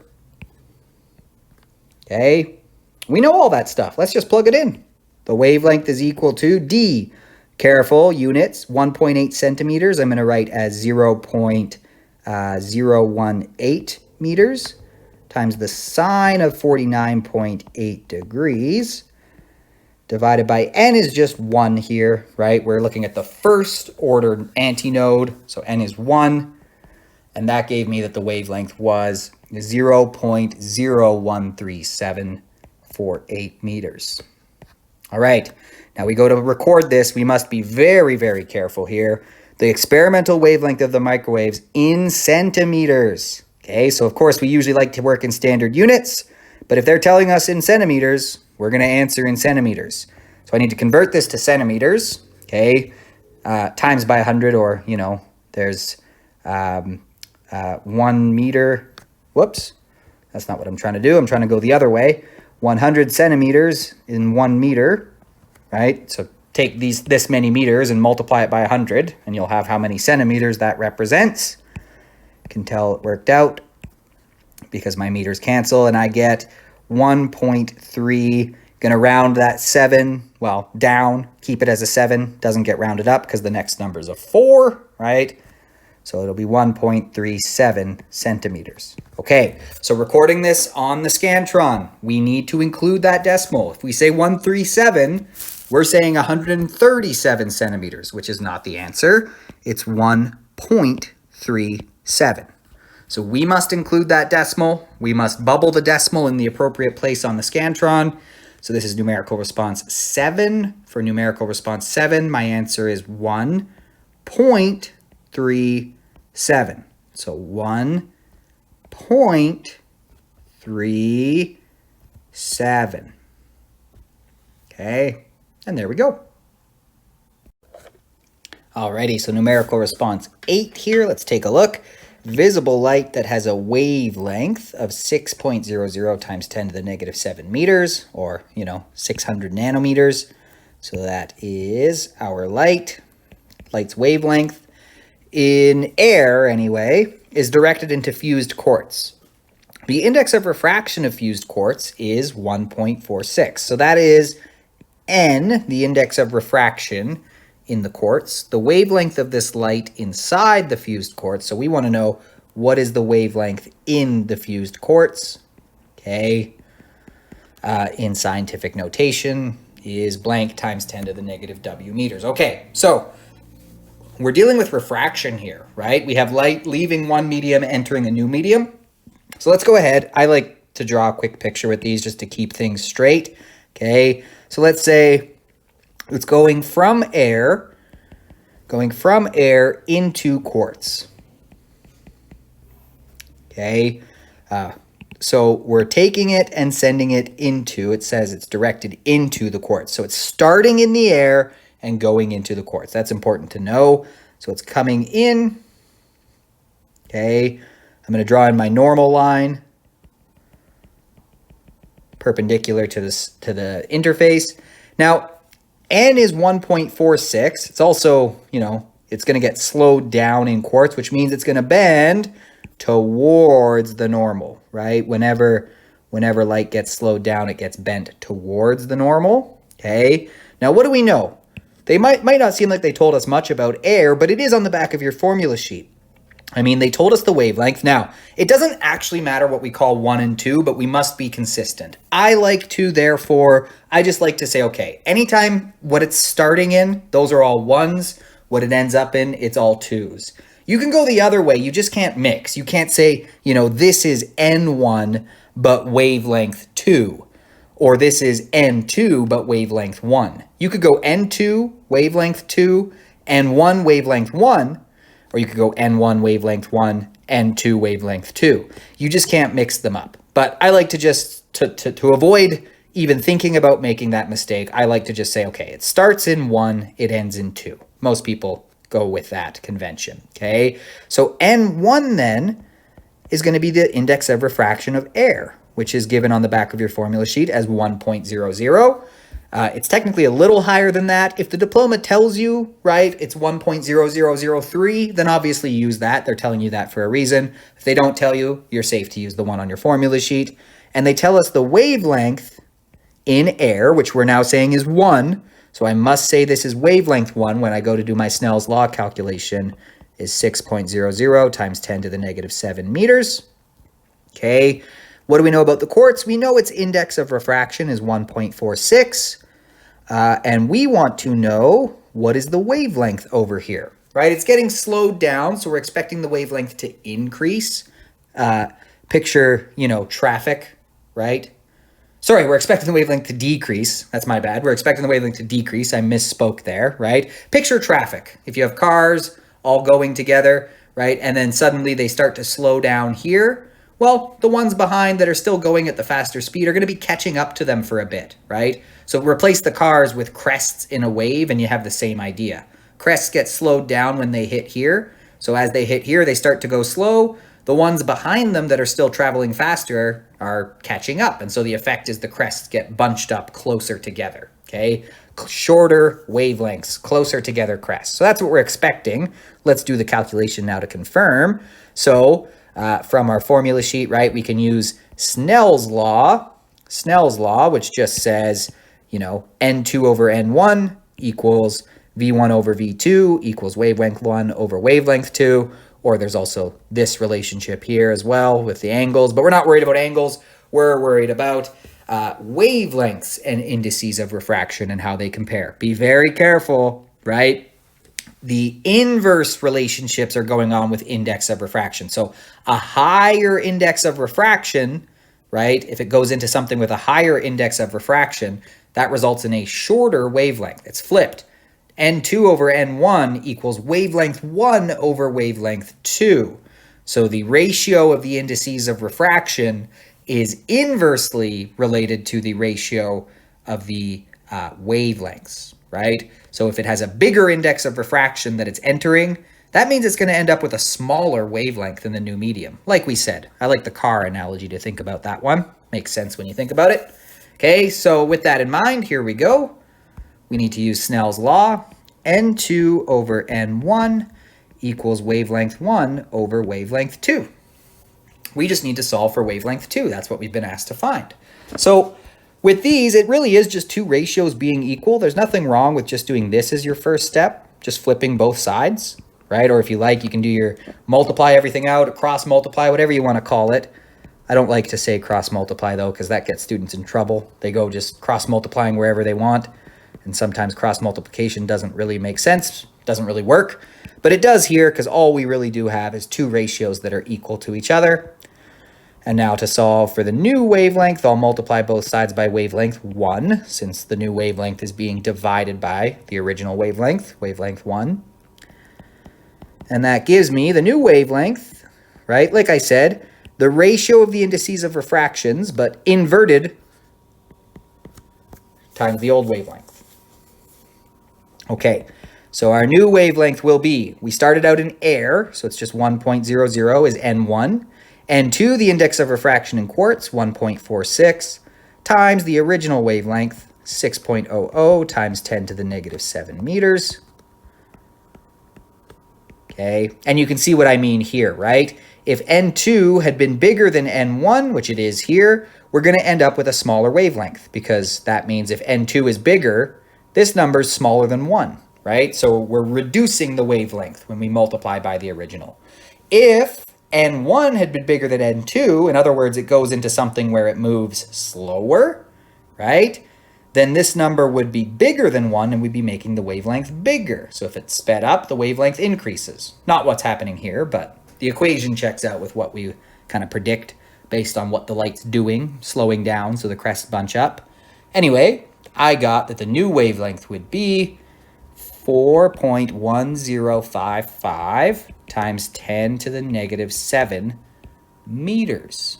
Okay, so once again, be very careful. It'd be such a shame to do all of that work perfectly and then not get the mark because you don't fill in the Scantron correctly. Okay, this is a times 10 to the negative W question. That W, again, all it means is they don't want to give you much of a hint, right? They're not going to say what this number is. They're not even going to tell you if it's 1 digit or 2 digits. They're just saying times 10 to the something, okay? So we have to record what the something is. It's blank. So 3-digit answer, 4.11, right? That 0 gets rounded up, so we have 4.11. We know that the W is a 7 now, okay? But that doesn't matter. They're asking for this part. So on my Scantron, again, I must include that decimal. If I say 411, I'm saying 411 times 10 to the something, which is not right, right? So I would, on my Scantron, bubble in for number 8, numeric response 8, I must say 4.11, 4.11. And there we go. Alrighty, let's try this one out. At what distance above this page would a convex, okay, important, magnifying lens, so two important things, convex and lens, that has a focal length of 10 centimeters have to be held for the image of the letters to appear upright and 3 times as tall? So a little bit weird to think about at first, but they're saying if you were holding a convex magnifying lens, how far would you have to hold it from the page that you're reading this on so that the image of the letters being the object here, right? That's what we're actually trying to produce an image of, for them to appear upright and 3 times as tall. Okay, so let's think about this a bit. Okay, this is a bit of a tricky one, not gonna lie, but we have a convex magnifying lens. Okay, let's first things first figure out what that means for what it's going to do to light. It's convex, not concave. It's not caving in, it's bubbling out. Okay, which means it really does focus light. Okay, it focuses light. Again, why? I mean, you don't necessarily have to prove this to use it, but just to remind you of why, if we think about the law of refraction, right, or what refraction does, we draw in our normal lines, okay? Well, it's getting slowed down as it enters the glass, so it's going to bend towards those normals, on the way in. Whoops, I drew too far. On the way in, bends towards the normal, towards the normal, okay? And then on the way out, because of the shape of the lens, again, we draw in our new normals perpendicular to the surface. On the way out, it gets bent. It's getting sped up now, because now it's going from glass into air. So now it bends away from the normal. It's getting sped up. It bends away from the normal. Not doing a very good job of showing it, but you can kind of get the idea, right? Bends away from the normal. And so what that causes is that parallel light rays, which were coming in this way, are going to get focused to actually converge somewhere. They really are focusing. Real focal point, we could say. Okay, that is a real focal point because it's actually focusing real rays of light.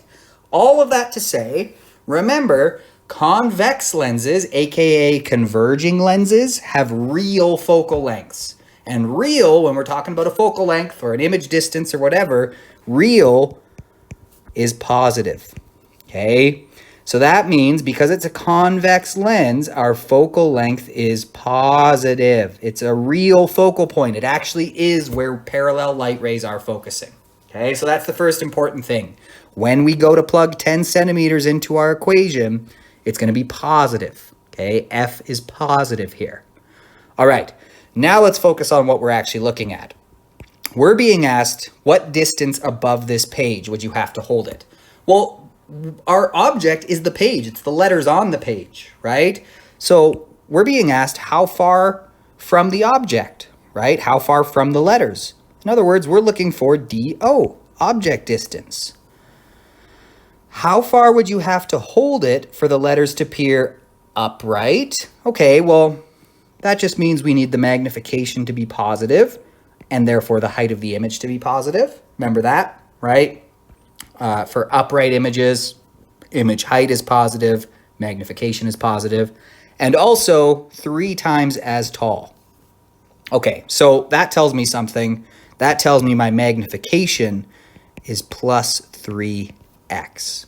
Okay, plus 3x. So let's think about what we know. Let's think about what we know, or what we want to know, what we don't know. Okay. I mean, we do know this. We know that 1 over the focal length is equal to 1 over the object distance plus 1 over the image distance, right? That's one of our equations, this one, okay? So that's one to know. That's great. We're dealing with our mirror/lens equations, okay? So that one. Now, if we think about what we were given the focal length. We're trying to find the object distance. But we don't know the image distance, right? So we have 2 things we don't know. Okay, that's no good. Now, we were given the magnification. If we wanted to maybe use this equation, we were given the magnification, all right? We want to know the object distance, but again, we don't know the image distance. So that's also no good, right? Or at least on its own, it would be no good. Image height, object height, also not really going to help us because we don't know the object height or the image height. I mean, yeah, that's no good there either. So what can we do? Well, I mean, think about this. You could think of this 2 ways. You could kind of go very mathy with it and think of this as a system of equations. You do have 2 equations, right? And you do have 2 unknowns, and they're the same unknowns. So that actually makes this possible to solve like as a system of equations. We could get one in terms of the other, right? We have the magnification, we have the focal length, but we don't know DO or DI, but those are the same 2 unknowns in the same 2 equations, okay? And you can also approach this from a more, like a physicsy perspective. We know that if the magnification is 3 times as large, right, that means the image distance is going to be 3 times the object distance by looking at this equation, right? How do you get this being 3? Well, this must be 3 times bigger than that, right? DI, if DI equals 3DO, then our magnification will be, negative DI over DO, which will be 3DI over DO. Sorry, 3DO over DO. So we're saying the image distance is 3 times as big as the object distance, right? Or at least that's the only way we could get the magnification to be 3, right? Is if DI is 3 times bigger than DO. Okay, the image is 3 times further away from the lens than the object. That's one way to think about it. Either way, we end up in the same place. We end up with this idea. We could say, all right, but, right? But we can say that the magnification is equal to negative DI over DO, but we know that the magnification is 3, and not only 3, plus 3, right? It's plus 3. So 3 plus 3x equals negative DI over DO. Okay, now rearranging this, that means that 3 times DO equals negative DI, or another way to think about it, DI is negative 3 DO, right? It's negative 3 times the object distance. So we're expecting a virtual image. which makes sense because if a convex lens is producing an upright image, it is actually always virtual. So a negative image distance, that means a virtual image. So this checks out so far. But now that I know DI is negative 3 DO, well, hang on a sec. If I take that fact and put it in here, what will be the only unknown in that equation? It'll be DO, the thing I'm looking for, right? So let me rewrite this now, taking advantage of that, okay? I can then say that this equation becomes, just gonna give myself a little more room here. This equation now becomes, because I'm gonna put in the fact, right? I'm putting in the fact that DI is negative 3 DO. I'm gonna put that into this equation. That's gonna let me say this. 1 over the focal length is equal to 1 over DO plus, yes, 1 over DI, but DI is negative 3 DO. Okay, and now we do some math on this and see where it takes us. I want to solve this for DO, right? I want to solve this for DO eventually. So what I'm saying here, again, just to simplify a bit, this is 1 over F equals 1 over DO plus 1 over negative 3 DO, but do you see how that's the same as this, right? Adding this negative, I could just say minus 1 over 3 DO. And then if I get a common denominator here, right, if I multiply this by 3 over 3, which is totally okay because that just means I'm multiplying it by 1. But by doing that, I get a common denominator, so I can actually subtract them. I'll have 1 over F equals 3 over 3 DO minus 1 over 3 DO. Right? Why would I want to do that? Because now I can say 1 over the focal length equals, well, 3 over 3 DO minus 1 over 3 DO. They both have a common denominator. I can just subtract them. 2 over 3 DO. So just moving over here where I have a little more room. 1 over the focal length is 2 over 3 DO. Okay, let's just, now I've got two ratios equal to each other, right? There's no addition messing with things. I can just flip both sides, right? Put both sides to the power of -1, so to speak. And that gives me that the focal length is equal to 3 DO over 2. And we're getting there. I know the focal length, so I just need to solve this for DO. It's being divided by 2. It's being multiplied by 3. So I'll multiply by 2 and divide by 3. Multiply by 2, divide by 3. And look at this. Sorry, this is getting a bit crowded, isn't it? My object distance will be 2 times the focal length divided by 3, or 2 times, I know the focal length is positive 10 centimeters. Dividing that by 3, I get 2 times 10 is 20, divided by 3 is 6.67 centimeters. Good thing we got a positive because object distance is always supposed to be positive, right, by definition. So that kind of helps me check my work here. So I say that the object distance must be 6.67 centimeters, okay? Now don't get overwhelmed with all the steps here. What did we do? We worked with what we knew. We had two equations, right, with two unknowns. So we used, right, we got one of our unknowns in terms of the other so that we could take that and plug it into the other equation to leave us with just one unknown, the unknown we needed to solve for. And then we did some algebra and we figured it out. So for 24, we would bubble in B on our Scantron. All right, let's take a look at this one here. Definitely going to read the question first because that's a lot of information to chew through if I don't know what I'm actually looking for. Okay, so numerical response 9. The 4 observations that could be produced using only a triangular glass prism are numbered blank, blank, blank, and blank. Okay, so we're talking about light, it seems. Okay, now a triangular glass prism really only does one thing and one thing only. It refracts, right? It refracts light twice. So it takes light that comes in because of, you know, changes in speed to the light. It causes it to, if light comes in, we draw in our normal line, right? It causes it to bend towards the normal on the way in. And then on the way out, it bends away from the normal. So you get, you know, this effect. Okay, not drawn the best there, but you get the idea, right? Because light's coming in, it gets slowed down, so it bends towards the normal on the way in. On the way out, it gets sped up, so it bends away from the normal. That bending away, I really didn't do a very good job there at all. Something like that, okay?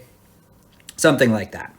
It bends light. That's all it really does. It refracts. So we're just looking for observations that could be explained by refraction, okay? Alrighty, let's try it out. So the apparatus produces a continuous spectrum with white light.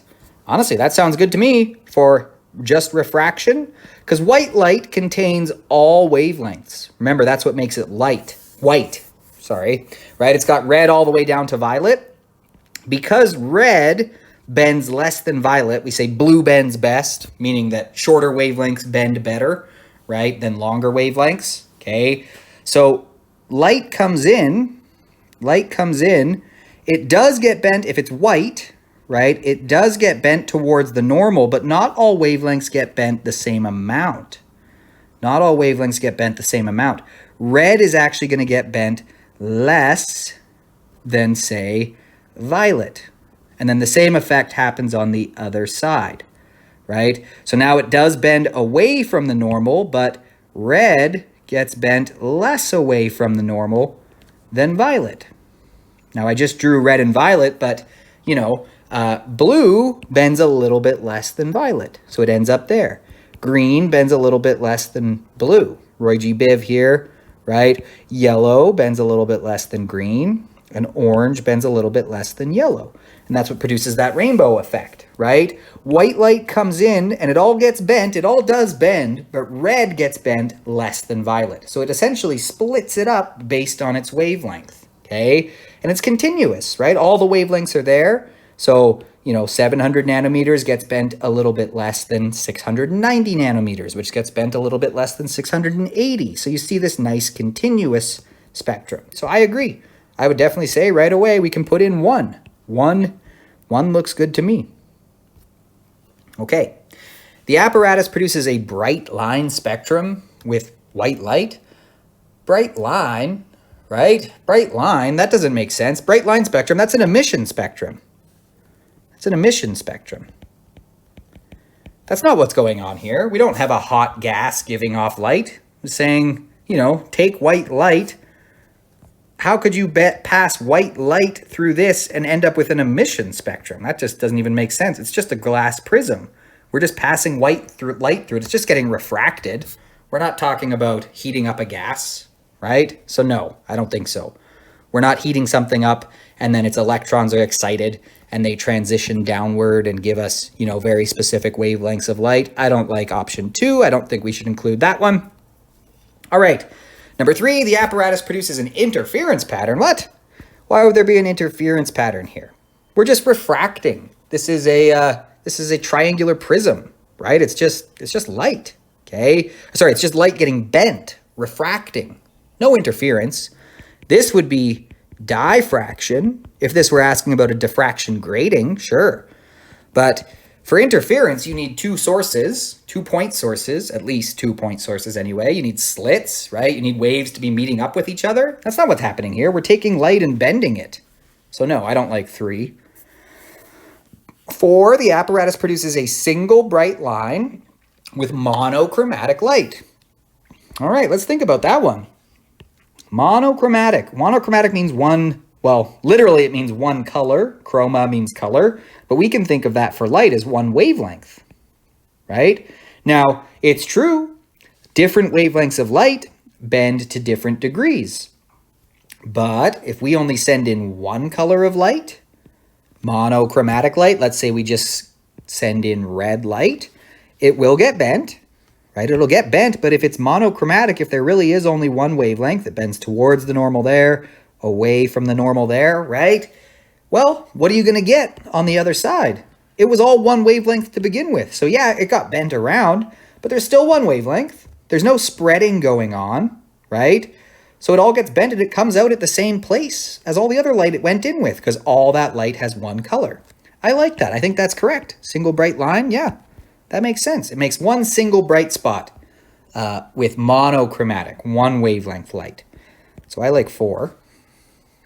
Okay, the apparatus bends red light through a smaller angle.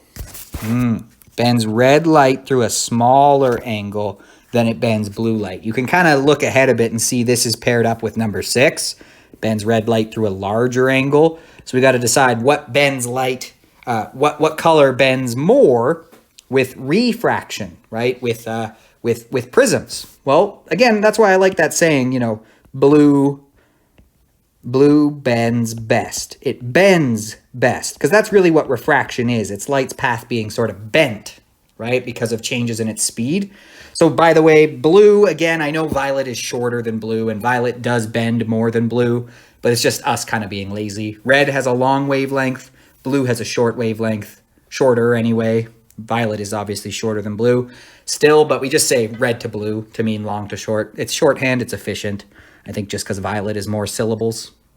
Anyway, blue bends best means shorter wavelengths get refracted more, okay? Red light gets bent less. So yeah, this looks right to me, right? 5.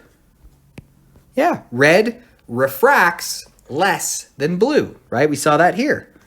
Blue bends best. Blue bends best. Number 6, that's true for diffraction with a D. I remember this by thinking, okay, diffraction has a D, red has a D. I don't know. Red diffracts more. Okay, blue bends best. It bends best, refraction. But for diffraction, red is more off center. Okay, and it actually makes sense when you remember what's going on in diffraction. I won't get too far into it, but remember, it's all about where waves are going to meet back up constructively. Okay, so since red wavelengths are longer, you have to look further away to find where they can shift relative enough to each other to meet back up crest to crest. Since violet has shorter wavelengths than red, right? As we move away from the central maximum, well, a smaller change in distance from one point source to the other, if we're talking diffraction, okay? Again, we're just thinking about the difference, the path length from there, one point source to the screen compared to the other point source to the screen, right? Well, violet, because it has a shorter wavelength, that path difference can be a lot smaller before it's one full wavelength, because it's a shorter wavelength, right?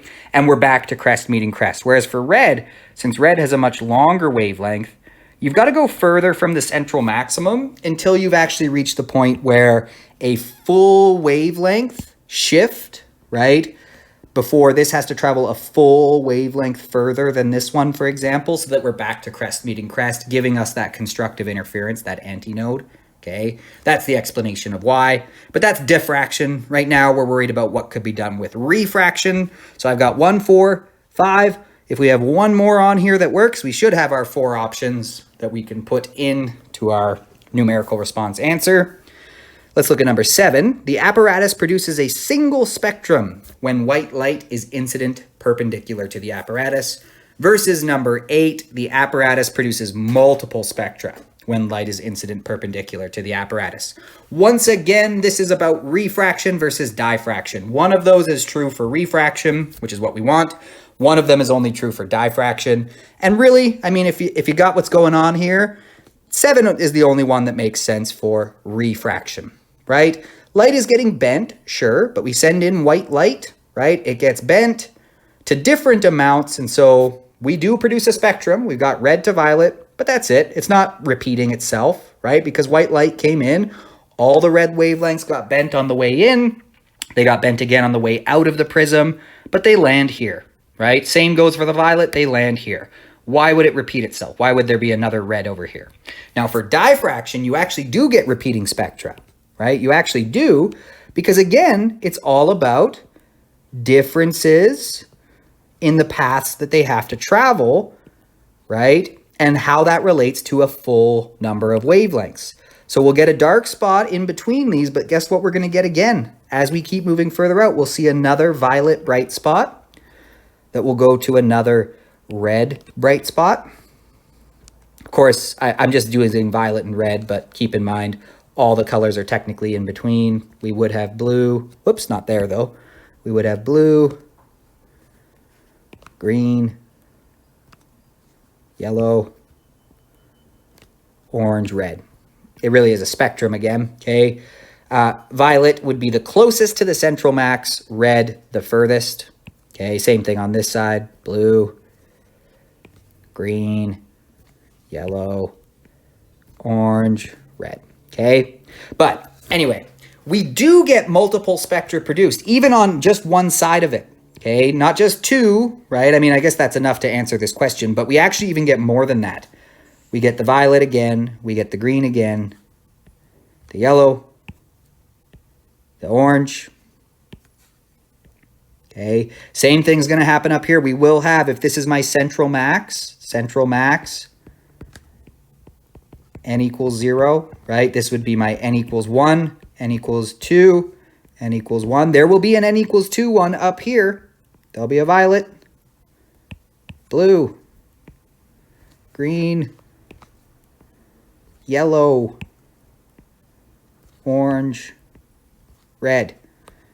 Okay, and it will keep going. There'll be an n equals 3. I'm not going to draw it because it's going to take forever. It's already kind of taken forever, right? But you will get multiple repeating spectra on either side of the central max for diffraction. Again, that's not what we want. Our answer is 7. We're done here, okay? But just explaining why 8 is not total nonsense. It's total nonsense for refraction, but it is a thing that happens in diffraction. And again, well, think about it, right? Why do we get a bright purple spot here? Because the purple wavelengths from here had to travel exactly one full wavelength less than the ones here. So these ones are, essentially one full wavelength behind. But one full wavelength brings them, for example, from crest back to crest. So they meet back up. Sure, it's one crest behind, but that's still going to be meeting then the next crest from this one when they arrive. So they constructively interfere. Now, why can it happen over and over again? Well, because if we now compare here, why is there a violet bright spot here? Guess what? This one had to travel an even further distance compared to this one, right? Light from this point source had to travel an even further distance. Guess how much further? 2 full wavelengths, right? So 2 full wavelengths is crest to crest to crest again.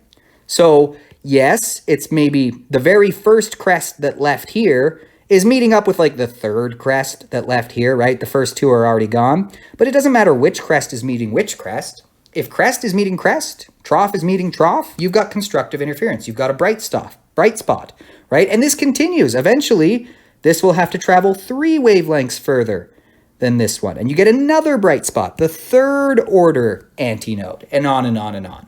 So just wanted to clarify there that number 8 is not total nonsense for physics in general. It's not what happens with refraction, which is all a triangular glass prism can do, okay? But it does actually make sense for diffraction. If we had 2 narrow slits or if we had a diffraction grating, 8 would have been our way to go here. But we weren't asked about narrow slits or diffraction gratings. We were asked about prisms, and all they can do is refraction, bending light, not causing these interference patterns. Okay, so our answer for number 9 will just be 1, 4, 5, 7. Any order will be accepted. At least I'll be careful because it used to be it actually mattered. I haven't seen it matter in many years. They say they will accept any order, but this is a diploma from 2009, which is a while ago. They don't release very many Physics 30 diplomas, although the curriculum hasn't changed, and they honestly do look all pretty similar in terms of content and delivery. But yeah, lowest to highest, so okay. 1, 4, 5, 7. 1, 4, 5, 7. Bubble in 1, 4, 5, 7. There we go. Alrighty, let's take a look at this one. A satellite in orbit around Earth is exposed to radiation from the sun. This radiation may cause the satellite to become positively charged. Okay, let's not, become positively charged. What does that mean? How do you get positively charged? I mean, the main way is to lose electrons, right? We have studied several ways in Physics 30 that things end up losing electrons. The main one being the photoelectric effect, especially since we're talking about radiation from the sun. So that's where my mind goes immediately. Okay, don't think too much on that. Become positively charged, remove electrons, right? That's what happens. Okay, so here are some wavelengths incident on a satellite. Different 4 options of different wavelengths. Platinum is commonly used to coat satellites, and it has a work function. Okay, there we go. Suspicions confirmed. Work function, we're talking photoelectric effect, right? That's where the work function comes up. That's pretty much the only time it comes up. I shouldn't say that. It does come up in other applications, but in terms of like you're doing a calculation in Physics 30, work function should make you think photoelectric effect, okay? Of 8.5 times 10 to the negative 19 joules.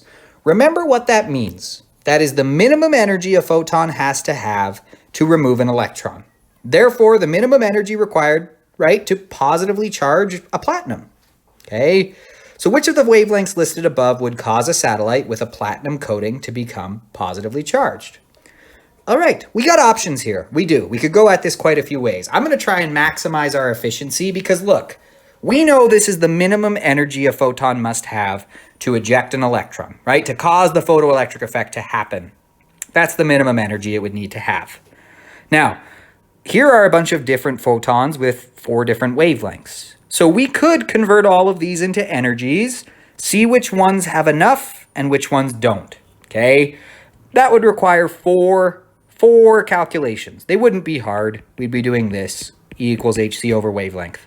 But why do it 4 times when instead we could turn this into a wavelength and compare it to these, right? Take that work function, turn it into a wavelength. This is the amount of energy the photon must have. So figure out what the biggest wavelength it could have. Because remember, bigger energies means smaller wavelengths. So bigger wavelengths means smaller energies.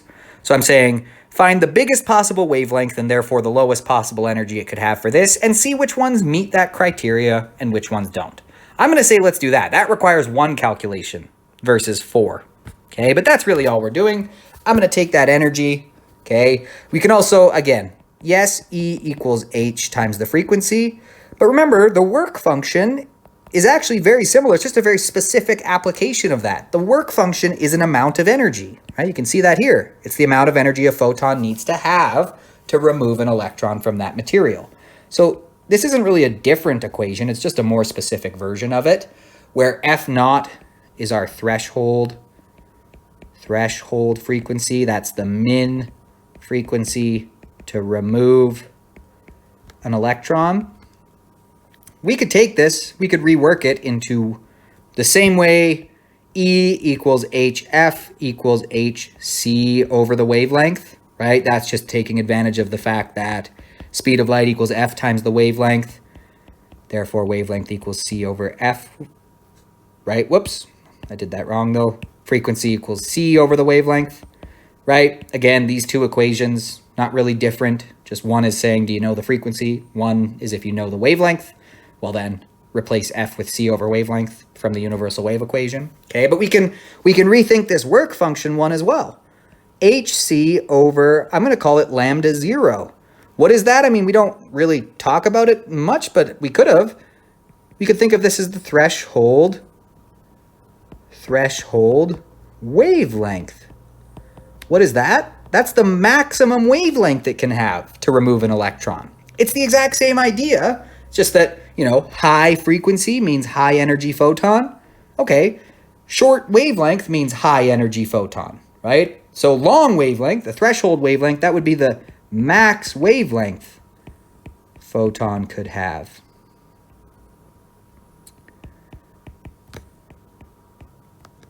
And remove an electron, right? If it has something shorter than whatever that is, it works out. Either way, we're doing the same thing. We're finding what would be the wavelength of a photon with that much energy, right? Because that's the biggest wavelength it can have to remove an electron, right? Because if it has a bigger wavelength than that, it doesn't have that much energy, which means it doesn't have the work function, which means no photoelectric effect, no electrons removed from the platinum. So here we go. Work function is hc over what we'll call the threshold wavelength. Again, if you just jumped straight in with this equation, That's totally fair, right? It's the same idea at the end of the day. This is just a little more specific, I guess, to this specific problem. Okay. Alrighty.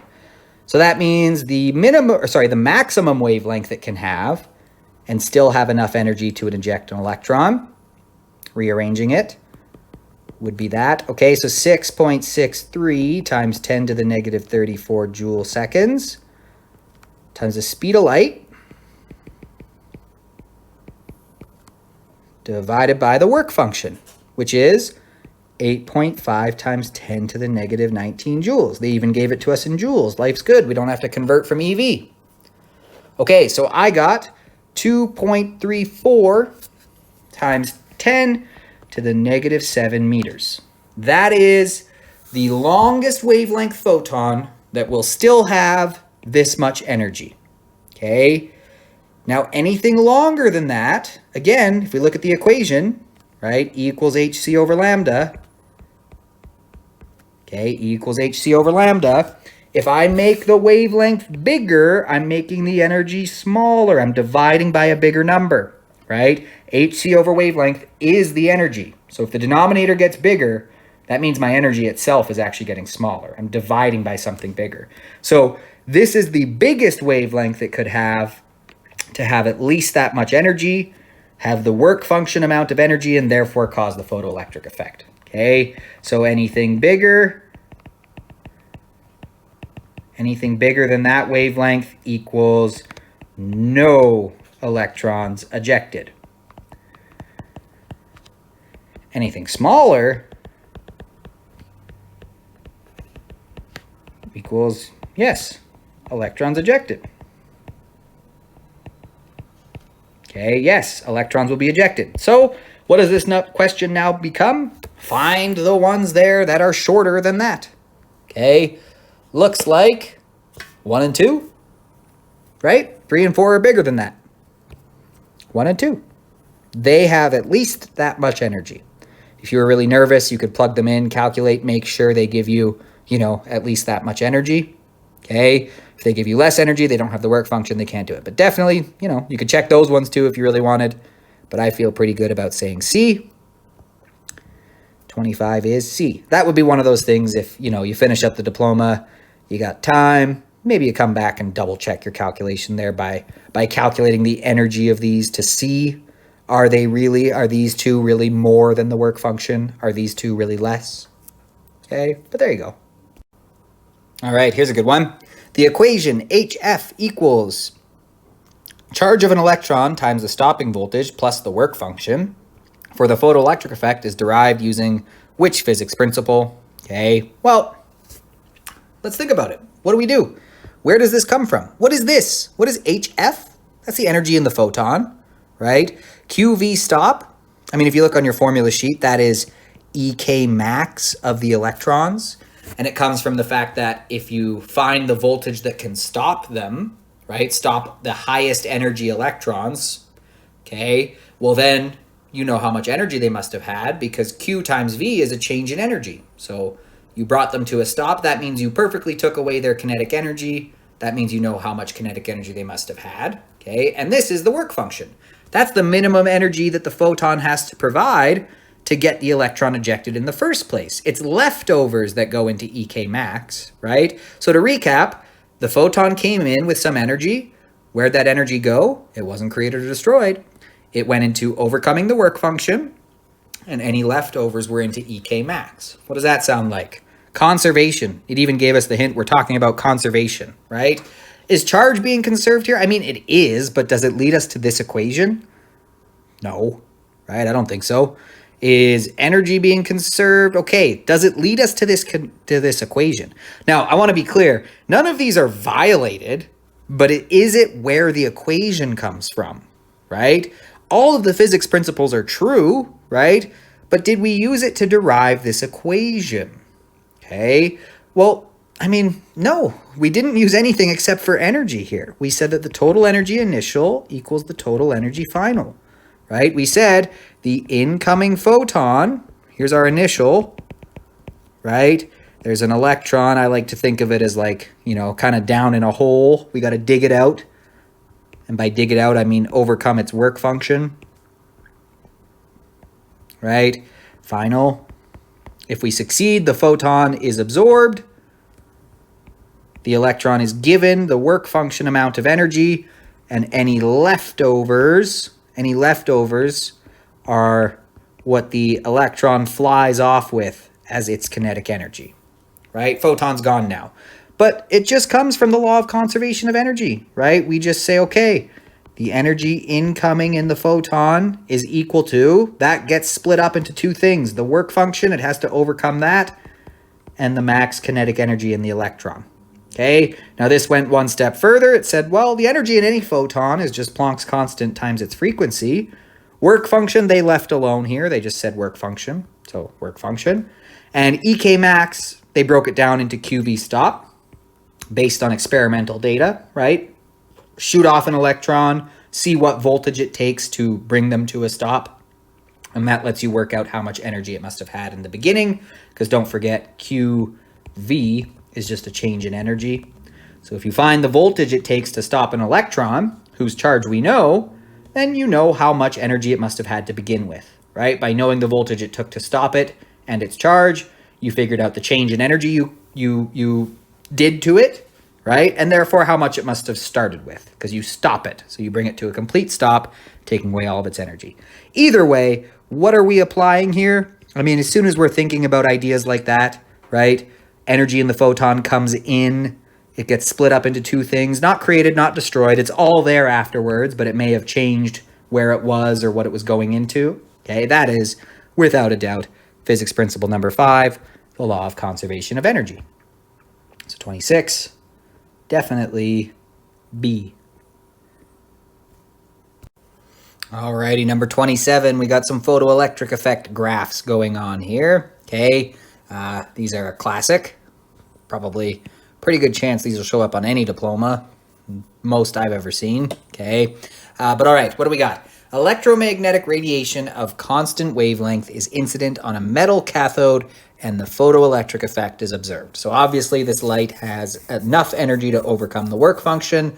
Electrons are being ejected. Okay, so which of the following graphs represents the relationship between the maximum kinetic energy of the emitted photoelectrons and the intensity of the incident radiation? Okay, now it's important to remember in the photoelectric effect, this is the first thing that starts making us see light as acting like a particle, right? In fact, it's these observations that show us, whoa, this is not doing what we would expect a wave to do, right? This is actually behaving like light is quantized into little particle-like packets called, well, eventually called photons, okay? And when you think about it that way, it becomes a little easier to make sense of these graphs. At least I think so, okay?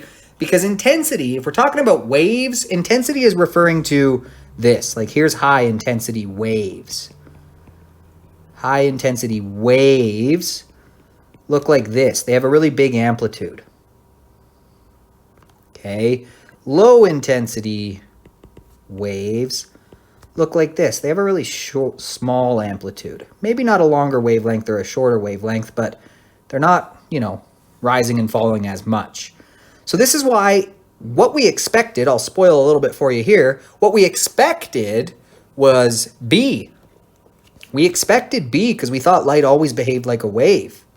So the electrons would get more energy if light had a higher intensity, right? I mean, imagine you sitting on if this were water waves, you're sitting on a tube, you're going to get a lot of energy from these waves, right? You're going woo, woo, woo. You're going to get vibrated a lot, given lots of energy. Poof, you're going to get knocked off your tube. Here, not so much. So we expected as intensity increased, the kinetic energy of the ejected electron should go up. It's not what we saw. So B is wrong, okay? Now, if light is a particle, really what that means, high intensity when we're talking about particles, means there are just more of them, more particles. Okay, intensity is the amount of energy incident on a surface. So this is how you get a lot of energy incident on a surface with waves. Big amplitude, high energy waves, right? Low intensity, smaller. Okay, now with particles, how do you get a lot of energy incident on one surface? You send more particles, okay? More photons. Basically means more photons. Not necessarily higher energy photons themselves. Individually, they're all the same, okay? But you're just sending more of them. So here's high intensity particles. You're sending more. Here's low intensity particles. Okay, you're just sending less. I mean, they're all flying in. They all maybe have about the same energy still. It's not like this particular photon has any more energy than that particular photon. You're just sending more total. Okay, that's a lower intensity. Same energy individually, but more of them for a high intensity if they're behaving like particles, which the photoelectric effect tells us light is behaving like a particle. It's acting like a photon. Okay, now the other thing we have to think about here is what does that kinetic energy of the electron represent? Okay, what does that kinetic energy of the electron represent? Well, I mean, it doesn't represent anything, I guess. It's just the kinetic energy of the electron. It's how quickly an individual electron gets knocked out. Okay, well, all right. Now, again, I like to use the analogy, you're trying to knock something off a table. Let's say you got a watermelon. You want to knock it off the table, right? Now, if you throw something that is capable of, I'm actually going to say you have a bunch of watermelons. Okay. If you throw something that can knock over the watermelon, okay, something that is big enough to knock off the watermelon, I don't know, let's say a bowling ball, okay? If you send more bowling balls, well, that's not going to knock this watermelon off any faster, right? You knock it off with the first bowling ball that hits it, and then your next bowling ball just knocks off this one with the same energy that this one got knocked off, assuming you're throwing all the bowling balls at the same speed, right? So you throw one, it knocks it off. Throwing more isn't going to make that get knocked off with any more energy. It gets knocked off by one bowling ball. One bowling ball comes in, it knocks it off.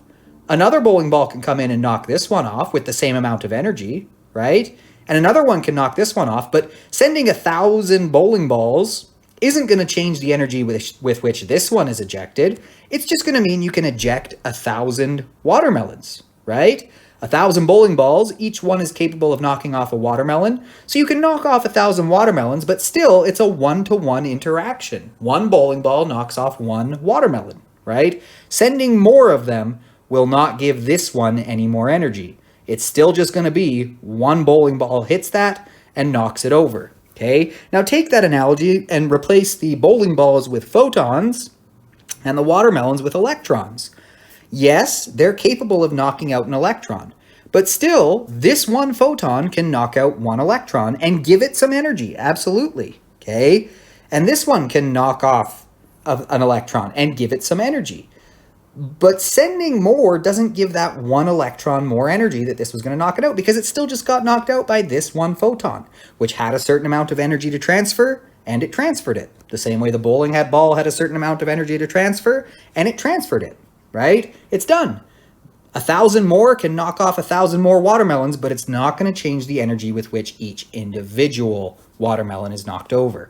Same idea here. 1,000 more photons can knock out 1,000 more electrons, but individually, one photon is still knocking out one electron, and the energy transfer in those individual interactions is still the same, okay? So sending more photons will knock out more electrons. This will increase number of electrons ejected, but not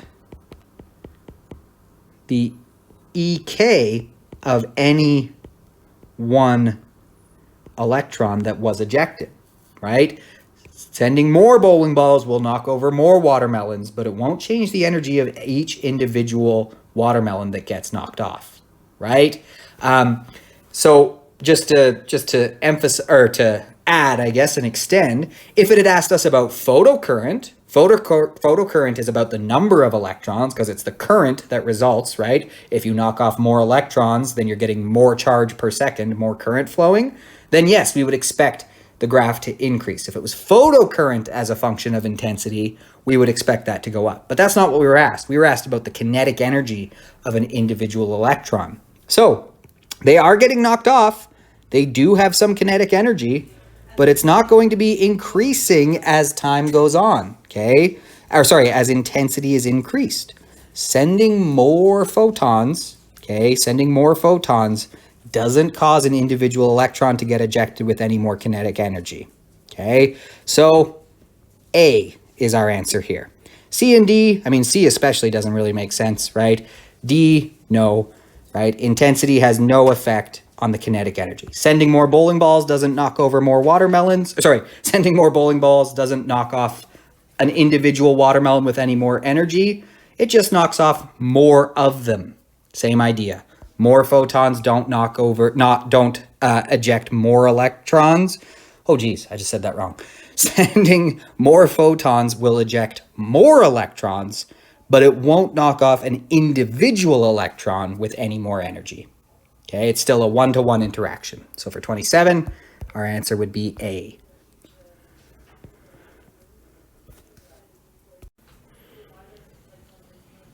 All right, so 28 here, a little more knowledge-based for sure, but at least they're giving you the hint that it's not just which scientist, right? Not just a pure memory of which scientist. At least they are telling you like what observation followed, so you can use a little bit of logic there. Which of the following conclusions most closely follow the discovery that cathode rays consist of charged particles? Okay, so to place ourselves in time here, right?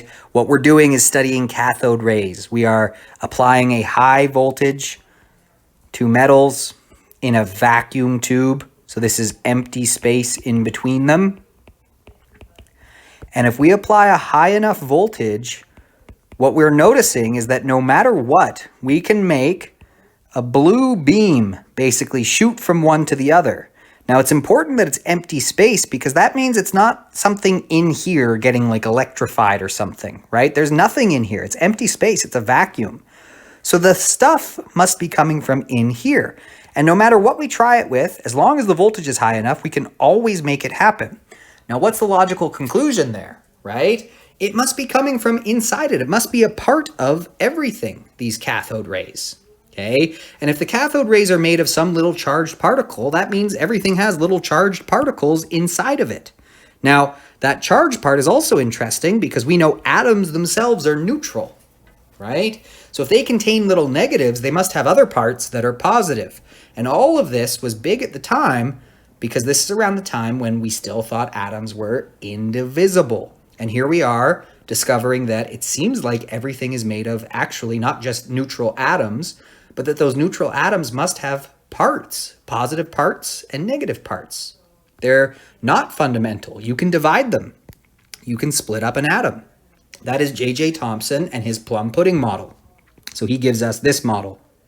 Positive pudding with little negative plums so that we get a neutral atom. Of course, that's not our final model. Now, did Bohr's model follow this? Yes, but not most closely, okay? This didn't lead to Bohr's model. We were well past Dalton's indivisible billiard ball model by the time we get to Bohr. Okay, Bohr's model, I mean, I guess, sure, it builds on this. It has electrons, but it's not a direct result of that. Maxwell's conclusion that accelerating charges produce electromagnetic radiation, I mean, not really, right? What does that have to do with this? Definitely you could apply some of Maxwell's stuff here, but I don't think that's... It's definitely not what led Maxwell to this, okay? He was rethinking Ørsted and Lenz and Faraday's work. How do the magnetic field and electric fields interact, blah, blah, blah, okay? Rutherford's conclusion that the atom has a dense, positively charged nucleus that electrons orbit. Again, it came after this experiment, but this experiment didn't lead to Rutherford's, right? We had already done this. We had done the plum pudding. Rutherford's actually the guy that's going to negate this with his gold foil experiment. He's going to find that... it's mostly empty space. It's not evenly spread out, weakly spread, thin, right? Spread thin in a big positive fluid. It's actually quite dense at the center in the nucleus. Anyway, definitely 28 is A. Alrighty, so in this one here, we are told about a Compton scattering event, okay? And we're given this nice little diagram below. Nice, saves us from drawing the diagram, okay? Now remember, in Compton scattering, what's happening? This is the experiment that really confirms that light is indeed behaving like a particle. Again, the photoelectric effect started to kind of show it. Even Planck's work with the UV catastrophe was sort of suggesting it. But after the Compton scattering experiments, we really can't deny it anymore. Light sometimes does act like a particle. in that it transfers momentum and energy just like a particle would. Okay, so it behaves just like a particle in a collision with another object. 99% of the time it's an electron that we're talking about. Doesn't technically have to be, but it pretty much always is. Okay, just like, two balls collide or a car hits a truck or whatever it might be. You have a photon hitting an electron and they bounce off of each other however they do, so that momentum and energy are conserved. Okay, now we're told about the photon's incident energy. So the energy it comes in with, sorry, not its energy, its momentum. Okay, it has an initial momentum that we're told, and the diagram kind of reveals that that's, entirely in the x-axis. It collides with a free electron that is initially at rest. So that tells us the electron's initial momentum and kinetic energy, if we are interested in that, is also zero. So we know the photon's initial momentum and we know the electron's initial momentum is zero. Then it tells us that the scattered photon, so that means after the photon bounces away, right, it's been scattered. We call this a scattering event. It has a momentum of this. So that's its final momentum, and it even gives us the direction of the final momentum for the photon. It also gives us the direction of the scattered electron's motion. It doesn't give us its magnitude, because that's the whole point of the question, is to find that, but it at least does give us the direction. Technically, I don't think they need to. We could figure that out if we needed to, but they've given us the direction here. Okay, so there are actually two ways to go at this. We could use conservation of momentum. We could use conservation of energy. So I'll go through both methods. They're very, the conservation laws are always the same idea. The total quantity before is equal to the total quantity after. Obviously, when we're dealing with momentum, we're using different equations than when we're using energy. And also with momentum, we need to be aware of direction, because momentum is a vector, right? So momentum is conserved, yes, but that means it has to be conserved in both its total magnitude and its total direction. So the net direction you get when you add them all up.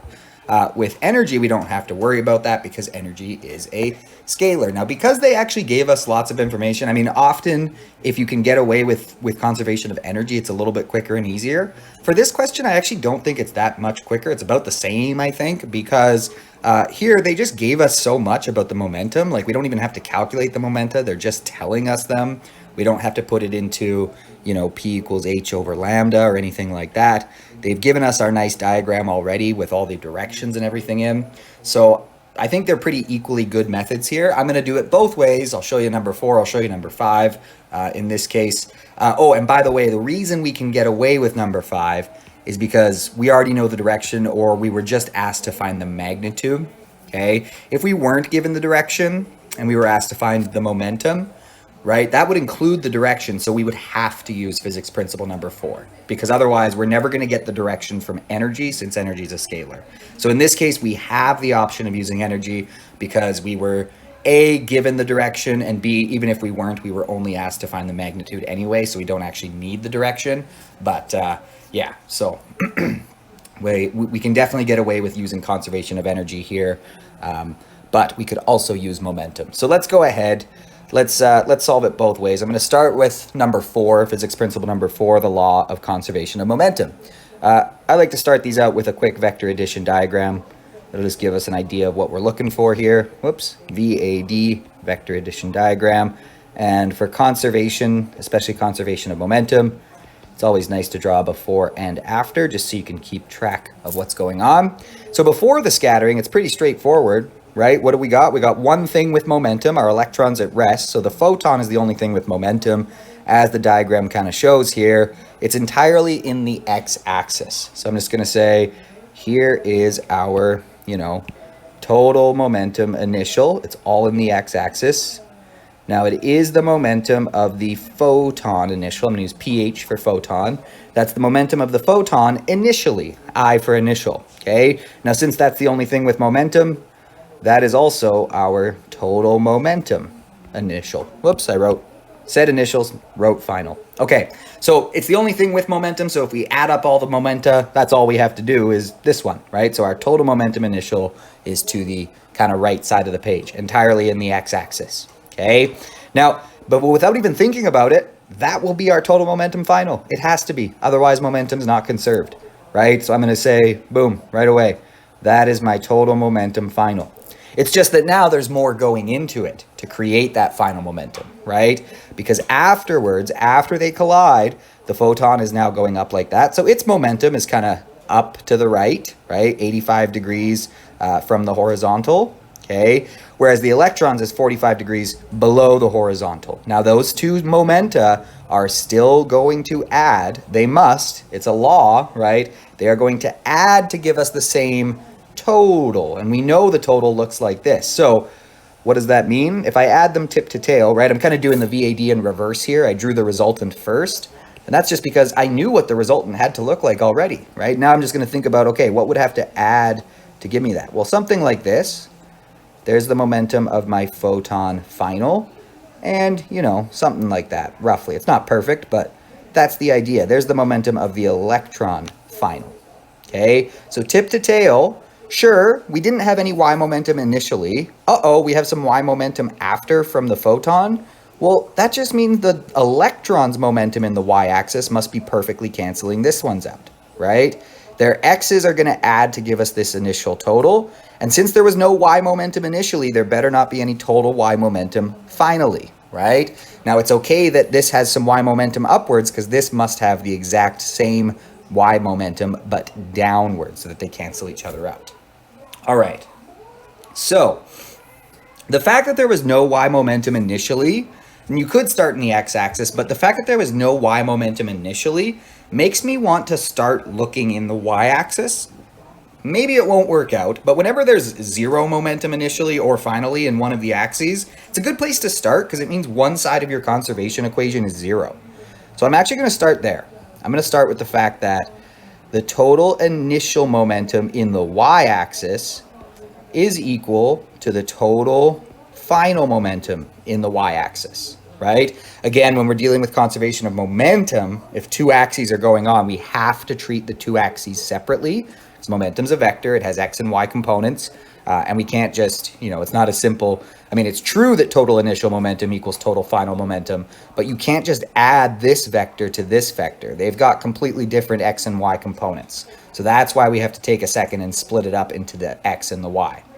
So again, I'm choosing to work in the y because I know initially the photon wasn't moving up or down, right? So initially there is no momentum in the y-axis. Whenever that happens, it's often nice for the equation. Maybe it won't work out. Let's just see what happens. So 0 equals the total final momentum. Okay, and what's the total final momentum in the y-axis? Well, it's the momentum of the photon final in the y-axis plus the momentum of the electron final in the y-axis, right? The y component of the electron and the y component of the photon's final momenta. Okay, now we're looking for the electron's final momentum. That's what we're trying to find, right? So let's find its y component, see what we can do with that. I think we're in good shape here because I think we'll be able to find this, right? We know the photon's final momentum, okay? Sorry, was pointing in the wrong place. We know its final momentum, okay? Which means we also know and we also know the angle it was at. So we can find its y component. That's just a SOHCAHTOA. So the only thing we don't know here is the electron's final y component. So I'm just going to subtract the momentum final of the photon from each side to work out that, hey, look how much sense this makes. The electron's y component of its final momentum is the same size but the opposite direction as the photon's final y momentum, okay? It's a lot of subscripts. But look, doesn't this make sense? Isn't this exactly what we said, right? We said there was no initial y momentum, so there can't be any final total y momentum, right? That's what we were saying here essentially as well, okay? And we said that, oh no, the photon's going up. It has up momentum. Oh, but the electron's going down just as much. It has just as much downward momentum as the photon has upward momentum, so that overall the y momentum in the system was conserved. It's still zero, and this equation is confirming that, right? We're saying that whatever the electron's final y-axis momentum, it's equal to, but in the opposite direction as the photon's final y momentum. Okay, now that raises the issue of what is the photon's final y momentum? Okay, well, let's just find it, right? I'll just draw a new quick picture here. We know they told us that the photon's final y momentum was 1.72 times 10 to the negative 23 Newton seconds. So I'm going to say this is the photon's final momentum, not just in the y-axis, its overall final momentum is 1.72 times 10 to the negative 23 Newton seconds. Okay, so how do we figure out what the y component of that is? Well, we know that the angle it makes with the horizontal is 85 degrees, right? So let's just set up a little triangle here. It has an x component that looks like that. That's momentum final x for the photon. Okay, should put a final in there. Final, okay. And here's what we're interested in for the time being, the y component, right? How much, if its momentum is going off at an angle of 85 degrees, well, how much of it is upwards in the y-axis? How much of it is rightwards in the x-axis? That's what we're thinking about here. So the momentum for the photon final in the y-axis, okay, we can define that with just a quick little SOHCAHTOA, right? We know this is 85 degrees. So, again, the x and y-axis by definition are at right angles to each other. They're perpendicular. That's what makes them the x and the y-axis after all. So this is the hypotenuse of a right angle triangle, right? So from our angle of 85 degrees, we're interested right now in the side opposite to that angle. We have the hypotenuse. So opposite hypotenuse, I don't know about you, but that makes me think of sine. So the sine of 85 is equal to opposite, what we want to find right now, the momentum of the photon final in the y-axis, over, well, its momentum, right? It's 1.72 times 10 to the negative 23 Newton seconds. That's just sine equals opposite over hypotenuse. So that means momentum for the photon final in the y-axis is just its momentum times the sine of 85 degrees. Okay, so taking that idea, putting it in here, that means the electron's final momentum in the y-axis, like we said, it's just going to be, and I should be careful about signs here. I'm going to call that the positive y direction. So positive y direction is towards the top of the page, negative is towards the bottom. Positive to the right side, negative to the left side. Okay, so it would be on me to just slap a negative here. The math isn't going to give me a negative, but since I'm calling that direction positive, I can leave this as positive. Okay, if the photon were going towards the bottom of the page and I decided to call that negative, then it would actually be on me to put a negative there. This math isn't going to give me the negative out. It's just talking about a triangle, right? So I need to be aware of my directions. But in this case, I don't need to put a negative here. That negative is still there, though, from, the algebra going on. The electron was equal but opposite to this direction. So that means negative. Again, taking that idea, plugging it in there. So I've got that the electron's final momentum is going to be negative 1.72 times 10 to the negative 23 Newton seconds times the sine of 85 degrees. So the electron's final y momentum is, I got negative 1.71345 times 10 to the negative 23 Newton seconds. In other words, okay, our electron's final momentum is, well, in the y-axis, it's downwards. That's what our negative means. Okay, good. Not only is that what the diagram said, but that's the direction it would have to be to cancel out this upwards, what we called positive y momentum from the photon. Okay, now you got options here. If you wanted, you could go ahead and find the x momentum, but I think that's a little more work than just recognizing, okay, what are we looking for? We're looking for the overall momentum of the electron. We found its y component. So don't be scared to draw a new triangle, right? Sometimes you get bogged down in these and you say, oh boy, I have to go back to my original triangle, or just, throw a new one down. Think about what we found. What did we find? We found the electron's y momentum, right? We found this.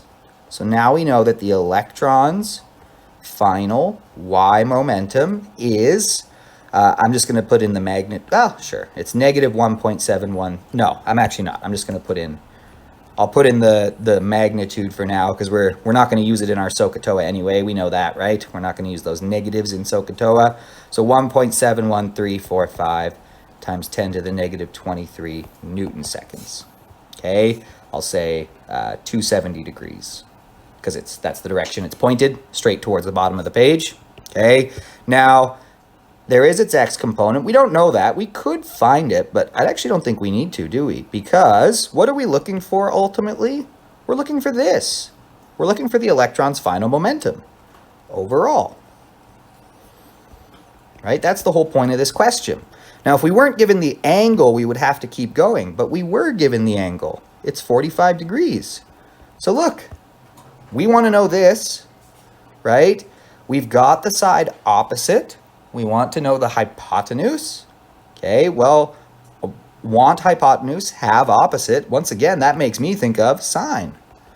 The sine of 45 degrees is equal to opposite over hypotenuse. So opposite here, now look, opposite, we found that it's the y component, 1.71345 times 10 to the negative 23 Newton seconds over hypotenuse, which is what we want to figure out. So that's the electron's momentum final. All right. Multiply both sides by the momentum final to get it out of the denominator, and then divide both sides by sine 45, and you end up with this expression. The final momentum of the electron is equal to its y component, 1.71345 times 10 to the negative 23 Newton seconds. Of course, don't round that, right? No rounding till your final answer. At least no major rounding until your final answer. Divided by the sine of 45 degrees. And I got that the final momentum of the electron was 2.4 times 10 to the negative 23 Newton seconds. Okay. Looks rounded, but I actually think that's pretty much exactly what your calculator gives you, although I don't know, maybe not. I'm not sure I trust that. I had my answer here on paper, so let's hope that's not rounded. Anyway, it's D, right? That's what the option is for D. Okay, so 29 is D. Right? So what did we do? We applied the law of conservation of momentum exactly like we would in Unit A. It's just a collision, right? Just because it's a photon and an electron doesn't mean the law of conservation of momentum is any different. We know the photon's initial momentum. We also know its final momentum and the angle, right? We were even given the direction of the electron's final momentum. We're just trying to work out, okay, so how big would that have to be to make sure that momentum was conserved? We didn't even need to touch the x-axis here. I mean, we could have looked at it, but we had enough information from the y-axis to be able to work this out because they gave us the angle, right? So there we go, D. All right, so as I said, for this one, we can actually also use physics principle number 5, the law of conservation of energy. So I'll show you how we could do that. Like I said, often the law of conservation of energy is a bit easier because you don't have to worry about directions and all that. For this one, I actually don't think the law of conservation of momentum will be much more work. If anything, it might even be a little bit less work just because they gave us so much, right? They gave us the momenta, they gave us all our directions already. So it didn't make this too much more work, but I'll show you just for curiosity's sake what conservation of energy would look like. Typically with Compton scattering, if we don't need direction, I like to go with conservation of energy. It is a lot quicker in a typical question. This one just gave us so much that momentum really wasn't much more work anyway. But using the law of conservation of energy, right? Same thing as always. I don't know where I'm going with this, but I know that total initial energy equals total final energy, right? I don't want you to think I'm jumping straight to some big equation. I'm starting with the basics, just like you should, right? Apply the fundamentals. The energy cannot be created or destroyed, so our total initial energy will equal our total final energy. And we just got to think about what has energy initially and then what has energy finally, and we know that the total in the system will stay constant. So in our system, we had a photon coming in. That has energy, right? We have an electron that's at rest. Well, so it doesn't have any kinetic energy initially, right? We have two objects. We could even just say, okay, well, we have two objects in our system.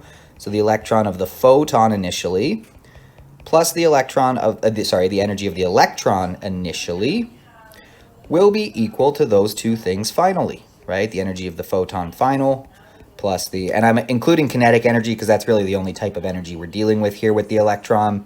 It's gaining energy because of the fact that it's now moving. Okay, so the energy, kinetic energy of the electron, final. Okay, and so we could even start there. We say we have two objects in our system. The total energy is the same before as after. So the total energy of the two objects in our system before will be equal to the total energy of the two objects in our system after they collide, right? After the scattering incident. But then we could say, okay, well, hang on, that's zero, right? The electron initially wasn't moving. So that simplifies our equation a bit to just this. The initial energy in the photon is equal to the final energy in the photon plus the final kinetic energy of the electron. Okay, all of that energy it started with is still there, but now some of it has gone to the electron, right? The photon had some energy, it still has some, and whatever it's missing now, it did give to the electron, so that the total energy stayed the same, none was created or destroyed. Okay, so with that in mind, how do we actually figure out their energies? What equations do we have? Well, I mean, we've got their momenta, right? So, I mean, if you wanted, you could find the photon's wavelength, right? That would work. However, there's another equation on your formula sheet. It's this one. The energy of a photon is equal to its momentum times the speed of light. Okay, that's the energy of a photon. Doesn't work for a massive particle. Don't try and use that for a car or a truck or even an electron, right? You're going to get a huge number because speed of light is very big, but it makes sense for a photon. This works for massless particles. So the energy of a photon is equal to its momentum times the speed of light. We don't even need to worry about direction here because energy is a scalar. So the energy of the photon initial, well, that's just E equals PC, right? So that means for a photon, E equals PC. So that means the photon's initial momentum times the speed of light is equal to the momentum of the PC, so the final momentum of the photon times the speed of light, plus the kinetic energy of the electron final. Well, let's go ahead and, I mean, we could do a couple things here. I'm just going to first find the energy of the kinetic energy of the electron. You could do it all in one step if you wanted here. You could break that kinetic energy down into 1/2 mv squared. I'm going to choose to just find the kinetic energy, and then in a second step, I'll find the speed and then use that to find the momentum, but not mandatory. Okay, I'm just going to first find its energy, then I'll get its speed and its momentum. Okay, all right. So here we go. We know all this stuff, right? We know the photon's initial momentum. We were told it was 1.83 times 10 to the negative 23 Newton seconds. So 1.83 times 10 to the negative 23 Newton seconds times the speed of light, 3 times 10 to the 8 meters per second. That's C, is equal to final momentum of the photon. Well, we were told that was 1.72 times 10 to the negative 23. So final momentum of the photon, 1.72 times 10 to the minus 23 Newton seconds times the speed of light, 3 times 10 to the 8 meters per second. Oh boy, I forgot to solve my equation for the kinetic energy of the electron. Oh well, it's okay. I can just leave it as an unknown here. Looks kind of weird doing it this way, but oh well. That's just I forgot to subtract this from both sides first, so that I was actually going to find that. But technically, we can subtract it from both sides now afterwards. Okay, so maybe I'll just multiply this out just to make life a little bit easier. So I'll do 1.83 times 10 to the negative 23 times 3 times 10 to the 8. So 1.83 times 10 to the negative 23 times the speed of light. So this side is 5.49 times 10 to the negative 15 joules. Okay, on this side, we've got 1.72 times 10 to the negative 23 times 3 times 10 to the 8. So this right here becomes 5.16 times 10 to the negative 15 joules. If you're wondering how that's joules, again, this is just a unit check. I mean, we know energy is equal to PC, so maybe we trust that. Maybe we just trust that equation. But again, we could confirm. I have newtons times seconds times meters per second, right? Newton seconds are being multiplied by meters per second. So we can see right away, I've got newtons times seconds divided by seconds, leaving me with Newton meters. Well, we actually already know that's the unit. That's a unit of energy, right? For example, work is a change in energy, and it's force times distance, newtons times meters. So Newton meters is a unit of energy. If we're really not sure, well, Newton, don't forget, since force equals mass times acceleration, a Newton is a kilogram times a meter per second squared. So a Newton is really a kilogram meter per second squared. That's being multiplied by meters to give me kilograms meters squared per second squared, which, hey, that's a joule. That's a joule. If you're not sure why, again, remember, the equation tells you what it really is, right? Joule is a derived unit. We got sick of saying kilogram meters squared per second squared, which is the base units. But the equation tells us, right, for example, 1/2 mv squared. So a joule is really a kilogram mass times a meters squared per second squared, because meters per second are being squared here. So works out. Okay, anyway, just wanted to look at the units there for a second in case we were a little bit nervous about, are these really joules? Okay, we can confirm that they are. And I'm still adding the kinetic energy of the electron here. Okay, so again, I forgot to solve for the kinetic energy of the electron final in my first step there, so I'm just gonna now get it by itself. So I need to subtract that from both sides. Okay, and that leaves me with the kinetic energy of the electron final. So I'm going to do 5.49 times 10 to the negative 15, subtract 5.16 times 10 to the negative 15. What do you get? You get 3.3 times 10 to the negative 16 joules.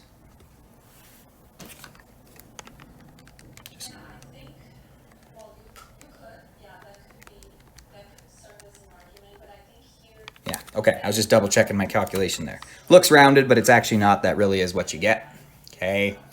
All right, so I've got the kinetic energy of the electron final. Well, I wanted the final momentum, or at least its magnitude. Okay, so I can go ahead and now, since an electron has mass, its momentum is good old P equals mv, right? Not h over lambda. That only makes sense for a photon, a massless particle, but for something with mass, its momentum is just mass times velocity.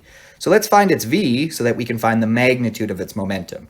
Again, we are not going to get direction from this because we're doing scalars, right? If we needed direction, if we weren't told direction, and then we were asked to find not just the magnitude of the momentum, but the actual momentum, we would have to use conservation of momentum because only momentum is a vector and therefore will give you direction. In this case, we can get away with using energy because if we can just find its speed, we can do mass times speed, which, yes, won't tell us the direction of the momentum, but it will tell us how big it is at least. Okay, it'll tell us the magnitude. We'd have to do more work to get the direction.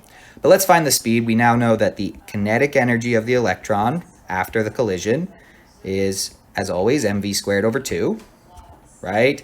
So if we can find its final speed from this, I'll multiply both sides by 2 to get 2 ek electron final equals mv squared. Then divide both sides by mass. Divide by mass. We get that v squared is 2 ek electron final divided by the mass, and square rooting both sides. We get that v is the square root of 2 times the electron's final kinetic energy, which we worked out was 3.3 times 10 to the negative 16 joules. I know that looks rounded, but that really is the full answer your calculator gives you when you do your unrounded options there. Okay, and then divided by the mass. Mass of what? Well, this is the kinetic energy of an electron, right? So it depends on the mass of the electron. So put in the mass of the electron, we get that the electron's final speed after this collision, I got 26,916,140 meters per second. So that's the final speed of the electron. Finally, we didn't want its speed, we wanted the magnitude of its momentum, right? So the size of the momentum is equal to its mass times its speed. If we wanted direction, we'd have to use velocity and find all that. But since we just want to know how big is the momentum, we just need to know how fast it's going, not its direction.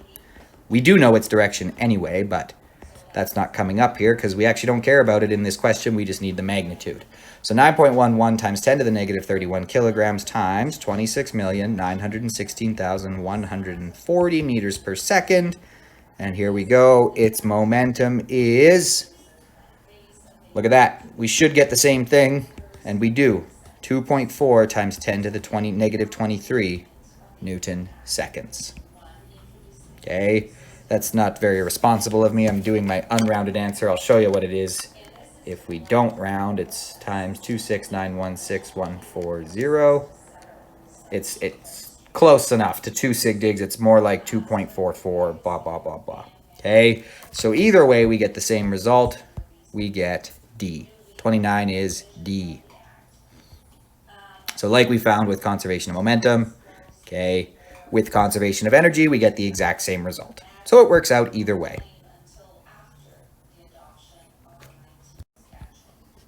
Alrighty, so partially a knowledge one here, but also if you think about how light is, emitted in each of these processes, you can get there. So continuous spectrum. Okay, well, remember that means all wavelengths.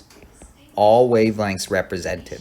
That's in a continuous spectrum. You really do have everything, from red down to violet and every single wavelength in between, right?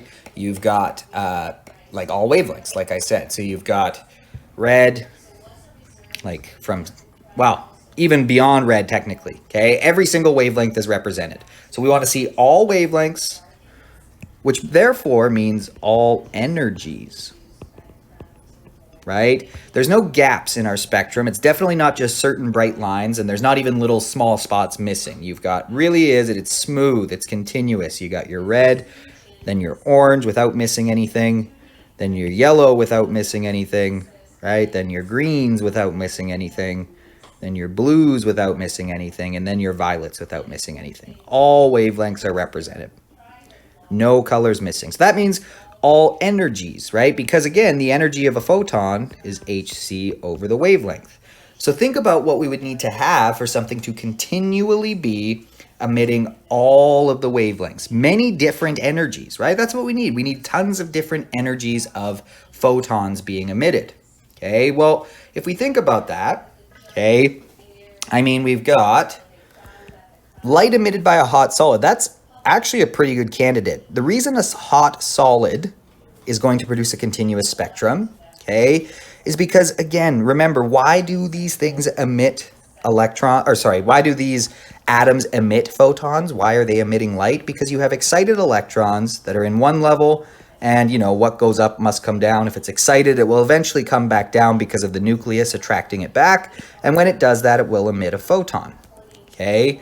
So I'm just going to look at the other options first. Light emitted by a hot, low-density gas, okay? That means you've got like a few atoms nearby each other. They're not really messing around with each other, and presumably it's one element or just a few elements, not, like a ton of different mixtures of elements. So that means you have just a few types of atoms, not a ton of atoms, right? Relatively speaking, not a ton of atoms. It's hot. It is hot. So you've got, atoms that are kind of far apart with electrons like this. And what are they going to be emitting? They're going to be emitting those photons and those photons only. Because remember, in the Bohr model, right, those are the permitted energies for the electrons. So it can emit a photon with that much energy. Or maybe it could emit, a higher energy photon to make that transition from level 2 to level 1. I call that level 1, 2, 3, right? Those are possible, but it can never go halfway. Remember, the electron can never be found here, for example. So a higher energy photon, a lower energy photon like that will never be emitted because the electron can never go through that change in energy. It never needs to get rid of the amount of energy associated with that photon through its wavelength, okay? So if you have something like a hot, low-density gas, it will be giving off light, but it will only be giving off very specific wavelengths, right? What would you see if you split up the light being given off from this hot gas? It would mostly be dark, and you would see, oh yeah, it's actually giving off a few very specific wavelengths. The wavelengths associated with the difference in energy between two levels for its electrons, right? Maybe it would look like that, okay? It's definitely giving off these photons because that's the amount of energy that it would take for it to go from here to here. And it's giving off these photons because those photons have the exact right amount of energy for it to go from level 2 to level 1. But it's never giving off anything in between because there's no amount of energy that the electron can get rid of between those two amounts, right? It's not going to go from 3 to halfway. That's impossible. It can be here. It can be here. It can give off a photon to go from there to there, or absorb a photon to go from there to there, but never half of that, okay? So we wouldn't expect B. B would give us an emission spectrum. C, light emitted by a cool gas and then passed through a hot, low-density gas. I mean, if we think about that, that's really not going to work at all. First of all, cool gases don't really glow that much in the first place, and let's assume they did. If you pass them through a hot, low-density gas, okay, I mean, that just means, I mean, what? You got your hot, low-density gas that's giving off these certain wavelengths because it's hot. Its electrons are eventually going to come down and give off photons with certain wavelengths. So you'd have something like this. If you hit it with white light from behind, what you're actually going to do is just fill in the rest of the spectrum, right? You're actually going to get rid of this. Because the white light from behind will contain all of the other wavelengths. Oh, sorry, I'm mixed up. It's not white light. It's light emitted by the cool gas. Again, cool gas doesn't really give off light, but the light that is being emitted by the cool gas, assuming it's the same gas that it's being passed through, it'll be the same wavelengths. You're not really going to see much, right? Those might get absorbed by these electrons, the light that came out of the cool gas and then passed through. But even then, I mean, they're already hot. That C just honestly really kind of doesn't make sense at all. D, light emitted by a hot solid and then passed through a cool low density gas. Okay, this is a solid option, pardon the pun. This is actually an okay option. It's not going to be right because of specifics, but at least it's not, you know, C was kind of nonsense a little bit. It didn't really make sense. But D could make some sense because light emitted by a hot solid, that's going to be continuous. Okay, so I'm giving away that the answer is A there, but light emitted by a hot solid is going to be continuous. Okay, it's going to have all wavelengths. We'll talk about why in a second. So that means you're taking white light, all wavelengths, roughly speaking, and then pass through a cool gas, okay? Now, this is going to produce an interesting spectrum, but it's actually going to be an absorption spectrum, because if we take light from a hot solid, right, hot solid,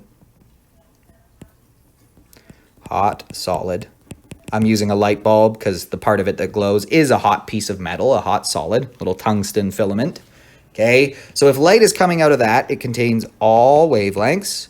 If we pass it through a cool gas, cool means the electrons are not excited right now. So this white light, right, has all wavelengths. So the exact right wavelengths, like let's say the photon that has exactly this much energy could get absorbed by an electron in here, and it will. Okay, so a photon will come in with the exact right amount of energy to excite an electron from there to there, right? And the photons that have the exact right amount of energy to excite an electron from level 2 to level 3 will get absorbed by the atoms and the electrons in this cool gas, which means when the light comes through on the other side, most of them come through just fine, right? Most wavelengths. So now most wavelengths come through, but it is missing the wavelengths that match the change in energy for electron levels within the gas's atoms.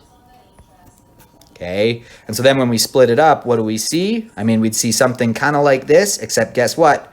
Those specific wavelengths will be missing. It's what we call an absorption spectrum. For obvious reasons, the photons get absorbed. Okay, now our answer is not D, but I just wanted to point out that D is talking about something that could make sense. Let's now talk about why A is correct. Light emitted by a hot solid. Again, you got to remember that why are these things giving off light in the first place? Their electrons are excited. Okay, now with a hot solid, you might be thinking, well, their electrons could be excited. That's why they're glowing. And you're totally right. It is why they're glowing. Their electrons are excited.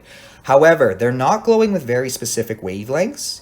They actually end up glowing pretty much as black bodies. They emit all wavelengths. Okay, they produce a continuous spectrum. Why? Because a solid is a lot more complicated than a gas. It comes down to the fact that when you have a cool gas, right, if we could zoom in on the atoms, there's atoms around each other, and sure, they might interact with each other every now and then, but they're not really changing much about each other. In a solid, you have these like complex crystal structures that are changing, you know, they really are changing slightly the properties of the atoms next to them, right? They're all kind of influencing each other. These electrons, kind of influence the electrons next to it, and as a whole, they behave differently than they do individually, okay? And what that means is you actually open up the door to lots of different energy levels, right? So each atom does still have these discrete energy levels where electrons can exist, but those can kind of be influenced, these energy transitions. An electron can kind of take smaller steps because of interactions from other atoms, and it just opens up the door. These interactions between the atoms, they're influencing each other. They have an impact on the amount of energy electrons can have. It's still quantized. All of that is still true. However, there are just more levels. So it looks, it looks kind of, not more levels, but it's more complicated. There are more energy transitions involved for electrons. There's more energies it can have. It can be, even in a solid, like a conductor, can be passed sort of between atoms from one to another. They're held loosely. And so what you end up with is basically tons of different energies electrons can have because of those slight tugs and pulls and influences on each other. And that just means way more energy, photons are possible to be emitted. And that's why solids and liquids glow approximately as black bodies. They really do emit pretty much continuous spectra. So that long answer to a straightforward question if you know the answer, okay? But just wanted to give the background of why these are wrong. And number 30 is A. Where's my answer sheet? There it is. 30 is A.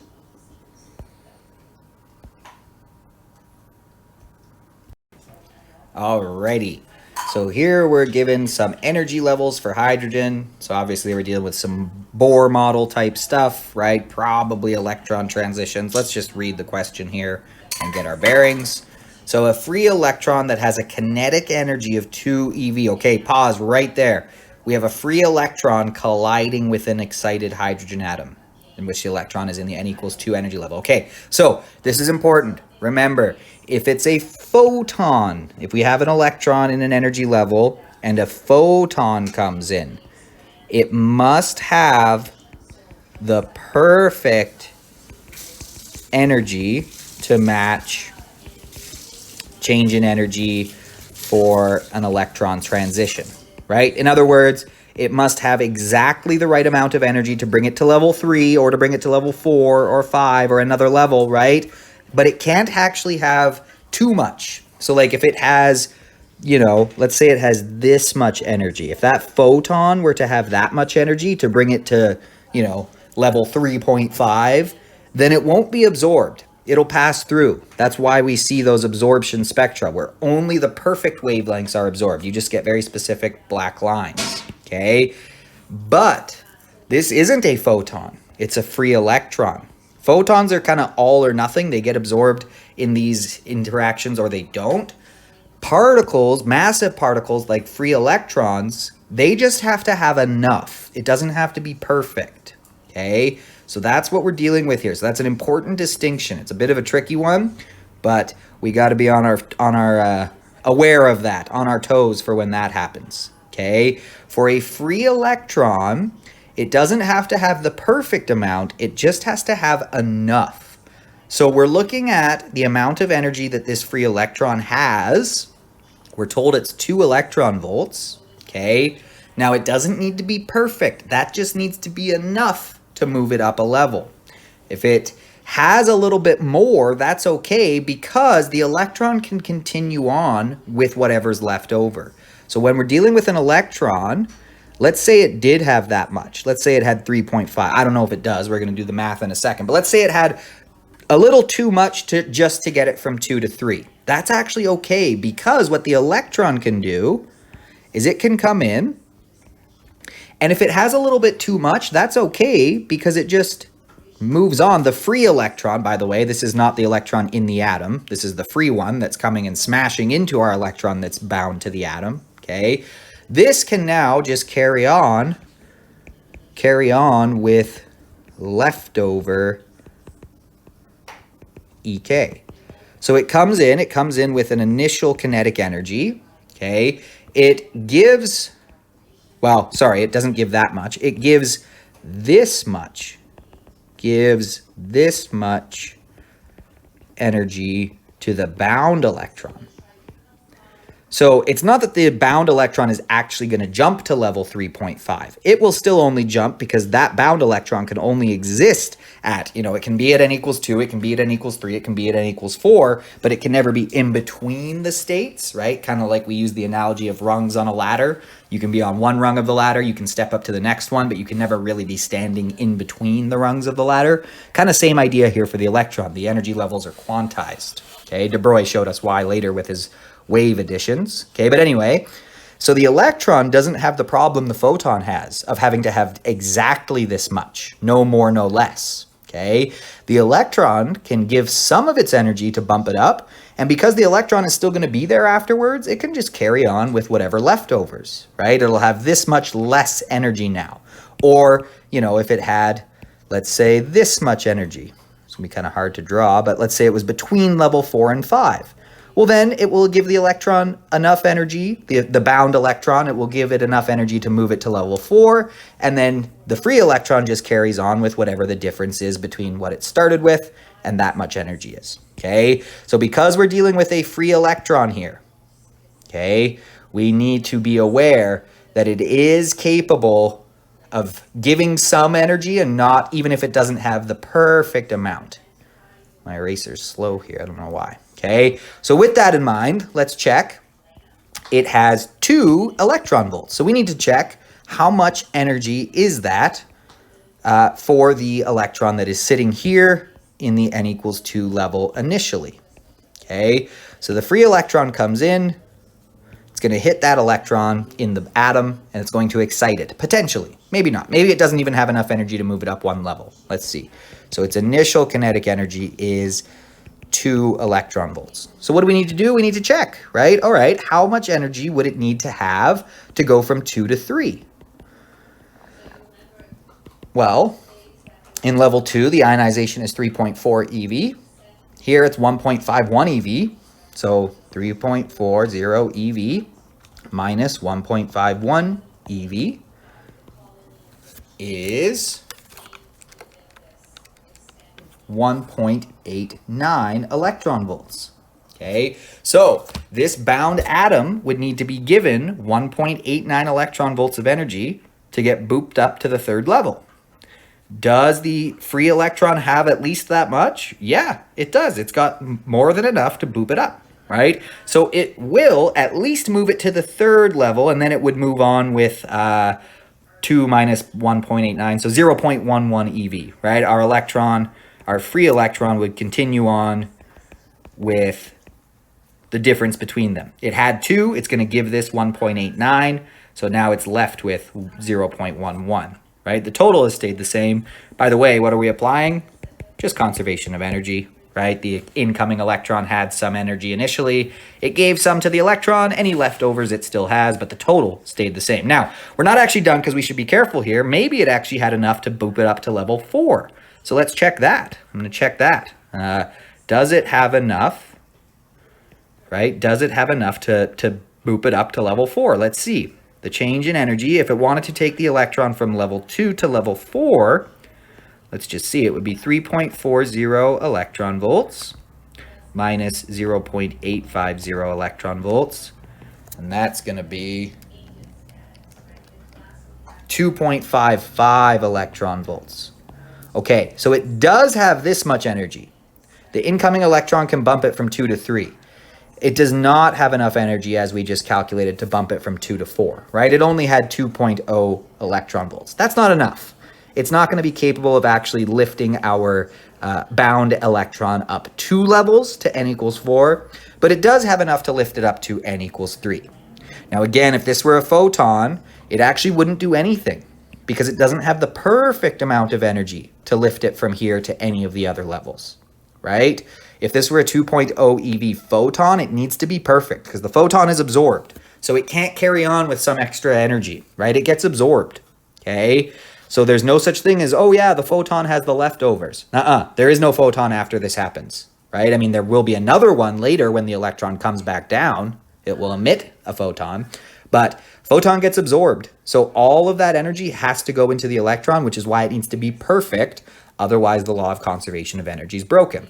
But since it was an electron here, the electron can carry on, so it just needs to have at least enough, which it did, right? It only needed 1.9 eV. It had 2 eV. So for 31, our answer is B. All right, so a knowledge-based one here, okay, for 32. Together, the Compton effect and the de Broglie hypothesis support the concept of wave-particle duality, wave nature of matter, particle nature of light, particle nature of matter. Okay, so let's think about this one a bit, okay? Now, B and C, I mean, we know those are both valid, okay? But let's think about the Compton effect and the de Broglie hypothesis and see what together they tell us about. So the Compton effect, remember, that's the experiment where, you know, light comes in, hits a particle, almost always an electron, and, you know, it scatters off with a shorter wavelength, and the electron, so I'll do, you know, initial, final. The electron also moves off with some amount of energy and momentum, okay? And this was the experiment that made us realize, oh, look, there's an important relationship between the angle that it gets scattered at and its final wavelength. So its wavelength is changing in such a way as to conserve momentum, the exact way that a particle would. I'm just going to draw it like this to simplify a bit. Okay, so photon comes in with a short wavelength. They bounce off each other just like, you know, throwing a rock at a, you know, ball, throwing a rock at a cork. I think we used that example in the notes, right? Unlike a wave where the wave would just, you know, excite, maybe make the electron vibrate a bit, but then pass on pretty much unaffected for the most part, okay? That's not what happened though. Light didn't behave like a wave. It didn't do that. It didn't make the electron vibrate a bit and then more or less continue on its way. Instead, it resulted in this clear relationship between how much the photon got, or the light got redirected and the change in its wavelength, showing that it was transferring momentum to the electron, right? It lost a little bit momentum and energy. Where did it go? Into the electron, okay? And the directions and all that showed that momentum was perfectly being conserved, energy was being conserved, it was acting like a particle in a collision. So the Compton effect was actually showing light as a particle, right? Which was interesting because up until now, light was classically a wave, right? Classically, maybe I should say thought of as just a wave. Young's double slit kind of showed us, yep, light's definitely a wave. And it is a wave, it's just also a particle, as we saw from the Compton effect. So classically thought of as wave. Okay, all right, so maybe C is looking pretty good after thinking about the Compton effect, the particle nature of light. But let's keep going, because the de Broglie hypothesis, one of the most mind-blowing things in physics. I mean, really, the de Broglie hypothesis is when we take, I mean, generally speaking, it's saying that, all right, electrons can behave like waves, right?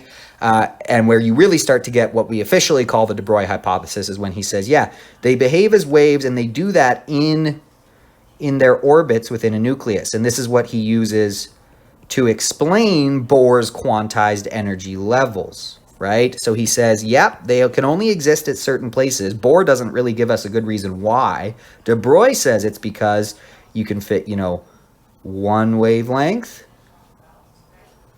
two wavelengths at the, that's three, sorry. Yeah, one wavelength, two wavelengths, three wavelengths at the n equals 3 level, right? The electron is behaving like a wave. It has wave-like properties. We even have the de Broglie equation of taking P equals mv for a massive particle and P equals h over wavelength for a non-massive particle, putting those two ideas together and saying, okay, well, if mv, let's just say they're equal, the wavelength of a massive particle is this, right? That's the wavelength that de Broglie is talking about. That would be what we call a de Broglie wavelength. So we're talking about electrons as waves. That's de Broglie's whole thing. Davison and Germer prove it with their electron diffraction experiment, right? You shoot electrons through two narrow slits. The same way we proved light was a wave, we ended up proving electrons were waves. They will, their wave functions interfere with each other. You get a diffraction pattern, right? The electrons' wave functions, essentially, they have a probability of going through either slit. Those probabilities we say in quantum mechanics, those probabilities that describe where an electron is, in essence, those are the electron, or at least it's where an electron could be. And so they interfere with each other constructively and destructively. They cancel out their probability of being in certain places, and they amplify their probability of being in other places, and those produce a pattern, just like light does. Crests meet crests. Although now crest means where will you find an electron, right? Troughs meet troughs, okay? Where you have no wave at all, there is no electron.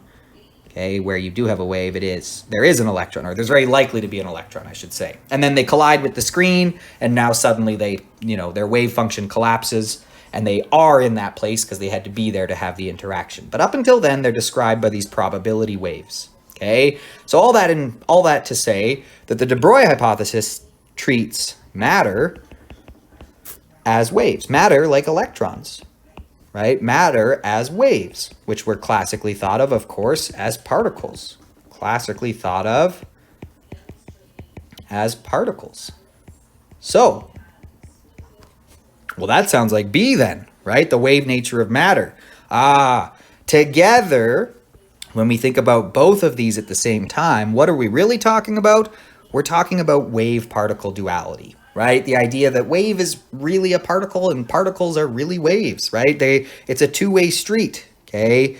Both have properties of both, right? Waves have particle properties, particle have waves properties, and truthfully, the real answer is that there's no such thing as like a wave or a particle. These neat boxes that we put stuff into make sense on our macroscopic scale, our day-to-day life. It makes more sense to call a baseball a particle and to call, a wave in the water a wave. But at the quantum level, these neat boxes kind of disappear. And we can't just call something a wave or a particle. Depending on how it's acting in a certain situation, we see aspects of both. They exist as one unified concept under this physics principle of wave-particle duality. So again, the reason the answer is A here and not B or C is because the Compton effect gives us C, shows that light can behave like a particle. But the de Broglie hypothesis shows us B, that matter can behave as waves, right? Traditional particles can act like waves. Together, they just break down the barrier between the two. They show that waves and particles are really the same thing. Light can be a particle, matter can be a wave, so A for 32. Alrighty, so here we have another one. We're going to use this information to answer the next 5 questions. So with these, usually a good idea to at least read the first one, because again, this is going to be enough information to answer 5 questions apparently. So we probably don't need all of it for every single question. I'm just going to read what's the first one, and then I can look for the important information I need there. Okay, so which of the following equations could be the nuclear reaction equation for the fusion of calcium and plutonium? So we're going to fuse calcium with plutonium. We're going to stick them together into a big nucleus. Okay, this is a pretty big fusion reaction. Usually when we fuse stuff, it's like hydrogen and hydrogen, or helium and lithium, small stuff. Okay, but in the sun or in stars, you can fuse big stuff like this, or in very high energy collisions, like I think what's going on here, we can possibly do it, like in the Large Hadron Collider. But anyway, we're fusing calcium and plutonium to produce ununquadium, I believe is how you say that. That's one of those really big elements. I think it actually has a name now, but it was one of those kind of placeholder names. It basically means 114, 100 and like 1, or yeah, 110, quad means 4. Anyway, I forget its name now, but it does have a name now, I think. It's not just ununquadium. Anyway, it's element 114. We're fusing it from calcium and plutonium. We're just going to read here. Let's see if we can pick out what we need to choose the equation, okay, that actually would show the fusion reaction for calcium and plutonium. Let's see. So the element ununquadium, we're given its atomic mass, or its mass number of 289, and its atomic number of protons, 114. Again, this is the number of nucleons, protons and neutrons, 289. Just protons, 114, has been created by fusing calcium ions, okay, so calcium 48 with 48 nucleons, with plutonium nuclei, so plutonium 244 with 244 nucleons. Okay, again, This has to be 20 or it's not calcium. This has to be 94 or it's not plutonium. But these numbers can be different. That would mean we have different isotopes. But they're telling us what the isotopes are, so that's good. Okay, the calcium ions are doubly charged. Okay, so the calcium ions have a charge and a mass of that. Okay, 7.96 times 10 to the negative 26. I'm not sure that's going to be important for at least this question. Obviously, it's probably going to come up later. To accelerate these to a high enough energy to fuse with plutonium, they are repeatedly accelerated by an electric potential difference. Yeah, so sounds like a particle collider. Big voltages to get particles going really fast. They are contained in a magnetic field. Okay, so to bend them into a circle, like we do in the Large Hadron Collider, between these accelerations. All right, in one stage of the acceleration process, calcium ions enter the accelerating chamber, blah, blah, blah. They exit at a speed of blah, blah, blah. Okay, I'm blah, blah, blahing because I don't think any of this is going to matter here. We just need to write the fusion reaction for calcium-48 with plutonium-244. Okay, so let's see if we can figure it out. Okay, we're just going to write in what we know. Always with nuclear reactions, that's what you should start. Write out the parts you know, and then let the physics principles guide you on the stuff you don't know, right? You can fill in the blanks. All we're going to apply here is physics principle number 7, law of conservation of charge. That's going to tell us, maybe I'll color code a bit here. Okay, physics principle number 7 is going to tell us how these need to work out. I'm going to get rid of that in a second because I'm not saying A is correct. I'm just showing you what I mean, right? Charge has to be conserved. So these bottom numbers, yes, they tell us the number of protons, but you can also think of them as the charge, right? In fact, it's almost better to think of them that way. We even call it the nuclear charge sometimes because look, like when we get a beta particle, it's -1. That doesn't mean it's -1 protons, but it has a charge of -1. And we want to keep these numbers balanced. Otherwise, we'd be violating the law of conservation of charge. And then to balance our top numbers, again, I'm just using A as an example here, we need to make sure those two are the same as the total of these two, right? That's what we call physics principle number 8, the law of conservation of nucleons. Nucleons can't be created or destroyed. They can change where they are. They can move around and be in different nuclei or even become free, okay? And they can even change type. We know you can have a proton become a neutron or a neutron become a proton, but the total must stay the same. The total number of nucleons, that top number there, has to stay constant, okay? They can't be created or destroyed in a nuclear reaction. So, like I said, always with nuclear reactions, and really, I mean, most problems, start with what you know and then fill in the blanks. So we know we are fusing calcium, which is this, with plutonium, which is this, these isotopes of calcium and plutonium. And we know that we're going to create this isotope of ununquadium, okay? I doubt I'm pronouncing that correctly. Ununquadium? I don't know. Let's see. Okay, so we know we're fusing them. We're putting them together. We're starting with calcium. So 4820 Ca. And we're fusing it together. First, they're two separate nuclei, 244-94 plutonium, okay? And we know that at the very least, we're supposed to be producing this stuff, 289-114 UUQ. Okay, I think it has a new name now. Here, let's check. Maybe it's on our periodic table, which I'm going to need for this question anyway, so I'll bring it up. Yeah, it does have a name now. I can see it there. One sec.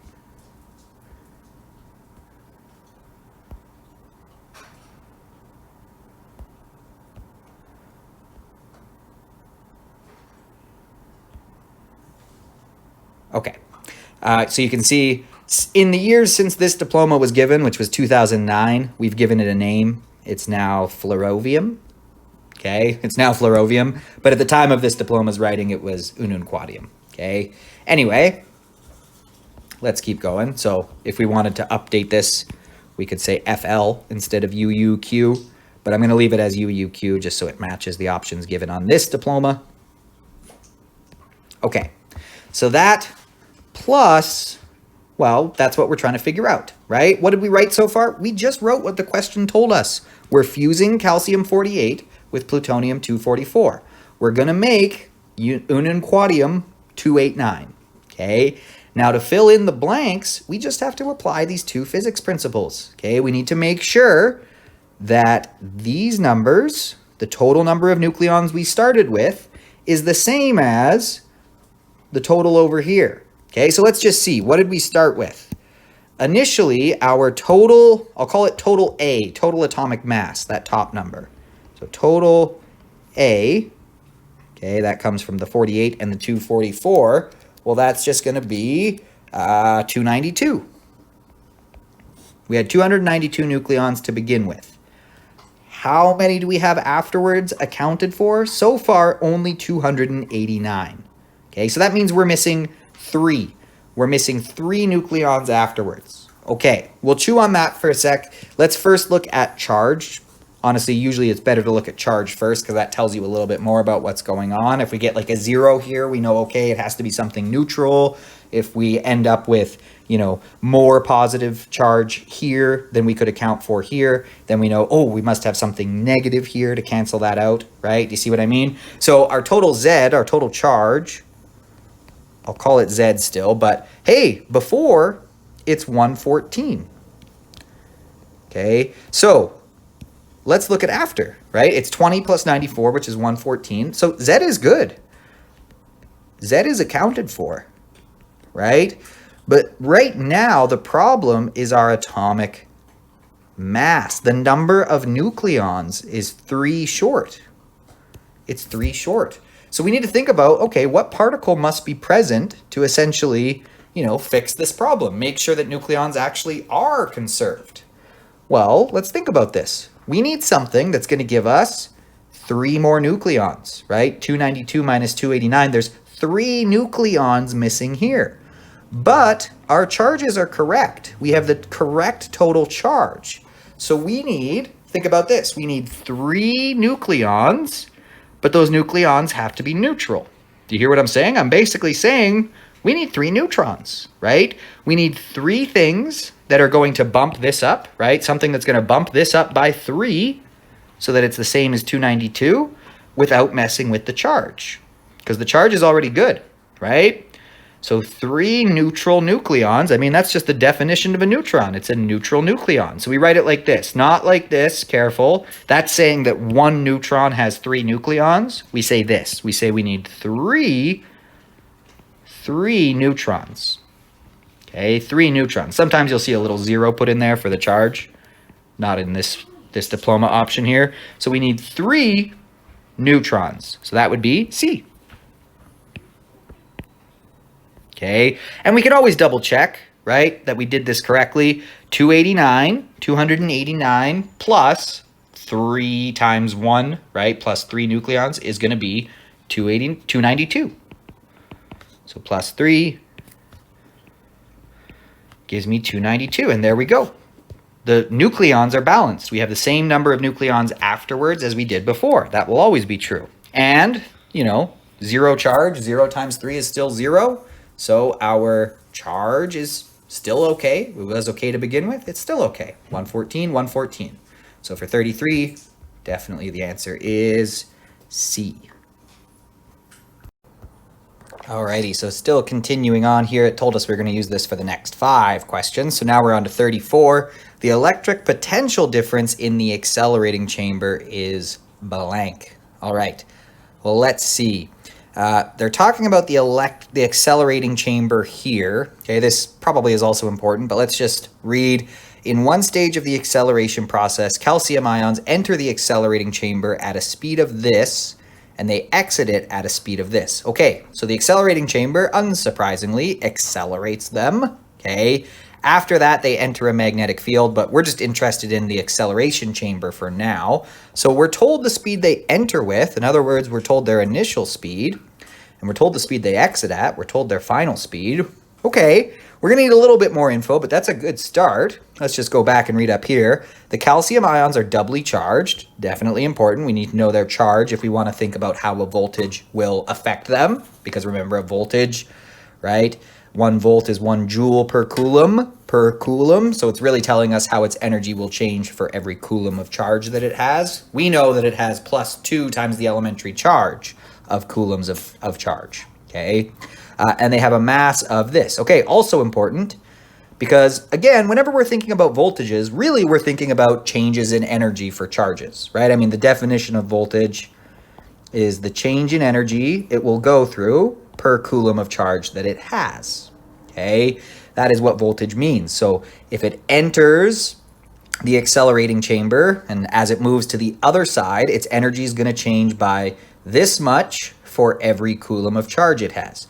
What is the change in energy that's happening? Well, it's getting more kinetic energy. Clearly, it's getting sped up, right? I mean, it would be the same if it were getting slowed down. That would just mean it was a loss of energy, but here it's getting sped up. So we can say, okay, right? We're really just saying that the change in energy, well, here, the voltage is the change in energy per coulomb of charge that it has, right? Our change in energy here is EK, right? Its kinetic energy is changing. It's getting sped up. We could find its change in energy, EK final minus EK initial, okay? So what we're being asked to find is the electric potential difference. So this equation looks like a good starting point. Let's just put this in. The potential difference will be change in energy, but that's just, find change in anything by doing final minus initial divided by the charge, which we know the charge of the calcium ions. Okay, now we weren't told the final kinetic energies or the initial kinetic energies, but hey, we were told the mass and we were told the final speed and the initial speed, and all kinetic energy depends on is mass and speed. So if you know both of those things, you essentially do know the kinetic energy, right? So let's just keep going with this. Our voltage, our potential difference then will be EK final, yes, but that's just mass times the final speed squared over 2 minus, you guessed it, mass times the initial speed squared over 2, right? And all of that is being divided by charge. See what I did there? EK final, well, that's just MV final squared over 2. EK initial, that's just MV initial squared over 2. And then that's all being divided by charge. And all right, take a look, right? We know this. We were told the mass of the calcium ions. We were told their final speed after the accelerating chamber. Okay, we were told their initial speed when they entered the accelerating chamber, and we were told their charge. We know everything. We just got to calculate. So let's go ahead and, well, calculate. So my potential difference, my voltage, will be, so the mass of them is, it's, what was it? 7.96 times 10 to the negative 26 kilograms times their at final speed squared, which is 2.75 times 10 to the 6 meters per second. Don't forget that's getting squared, divided by 2. That's EK final. If you wanted to calculate these first off to the side, not a bad idea at all. In fact, that's what I would actually probably do, is calculate EK final, calculate EK initial, write them down or store them on your calculator, whatever, then subtract them, then divide by the charge. I wouldn't recommend doing this all in one big step, but just doing it here for mostly the sake of space, to be honest. So 7.96 times 10 to the negative 26 kilograms. Okay, just working my way through this equation, plugging in what I know. I did this part, now I'm on to this part. There's the mass. The initial speed squared, we were told was 1.00 times 10 to the 6 meters per second. V is getting squared, don't forget, divided by 2. Okay, and all of that stuff is getting divided by the charge of a calcium ion, which we're told is plus 2E, or 2 times 1.6 times 10 to the negative 19 coulombs, right? E is just the elementary charge, 1.6 times 10 to the negative 19. And so, doing all that, I'm going to do it on my calculator here. We got 7.6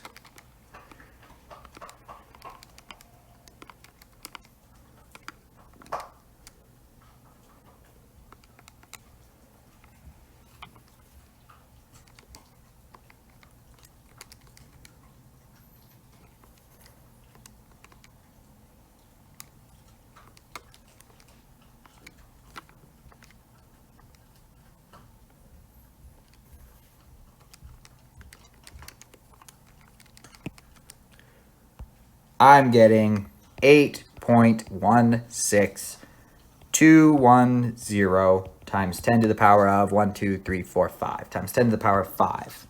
Okay, so I got, my calculator really said this, 816,210, or I guess it would technically be 816,211 because it's 0.9.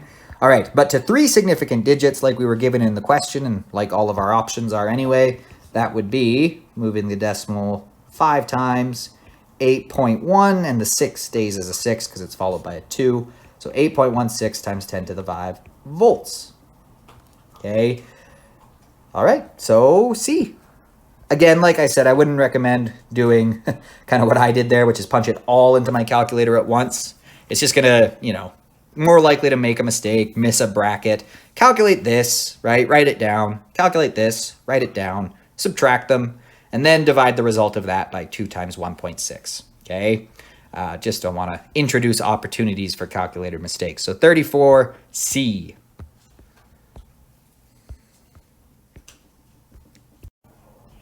Alrighty, so still working with this source here, but now in numeric 10, they're asking us about the strength of the magnetic field being used to contain the calcium ions, okay? So with that in mind, let's go back to the question and read the important parts for that, right? The parts about the magnetic field. So we know, again, what happens. They are accelerated by the accelerating chamber. We looked at that in number 34, how big the voltage must be to get them going from this speed to this speed. And then they enter a magnetic field and follow a path that has a radius of 1.24 meters. So this is how a particle accelerator works, right? You curve it in a magnetic field, you apply a voltage to get it going really quick, and then, yeah, you smash them together, essentially. Or in this case, smash it into stuff to fuse something, okay? All right, so they get going up to this speed in the accelerating chamber, and then they exit and immediately enter a magnetic field and follow a path that has a radius of 1.24 meters.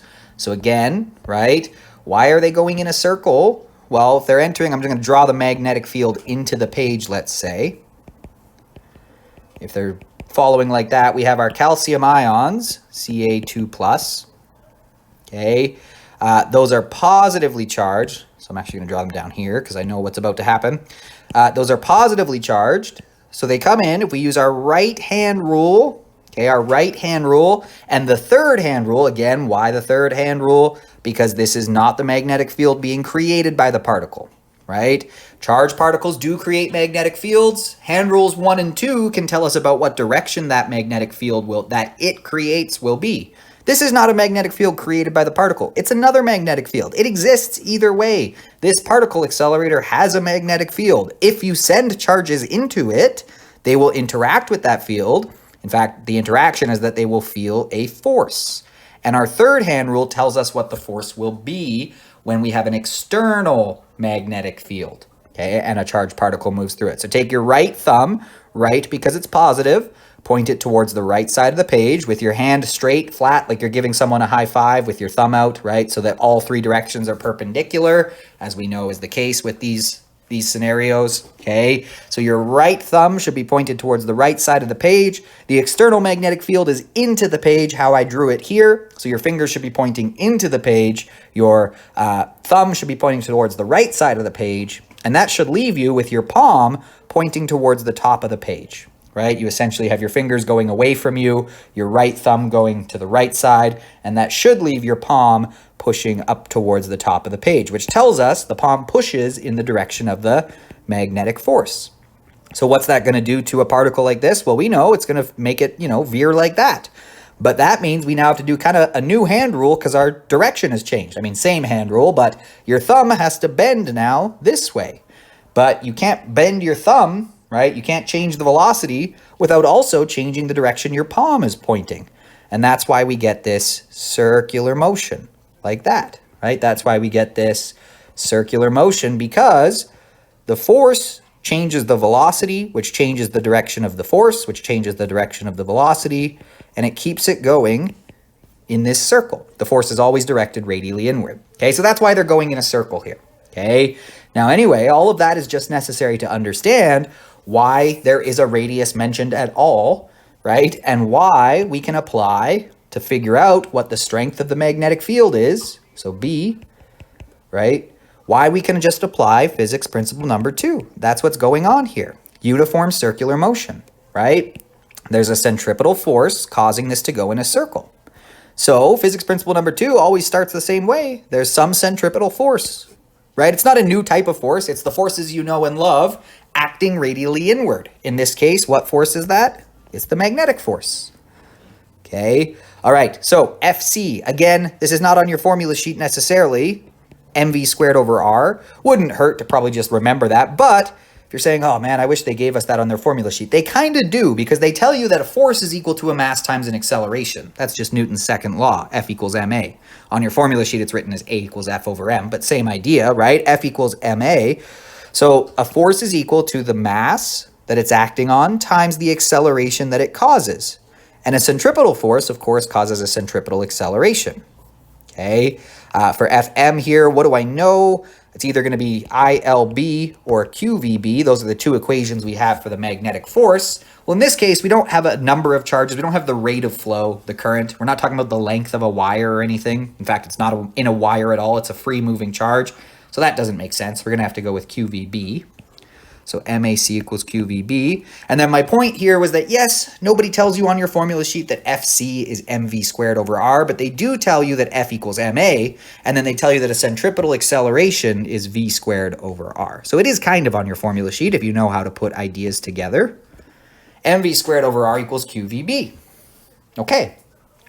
What were we asked to find? We were asked to find the strength of the magnetic field. So I'm going to solve for that. Divide by QV. Divide by QV. Oh, and look at this. V squared, well, that's just V times V, right? V squared is just V times V. And now we've, in our algebra, divided by V. Well, V times V, but then divided by V, we can cancel out, one of these V's, right? V times V divided by V, one of those V's is gone. And so we have B, the magnetic field strength, is equal to mv over Q times R. And hey, we know the mass. They told us the calcium ion's mass. We figured out, well, we didn't figure it out. They told us the speed they enter the magnetic field with. Careful, right? They went into the accelerating chamber with this speed, but then they get accelerated to this speed before they enter the magnetic field. So they're entering the magnetic field with this speed. That's their speed there, but we have it. They told us the charge, and they told us the radius. So here we go. We can calculate B. We know everything except for B. So the strength of the magnetic field will be the mass of the calcium ions, which we were told is 7.96 times 10 to the negative 26 kilograms. Their speed, which we're told is 2.75 times 10 to the 6 meters per second, divided by their charge, which we're told is double the elementary charge, so 2 times 1.6 times 10 to the negative 19 coulombs, times their radius of curvature, which is 1.24 meters. So they go into a 1.24 meter circle, right? That would be, the radius of this circle that they follow. R is 1.24 meters. Okay, so plugging that all into my calculator, I get, let's see,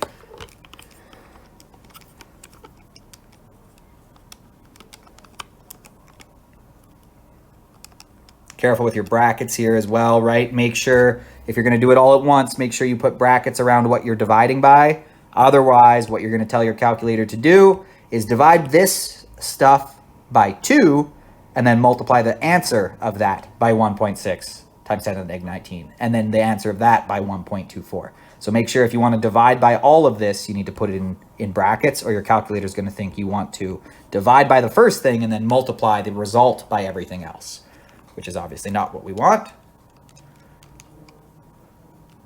Okay, I got that the strength of the magnetic field was 0.55166333065. Tesla would be the units of magnetic field.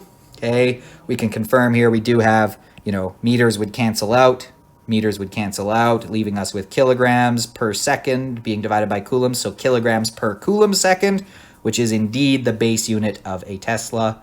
1 Tesla is 1 kilogram per coulomb second. Anyway, let's put this in the format the question wants. They want, this is an A, B, C, D type question, right? So we do have to say, what are the base numbers? And then also, what is the exponent? They're asking us for the values of A, B, C, and D. So let's write it in scientific notation, and then we can say what A, B, C, and D are. I just need to move the decimal once there, so 5.5. Now careful, right? You'll get this wrong if you say 5.51.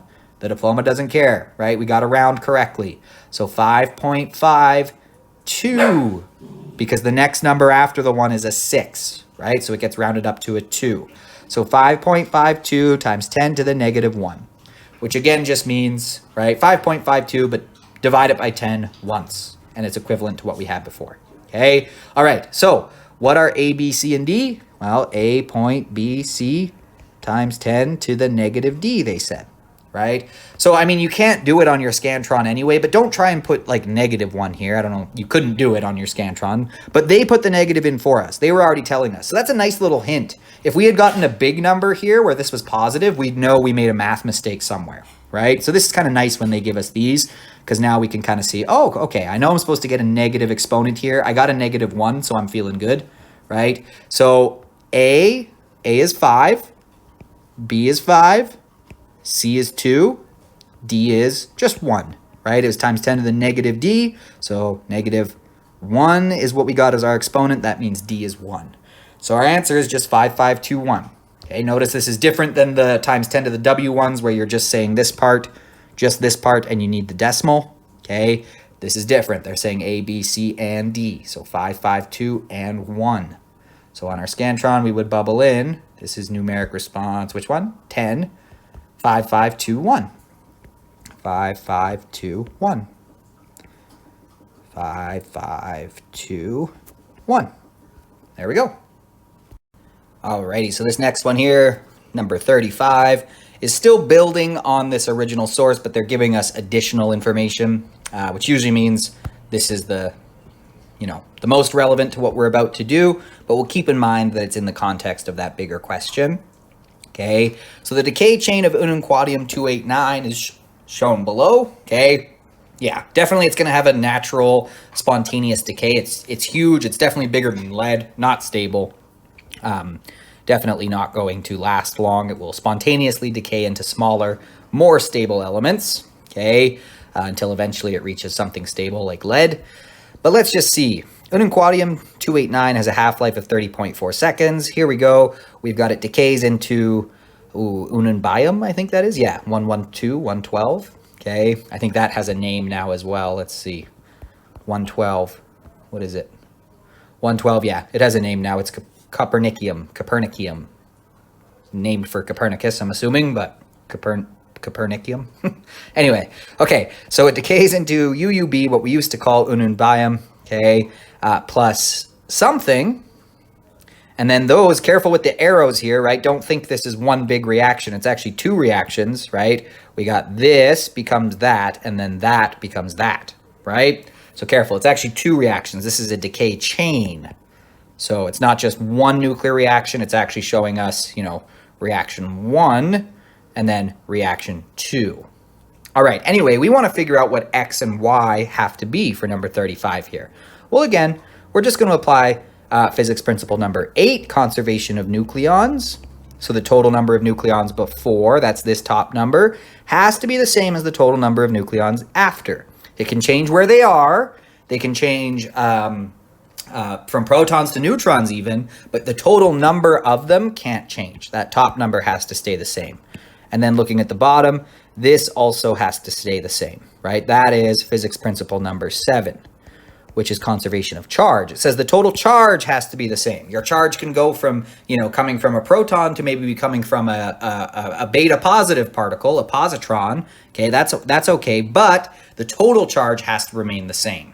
Okay, so we got to make sure those top numbers are the same, the bottom numbers are the same. As always with these, start out by writing in what you know. So I know I started with, I'm going to do the first reaction to figure out what X is, because then once I know that, I can worry about the second reaction and what Y is. But finding Y is hopeless if I don't know what I started with, right, for reaction 2.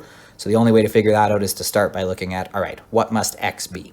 So I had 289, 114, ununquadium, UUQ. Okay, that's going to become, nothing else to worry about on my parent side. On the daughter side, that's going to become, we know for sure, we're producing UUB, right? Element 112. Copernicum now as it's known, I guess. UUB. Okay, we're just wondering what else, right? What else? Well, we can figure it out based on what's not accounted for. We started with 289 nucleons. So far, we have 285 nucleons accounted for. So we're missing 4, right? All right, that starts to lead me towards maybe this is an alpha particle, right? 4 nucleons need to be accounted for. Well, an alpha particle fits the bill for that. Okay, let's take a look at our Z, our charge, 114, 112. Okay, look, we're missing 2. So again, we can kind of find, what are we missing? Well, 114 minus 112, we're missing 2 for charge, okay, for our Z, our bottom number. And for our top number here, 289 minus 285 is 4. I kind of flipped them the way we would usually write them. We would put A on top. But look, I'm missing 4 nucleons and a charge of plus 2. In other words, you could think of that as 4 nucleons. 2 of them have to be protons.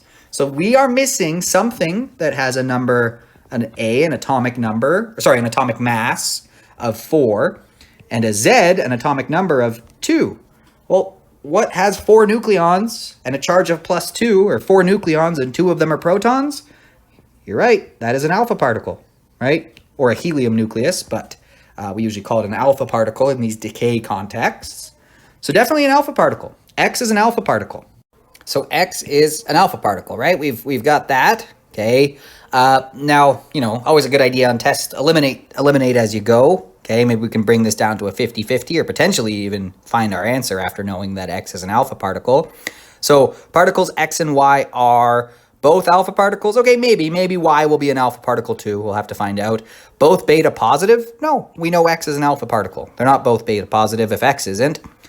C, okay, a beta positive and alpha respectively. That respectively just means in the same order, right? So X and Y are beta positive and alpha respectively, means X is a beta positive, Y is an alpha. Well, no, X isn't a beta positive. We just figured out it had to be an alpha. So not C.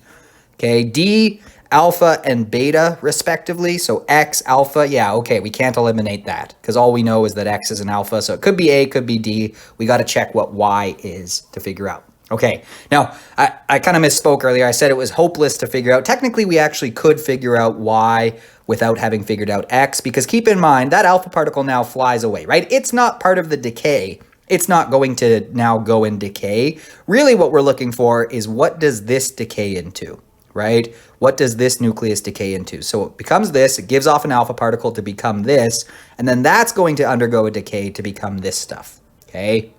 So we could say then we're going to have our old daughters become our new parents, right?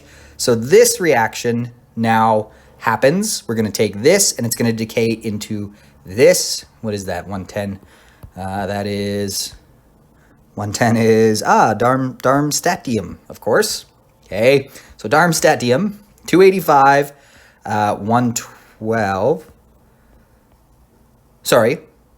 We're starting with Unanbium. Okay, so 285, 112. We're starting with Unanbium. That becomes Darmstadtium.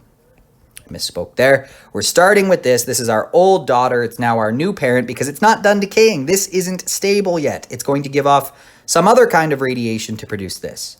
So we're going to produce, okay, Darmstadtium, 281 with 110 protons. It's element number 110. Okay, DS, and we're trying to figure out what else. Okay, what else? Well, I mean, again, just physics principle number 8, just conservation of nucleons, conservation of charge. So this is looking a bit familiar, probably should. Look, we're missing 4 nucleons after, right? We had 285, now we only have 281. So what's missing? 4 nucleons. We need something with 4 nucleons. Starting to sound like an alpha particle. A is starting to look like a pretty good option here where they're both alpha particles, okay? And yes, sure enough, we had a charge, number of protons, you could say 112 plus 112. Here we only have plus 110. How many are we missing?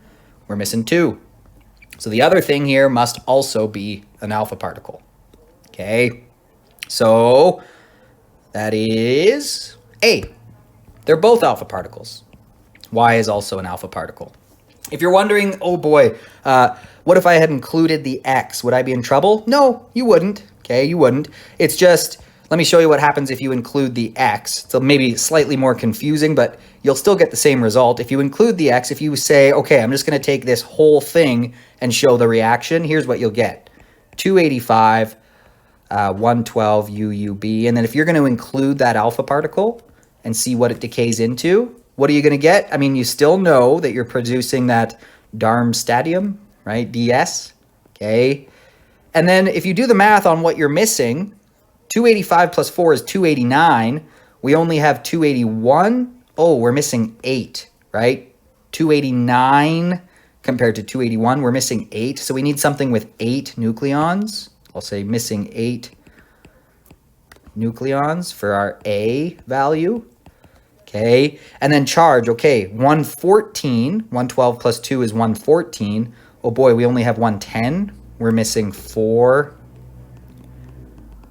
Missing a charge of plus 4, right?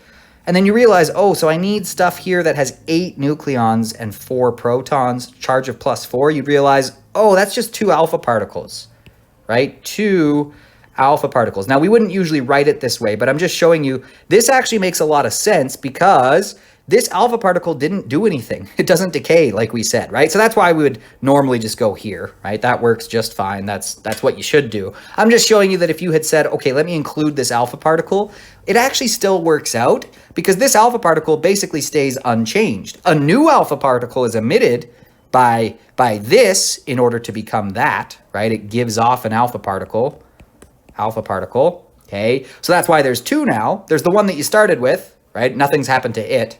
Nucleons were still conserved, charge was still conserved. Normally we just write the radioactive nucleus becoming whatever it becomes, its decay products, okay? But I was just showing you that if you had not caught that and you said, okay, let me just write what I had and I'll write a new reaction, it still works out. You just end up with 2 alpha particles now. The one you originally had plus the one that's given off by Ununbayum to become Darmstadium or whatever it was called, okay? But either way, A is definitely the best bet here. There's no way you would say it was a beta positive or something, right? Alrighty, number 36 here, still building on this, which is, again, still in the context of that bigger question, but I think all the info we need to answer this one is within this additional information here. I don't think we have to go back to the original question or the original information source, okay, to answer this, because this is just clearly talking about half-lives, right? Decay rates. If you start out with this much, how much will be left after 1 minute, blah, blah, blah, blah. Well, to know that, all we need to know is how many half-lives does 1 minute represent, right? We know the equation. Again, it's on our formula sheet. Where did our formula sheet go? There it is, okay? It is on our formula sheet. We know that the amount remaining, right? This equation makes a lot of sense. The amount remaining is just equal to the amount you started with times 1/2 as many times as a half-life passed, right? So if 1 half-life passed, n would be 1. You're going to take what you started with, multiply it by 1/2. If 2 half-lives passed, remember a half-life means you'll have half as much as what you began that half-life with. So you would take what you started with, multiply it by 1/2 for the first half-life. And then multiply that by 1/2 for the second half-life, because you're going to have half of that after the next half-life. And then if there was a third half-life, multiply by 1/2 again. In other words, multiply by 1/2 to the power of how many half-lives have gone by. So going back to that question there. Okay, we're definitely thinking about this equation. How much we end up with is equal to how much we started with, and we're going to multiply that by 1/2 to the power of however many half-lives have actually gone by, right? Multiply it by 1/2 for each half-life that's passed. Now, we aren't told how many half-lives are passed, but we are told that it's been 1 minute. And we're told that it has a half-life of 30.4 seconds, right? So we can figure out how many half-lives 1 minute is, right? I mean, you can do it in 2 steps, or you could just do it directly in the equation, but if 1 minute has gone by, right? So our total time, T total, divided by the time for 1 half-life, T1/2 we sometimes say, right? It's been 1 minute, 1 half-life is 30.4 seconds, so we can figure out how many half-lives 1 minute is, right? We know that 1 minute, of course we have to be in the same units, so we're going to convert 1 minute to 60 seconds, divided by Well, one half-life is 30.4 seconds. So now we know that 60 seconds represents... Oh boy. It represents... No, I did that wrong. Sorry.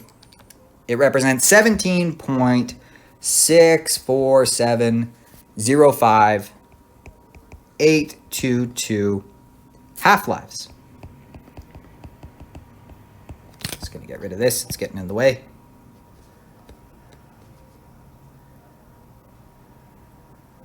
Okay. Right? 60 seconds is that many half-lives. Oh boy, no, that doesn't make any sense at all, does it? That doesn't make any sense. It's 30.4. I divided by 3.4 by accident. Sorry, guys. Okay, let's fix that. I was going to say, that's way too big. What's going on here? 1.973684211 half-lives. There we go. That makes a lot more sense.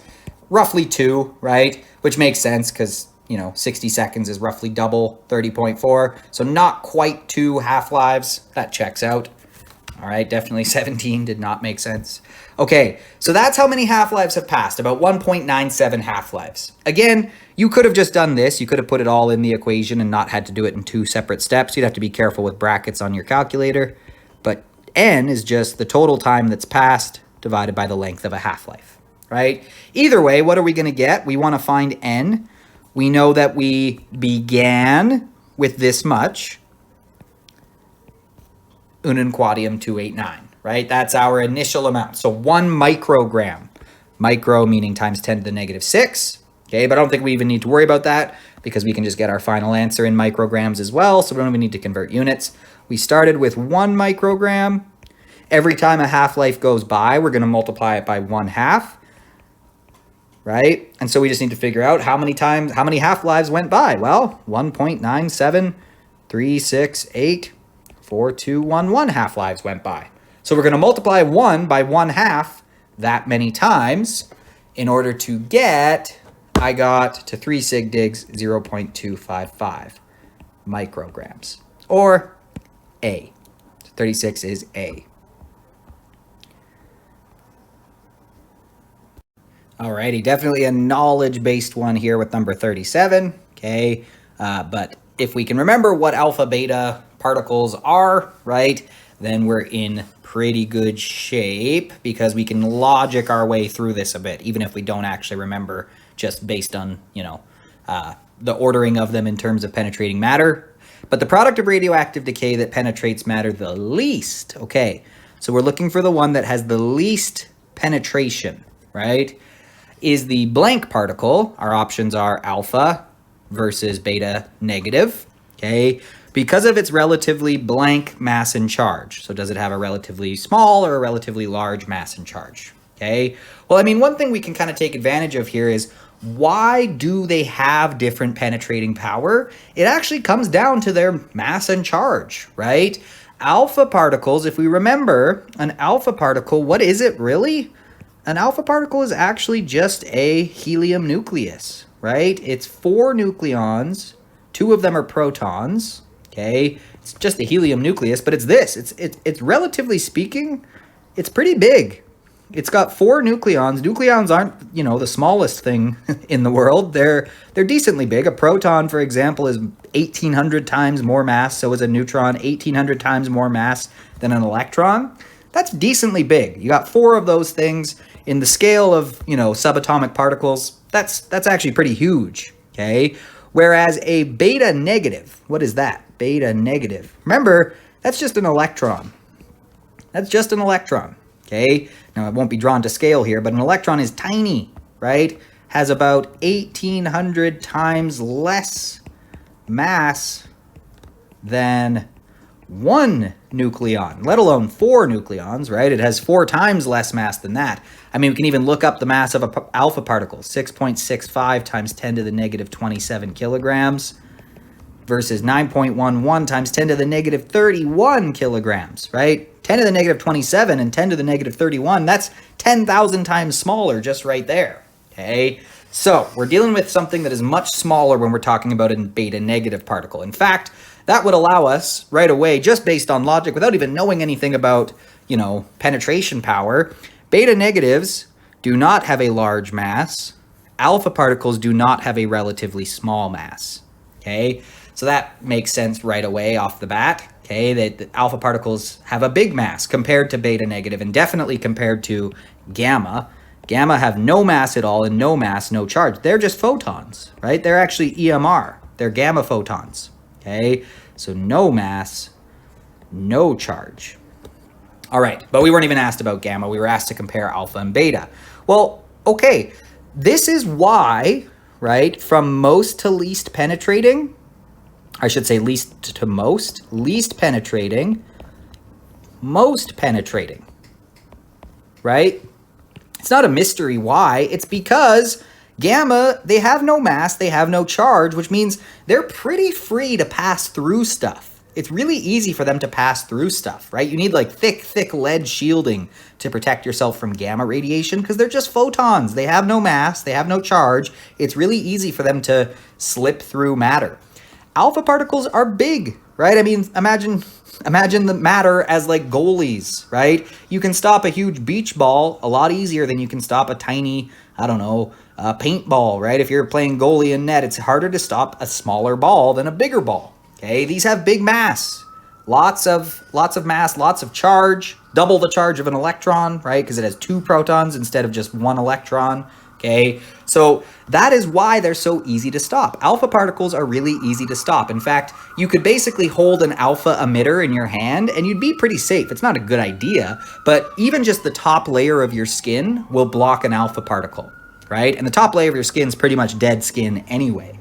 So alpha particles can be blocked by even like a little bit of air, right? A very thin piece of paper will block alpha radiation, okay? So definitely the answer is B, and it's because they have such a big mass. That's what makes them so easy to block. They're huge beach balls. It's easy to block a beach ball if you're playing goalie, right? So to speak. It's harder to stop a smaller particle, something with tiny mass, okay? And relatively speaking, less charge than the alpha particle. Okay, it's also why the alpha particle is technically the most ionizing. It has the most ionizing energy because it's so big and has so much charge. But even with that in mind, we actually don't worry about them as much. Even though they technically have the most ionizing potential, you don't want to eat one because then it's inside of you and it's, you know, it's penetrated you because you ate it. Okay, but if it's outside of you, we wouldn't worry about this that much. Even though these are technically the least ionizing, right?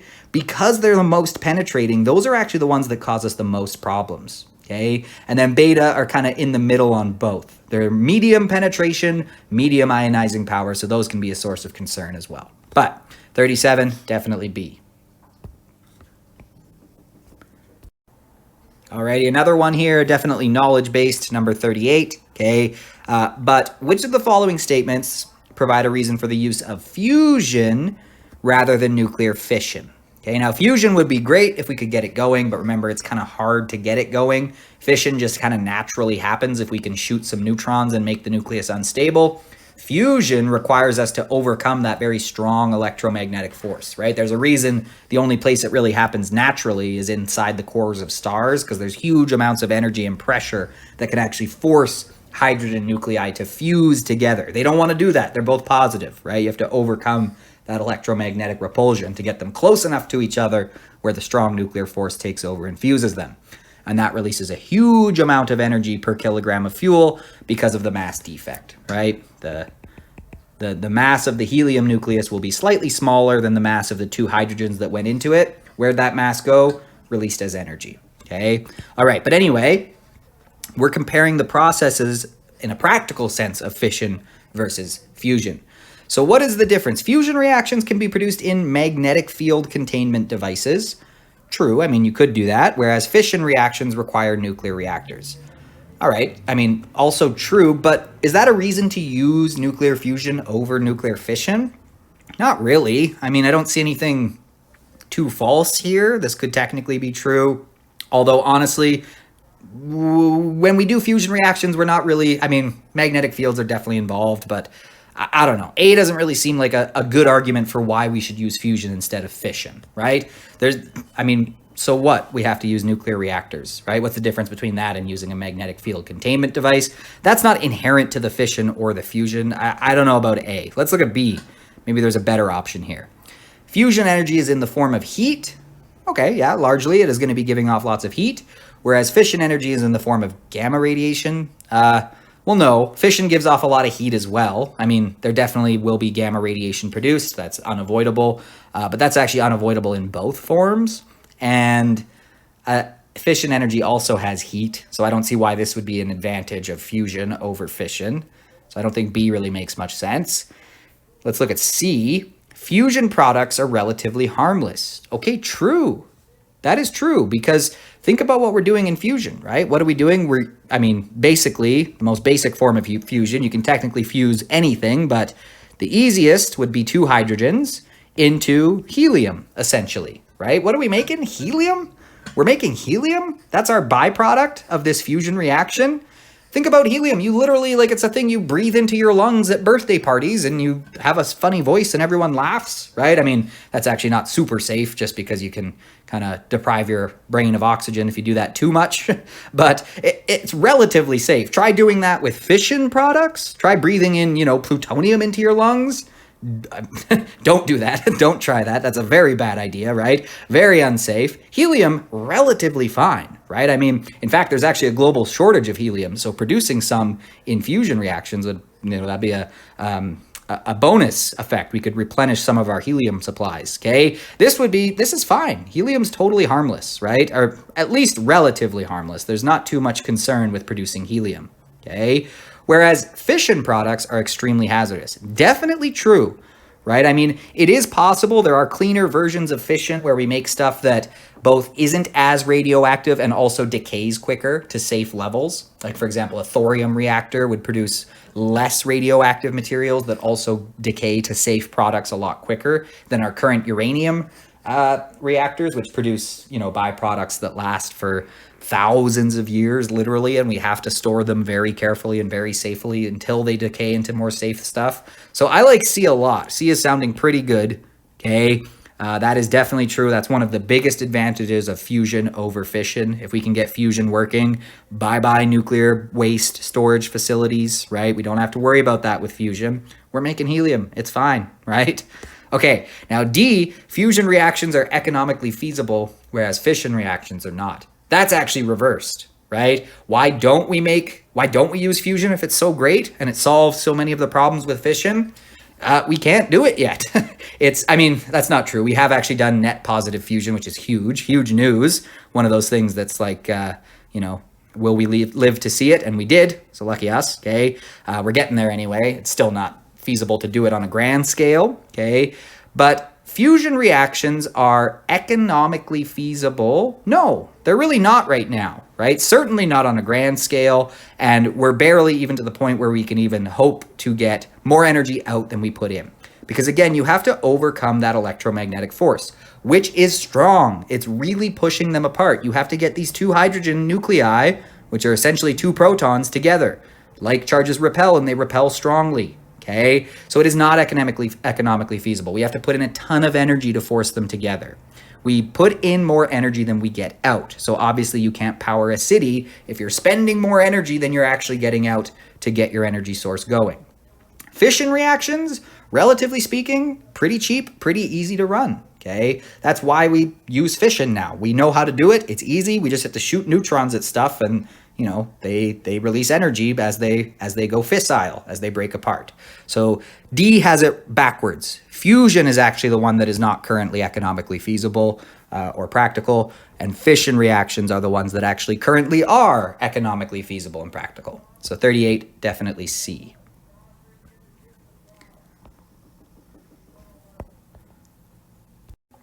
Alrighty, so for number 39 here, we have an electron and a positron colliding. Well, we know an electron and a positron, those are just each other's antiparticle, right? Or rather, the electron is the particle, the positron is its corresponding antiparticle.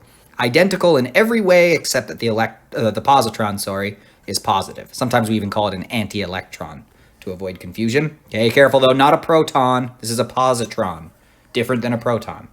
Okay, when they collide, they annihilate, and all of their mass is converted into energy. Hey, that's a nice little hint, right? They could have just said they annihilate and expected us to know how to calculate, but they even gave us the little hint. All of their mass is converted into energy.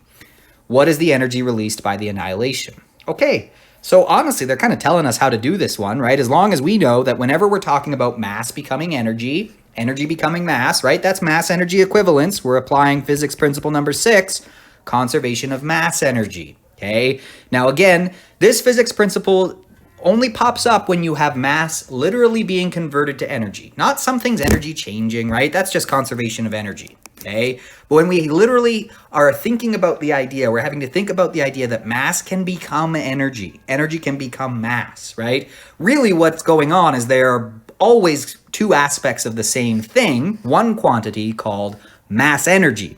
They're not so different. We can't really separate them, right? Mass energy is one concept. Sometimes it looks more like energy. Sometimes it looks more like mass. Here we have some mass-looking mass energy, right? Electrons and positrons. And it's going to, bring out its energy side, right? It's going to be converted into energy-looking mass energy, okay? But either way, their mass will become energy. So there's only one equation that deals with that.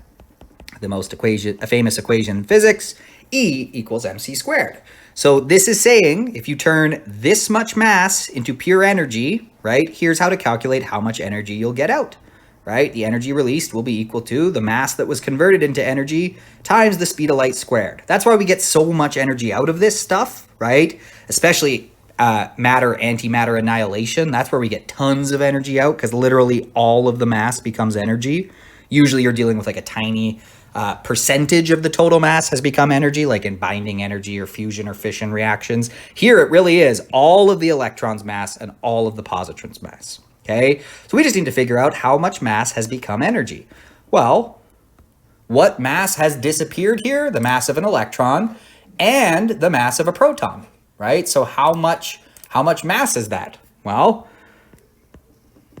it's the mass of an electron plus the mass of a positron, which is just, that's its charge. Its mass is 9.11 times 10 to the negative 31 kilograms. What's the mass of a positron? Remember, it's the antiparticle of the electron, which means it's identical in every way, except that its charge is positive instead of negative. So its mass is the same, right? It's 2. The total mass here is just double the mass of an electron because we have two things that have the same mass as an electron. Okay, so that is my mass defect. That's the amount of mass that's getting converted into energy in an annihilation reaction. So take that, put it in here. The energy released will be 2 times 9.11 times 10 to the negative 31 kilograms. The mass of two things, each having the mass of an electron, times the speed of light, but the speed of light is squared. Just the speed of light is squared, not the masses. So that's going to give us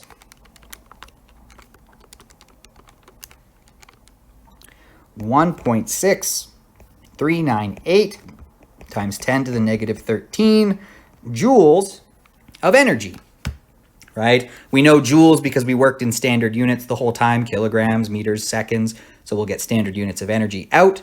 Or we could check kilograms times meters squared per second squared. Yep, that's a joule, okay? So to 3 sig digs, 1.6. The 3 gets rounded up to a 4 because it's followed by a 9. And there we go. 1.64 times 10 to the negative 13 joules, which looks like A. So number 39, A. Alrighty, last question on this release diploma, number 40. 2 types of pions are modeled. Okay, pions, don't panic, right? I know we briefly talked about pions. I didn't do a deep dive on them, but they'll help us out here. By the way, just pions aren't really in the curriculum, okay? It's just using quarks to construct other particles are. So that's why I'm saying I know they're about to tell us more about pions because we don't have to memorize pions or anything. We do have to know how to put quarks together to make composite particles, though. So they're going to have to tell us about the pions. Anyway, 2 types of pions are modeled as consisting of either a down quark and an anti-up antiquark, or an up quark and an anti-down antiquark. That's a mouthful. Okay, the only possible charges for these types of pions are therefore blank, blank, blank, or blank. So what's this saying, right? You've got a down quark and an anti-up anti-quark. So a down quark and an anti-up quark, okay? So what would that be? Well, you'd have a down, right, and an anti-up quark, okay? That's one possibility. Maybe I'll color code a bit here. That's one possibility. It's telling us that's one way you can make a pion. Okay, and then there's another way, which is with an up quark and an anti-down anti-quark. So an up quark and an anti-down quark. Remember that little horizontal line on top just means anti? Okay, well, they're asking us what could be the charges for these pions. So again, we're just applying here, right? Conservation of charge. If you have a particle that's made of this thing that has a charge and this thing that has a charge, well, the charge of the particle that these are, making up will just be the total charge of these two. So what's the total charge of these two? I mean, on the back of your formula sheet, you have the charge of all the quarks. Okay, let's look here. Here we go. An up quark has a charge of positive 2/3 times the elementary charge, right? Now, an anti-up quark, I don't think they really even have to give you this because you know that antimatter is the exact same as its, normal version, except the charge is opposite, but they do give it to you anyway. Anti-up is negative 2/3 E. Down is negative 1/3 E. Anti-down is positive 1/3 E, right? So there we go. We just have to use that to figure out, okay, so what would be the charge of something, the thing they're describing, the pion, that is made of a down and an anti-up? Well, a down has a charge of negative 1/3 E, right? Negative 1/3 times the elementary charge. An anti-up, a regular up, has positive 2/3. An anti-up has negative 2/3. Okay, so negative 1/3 minus 2/3, right? That's, negative 3/3, or just negative 1 E. Okay, good, because any possible particle must have an integer charge, right? I mean, the quarks they exist, but they don't exist on their own. They must be combined in either a meson or a baryon. Again, you don't need to know too much about mesons and baryons, but mesons have a quark and an antiquark. Baryons have 3 quarks, or an antibaryon would have 3 antiquarks, okay? But anyway,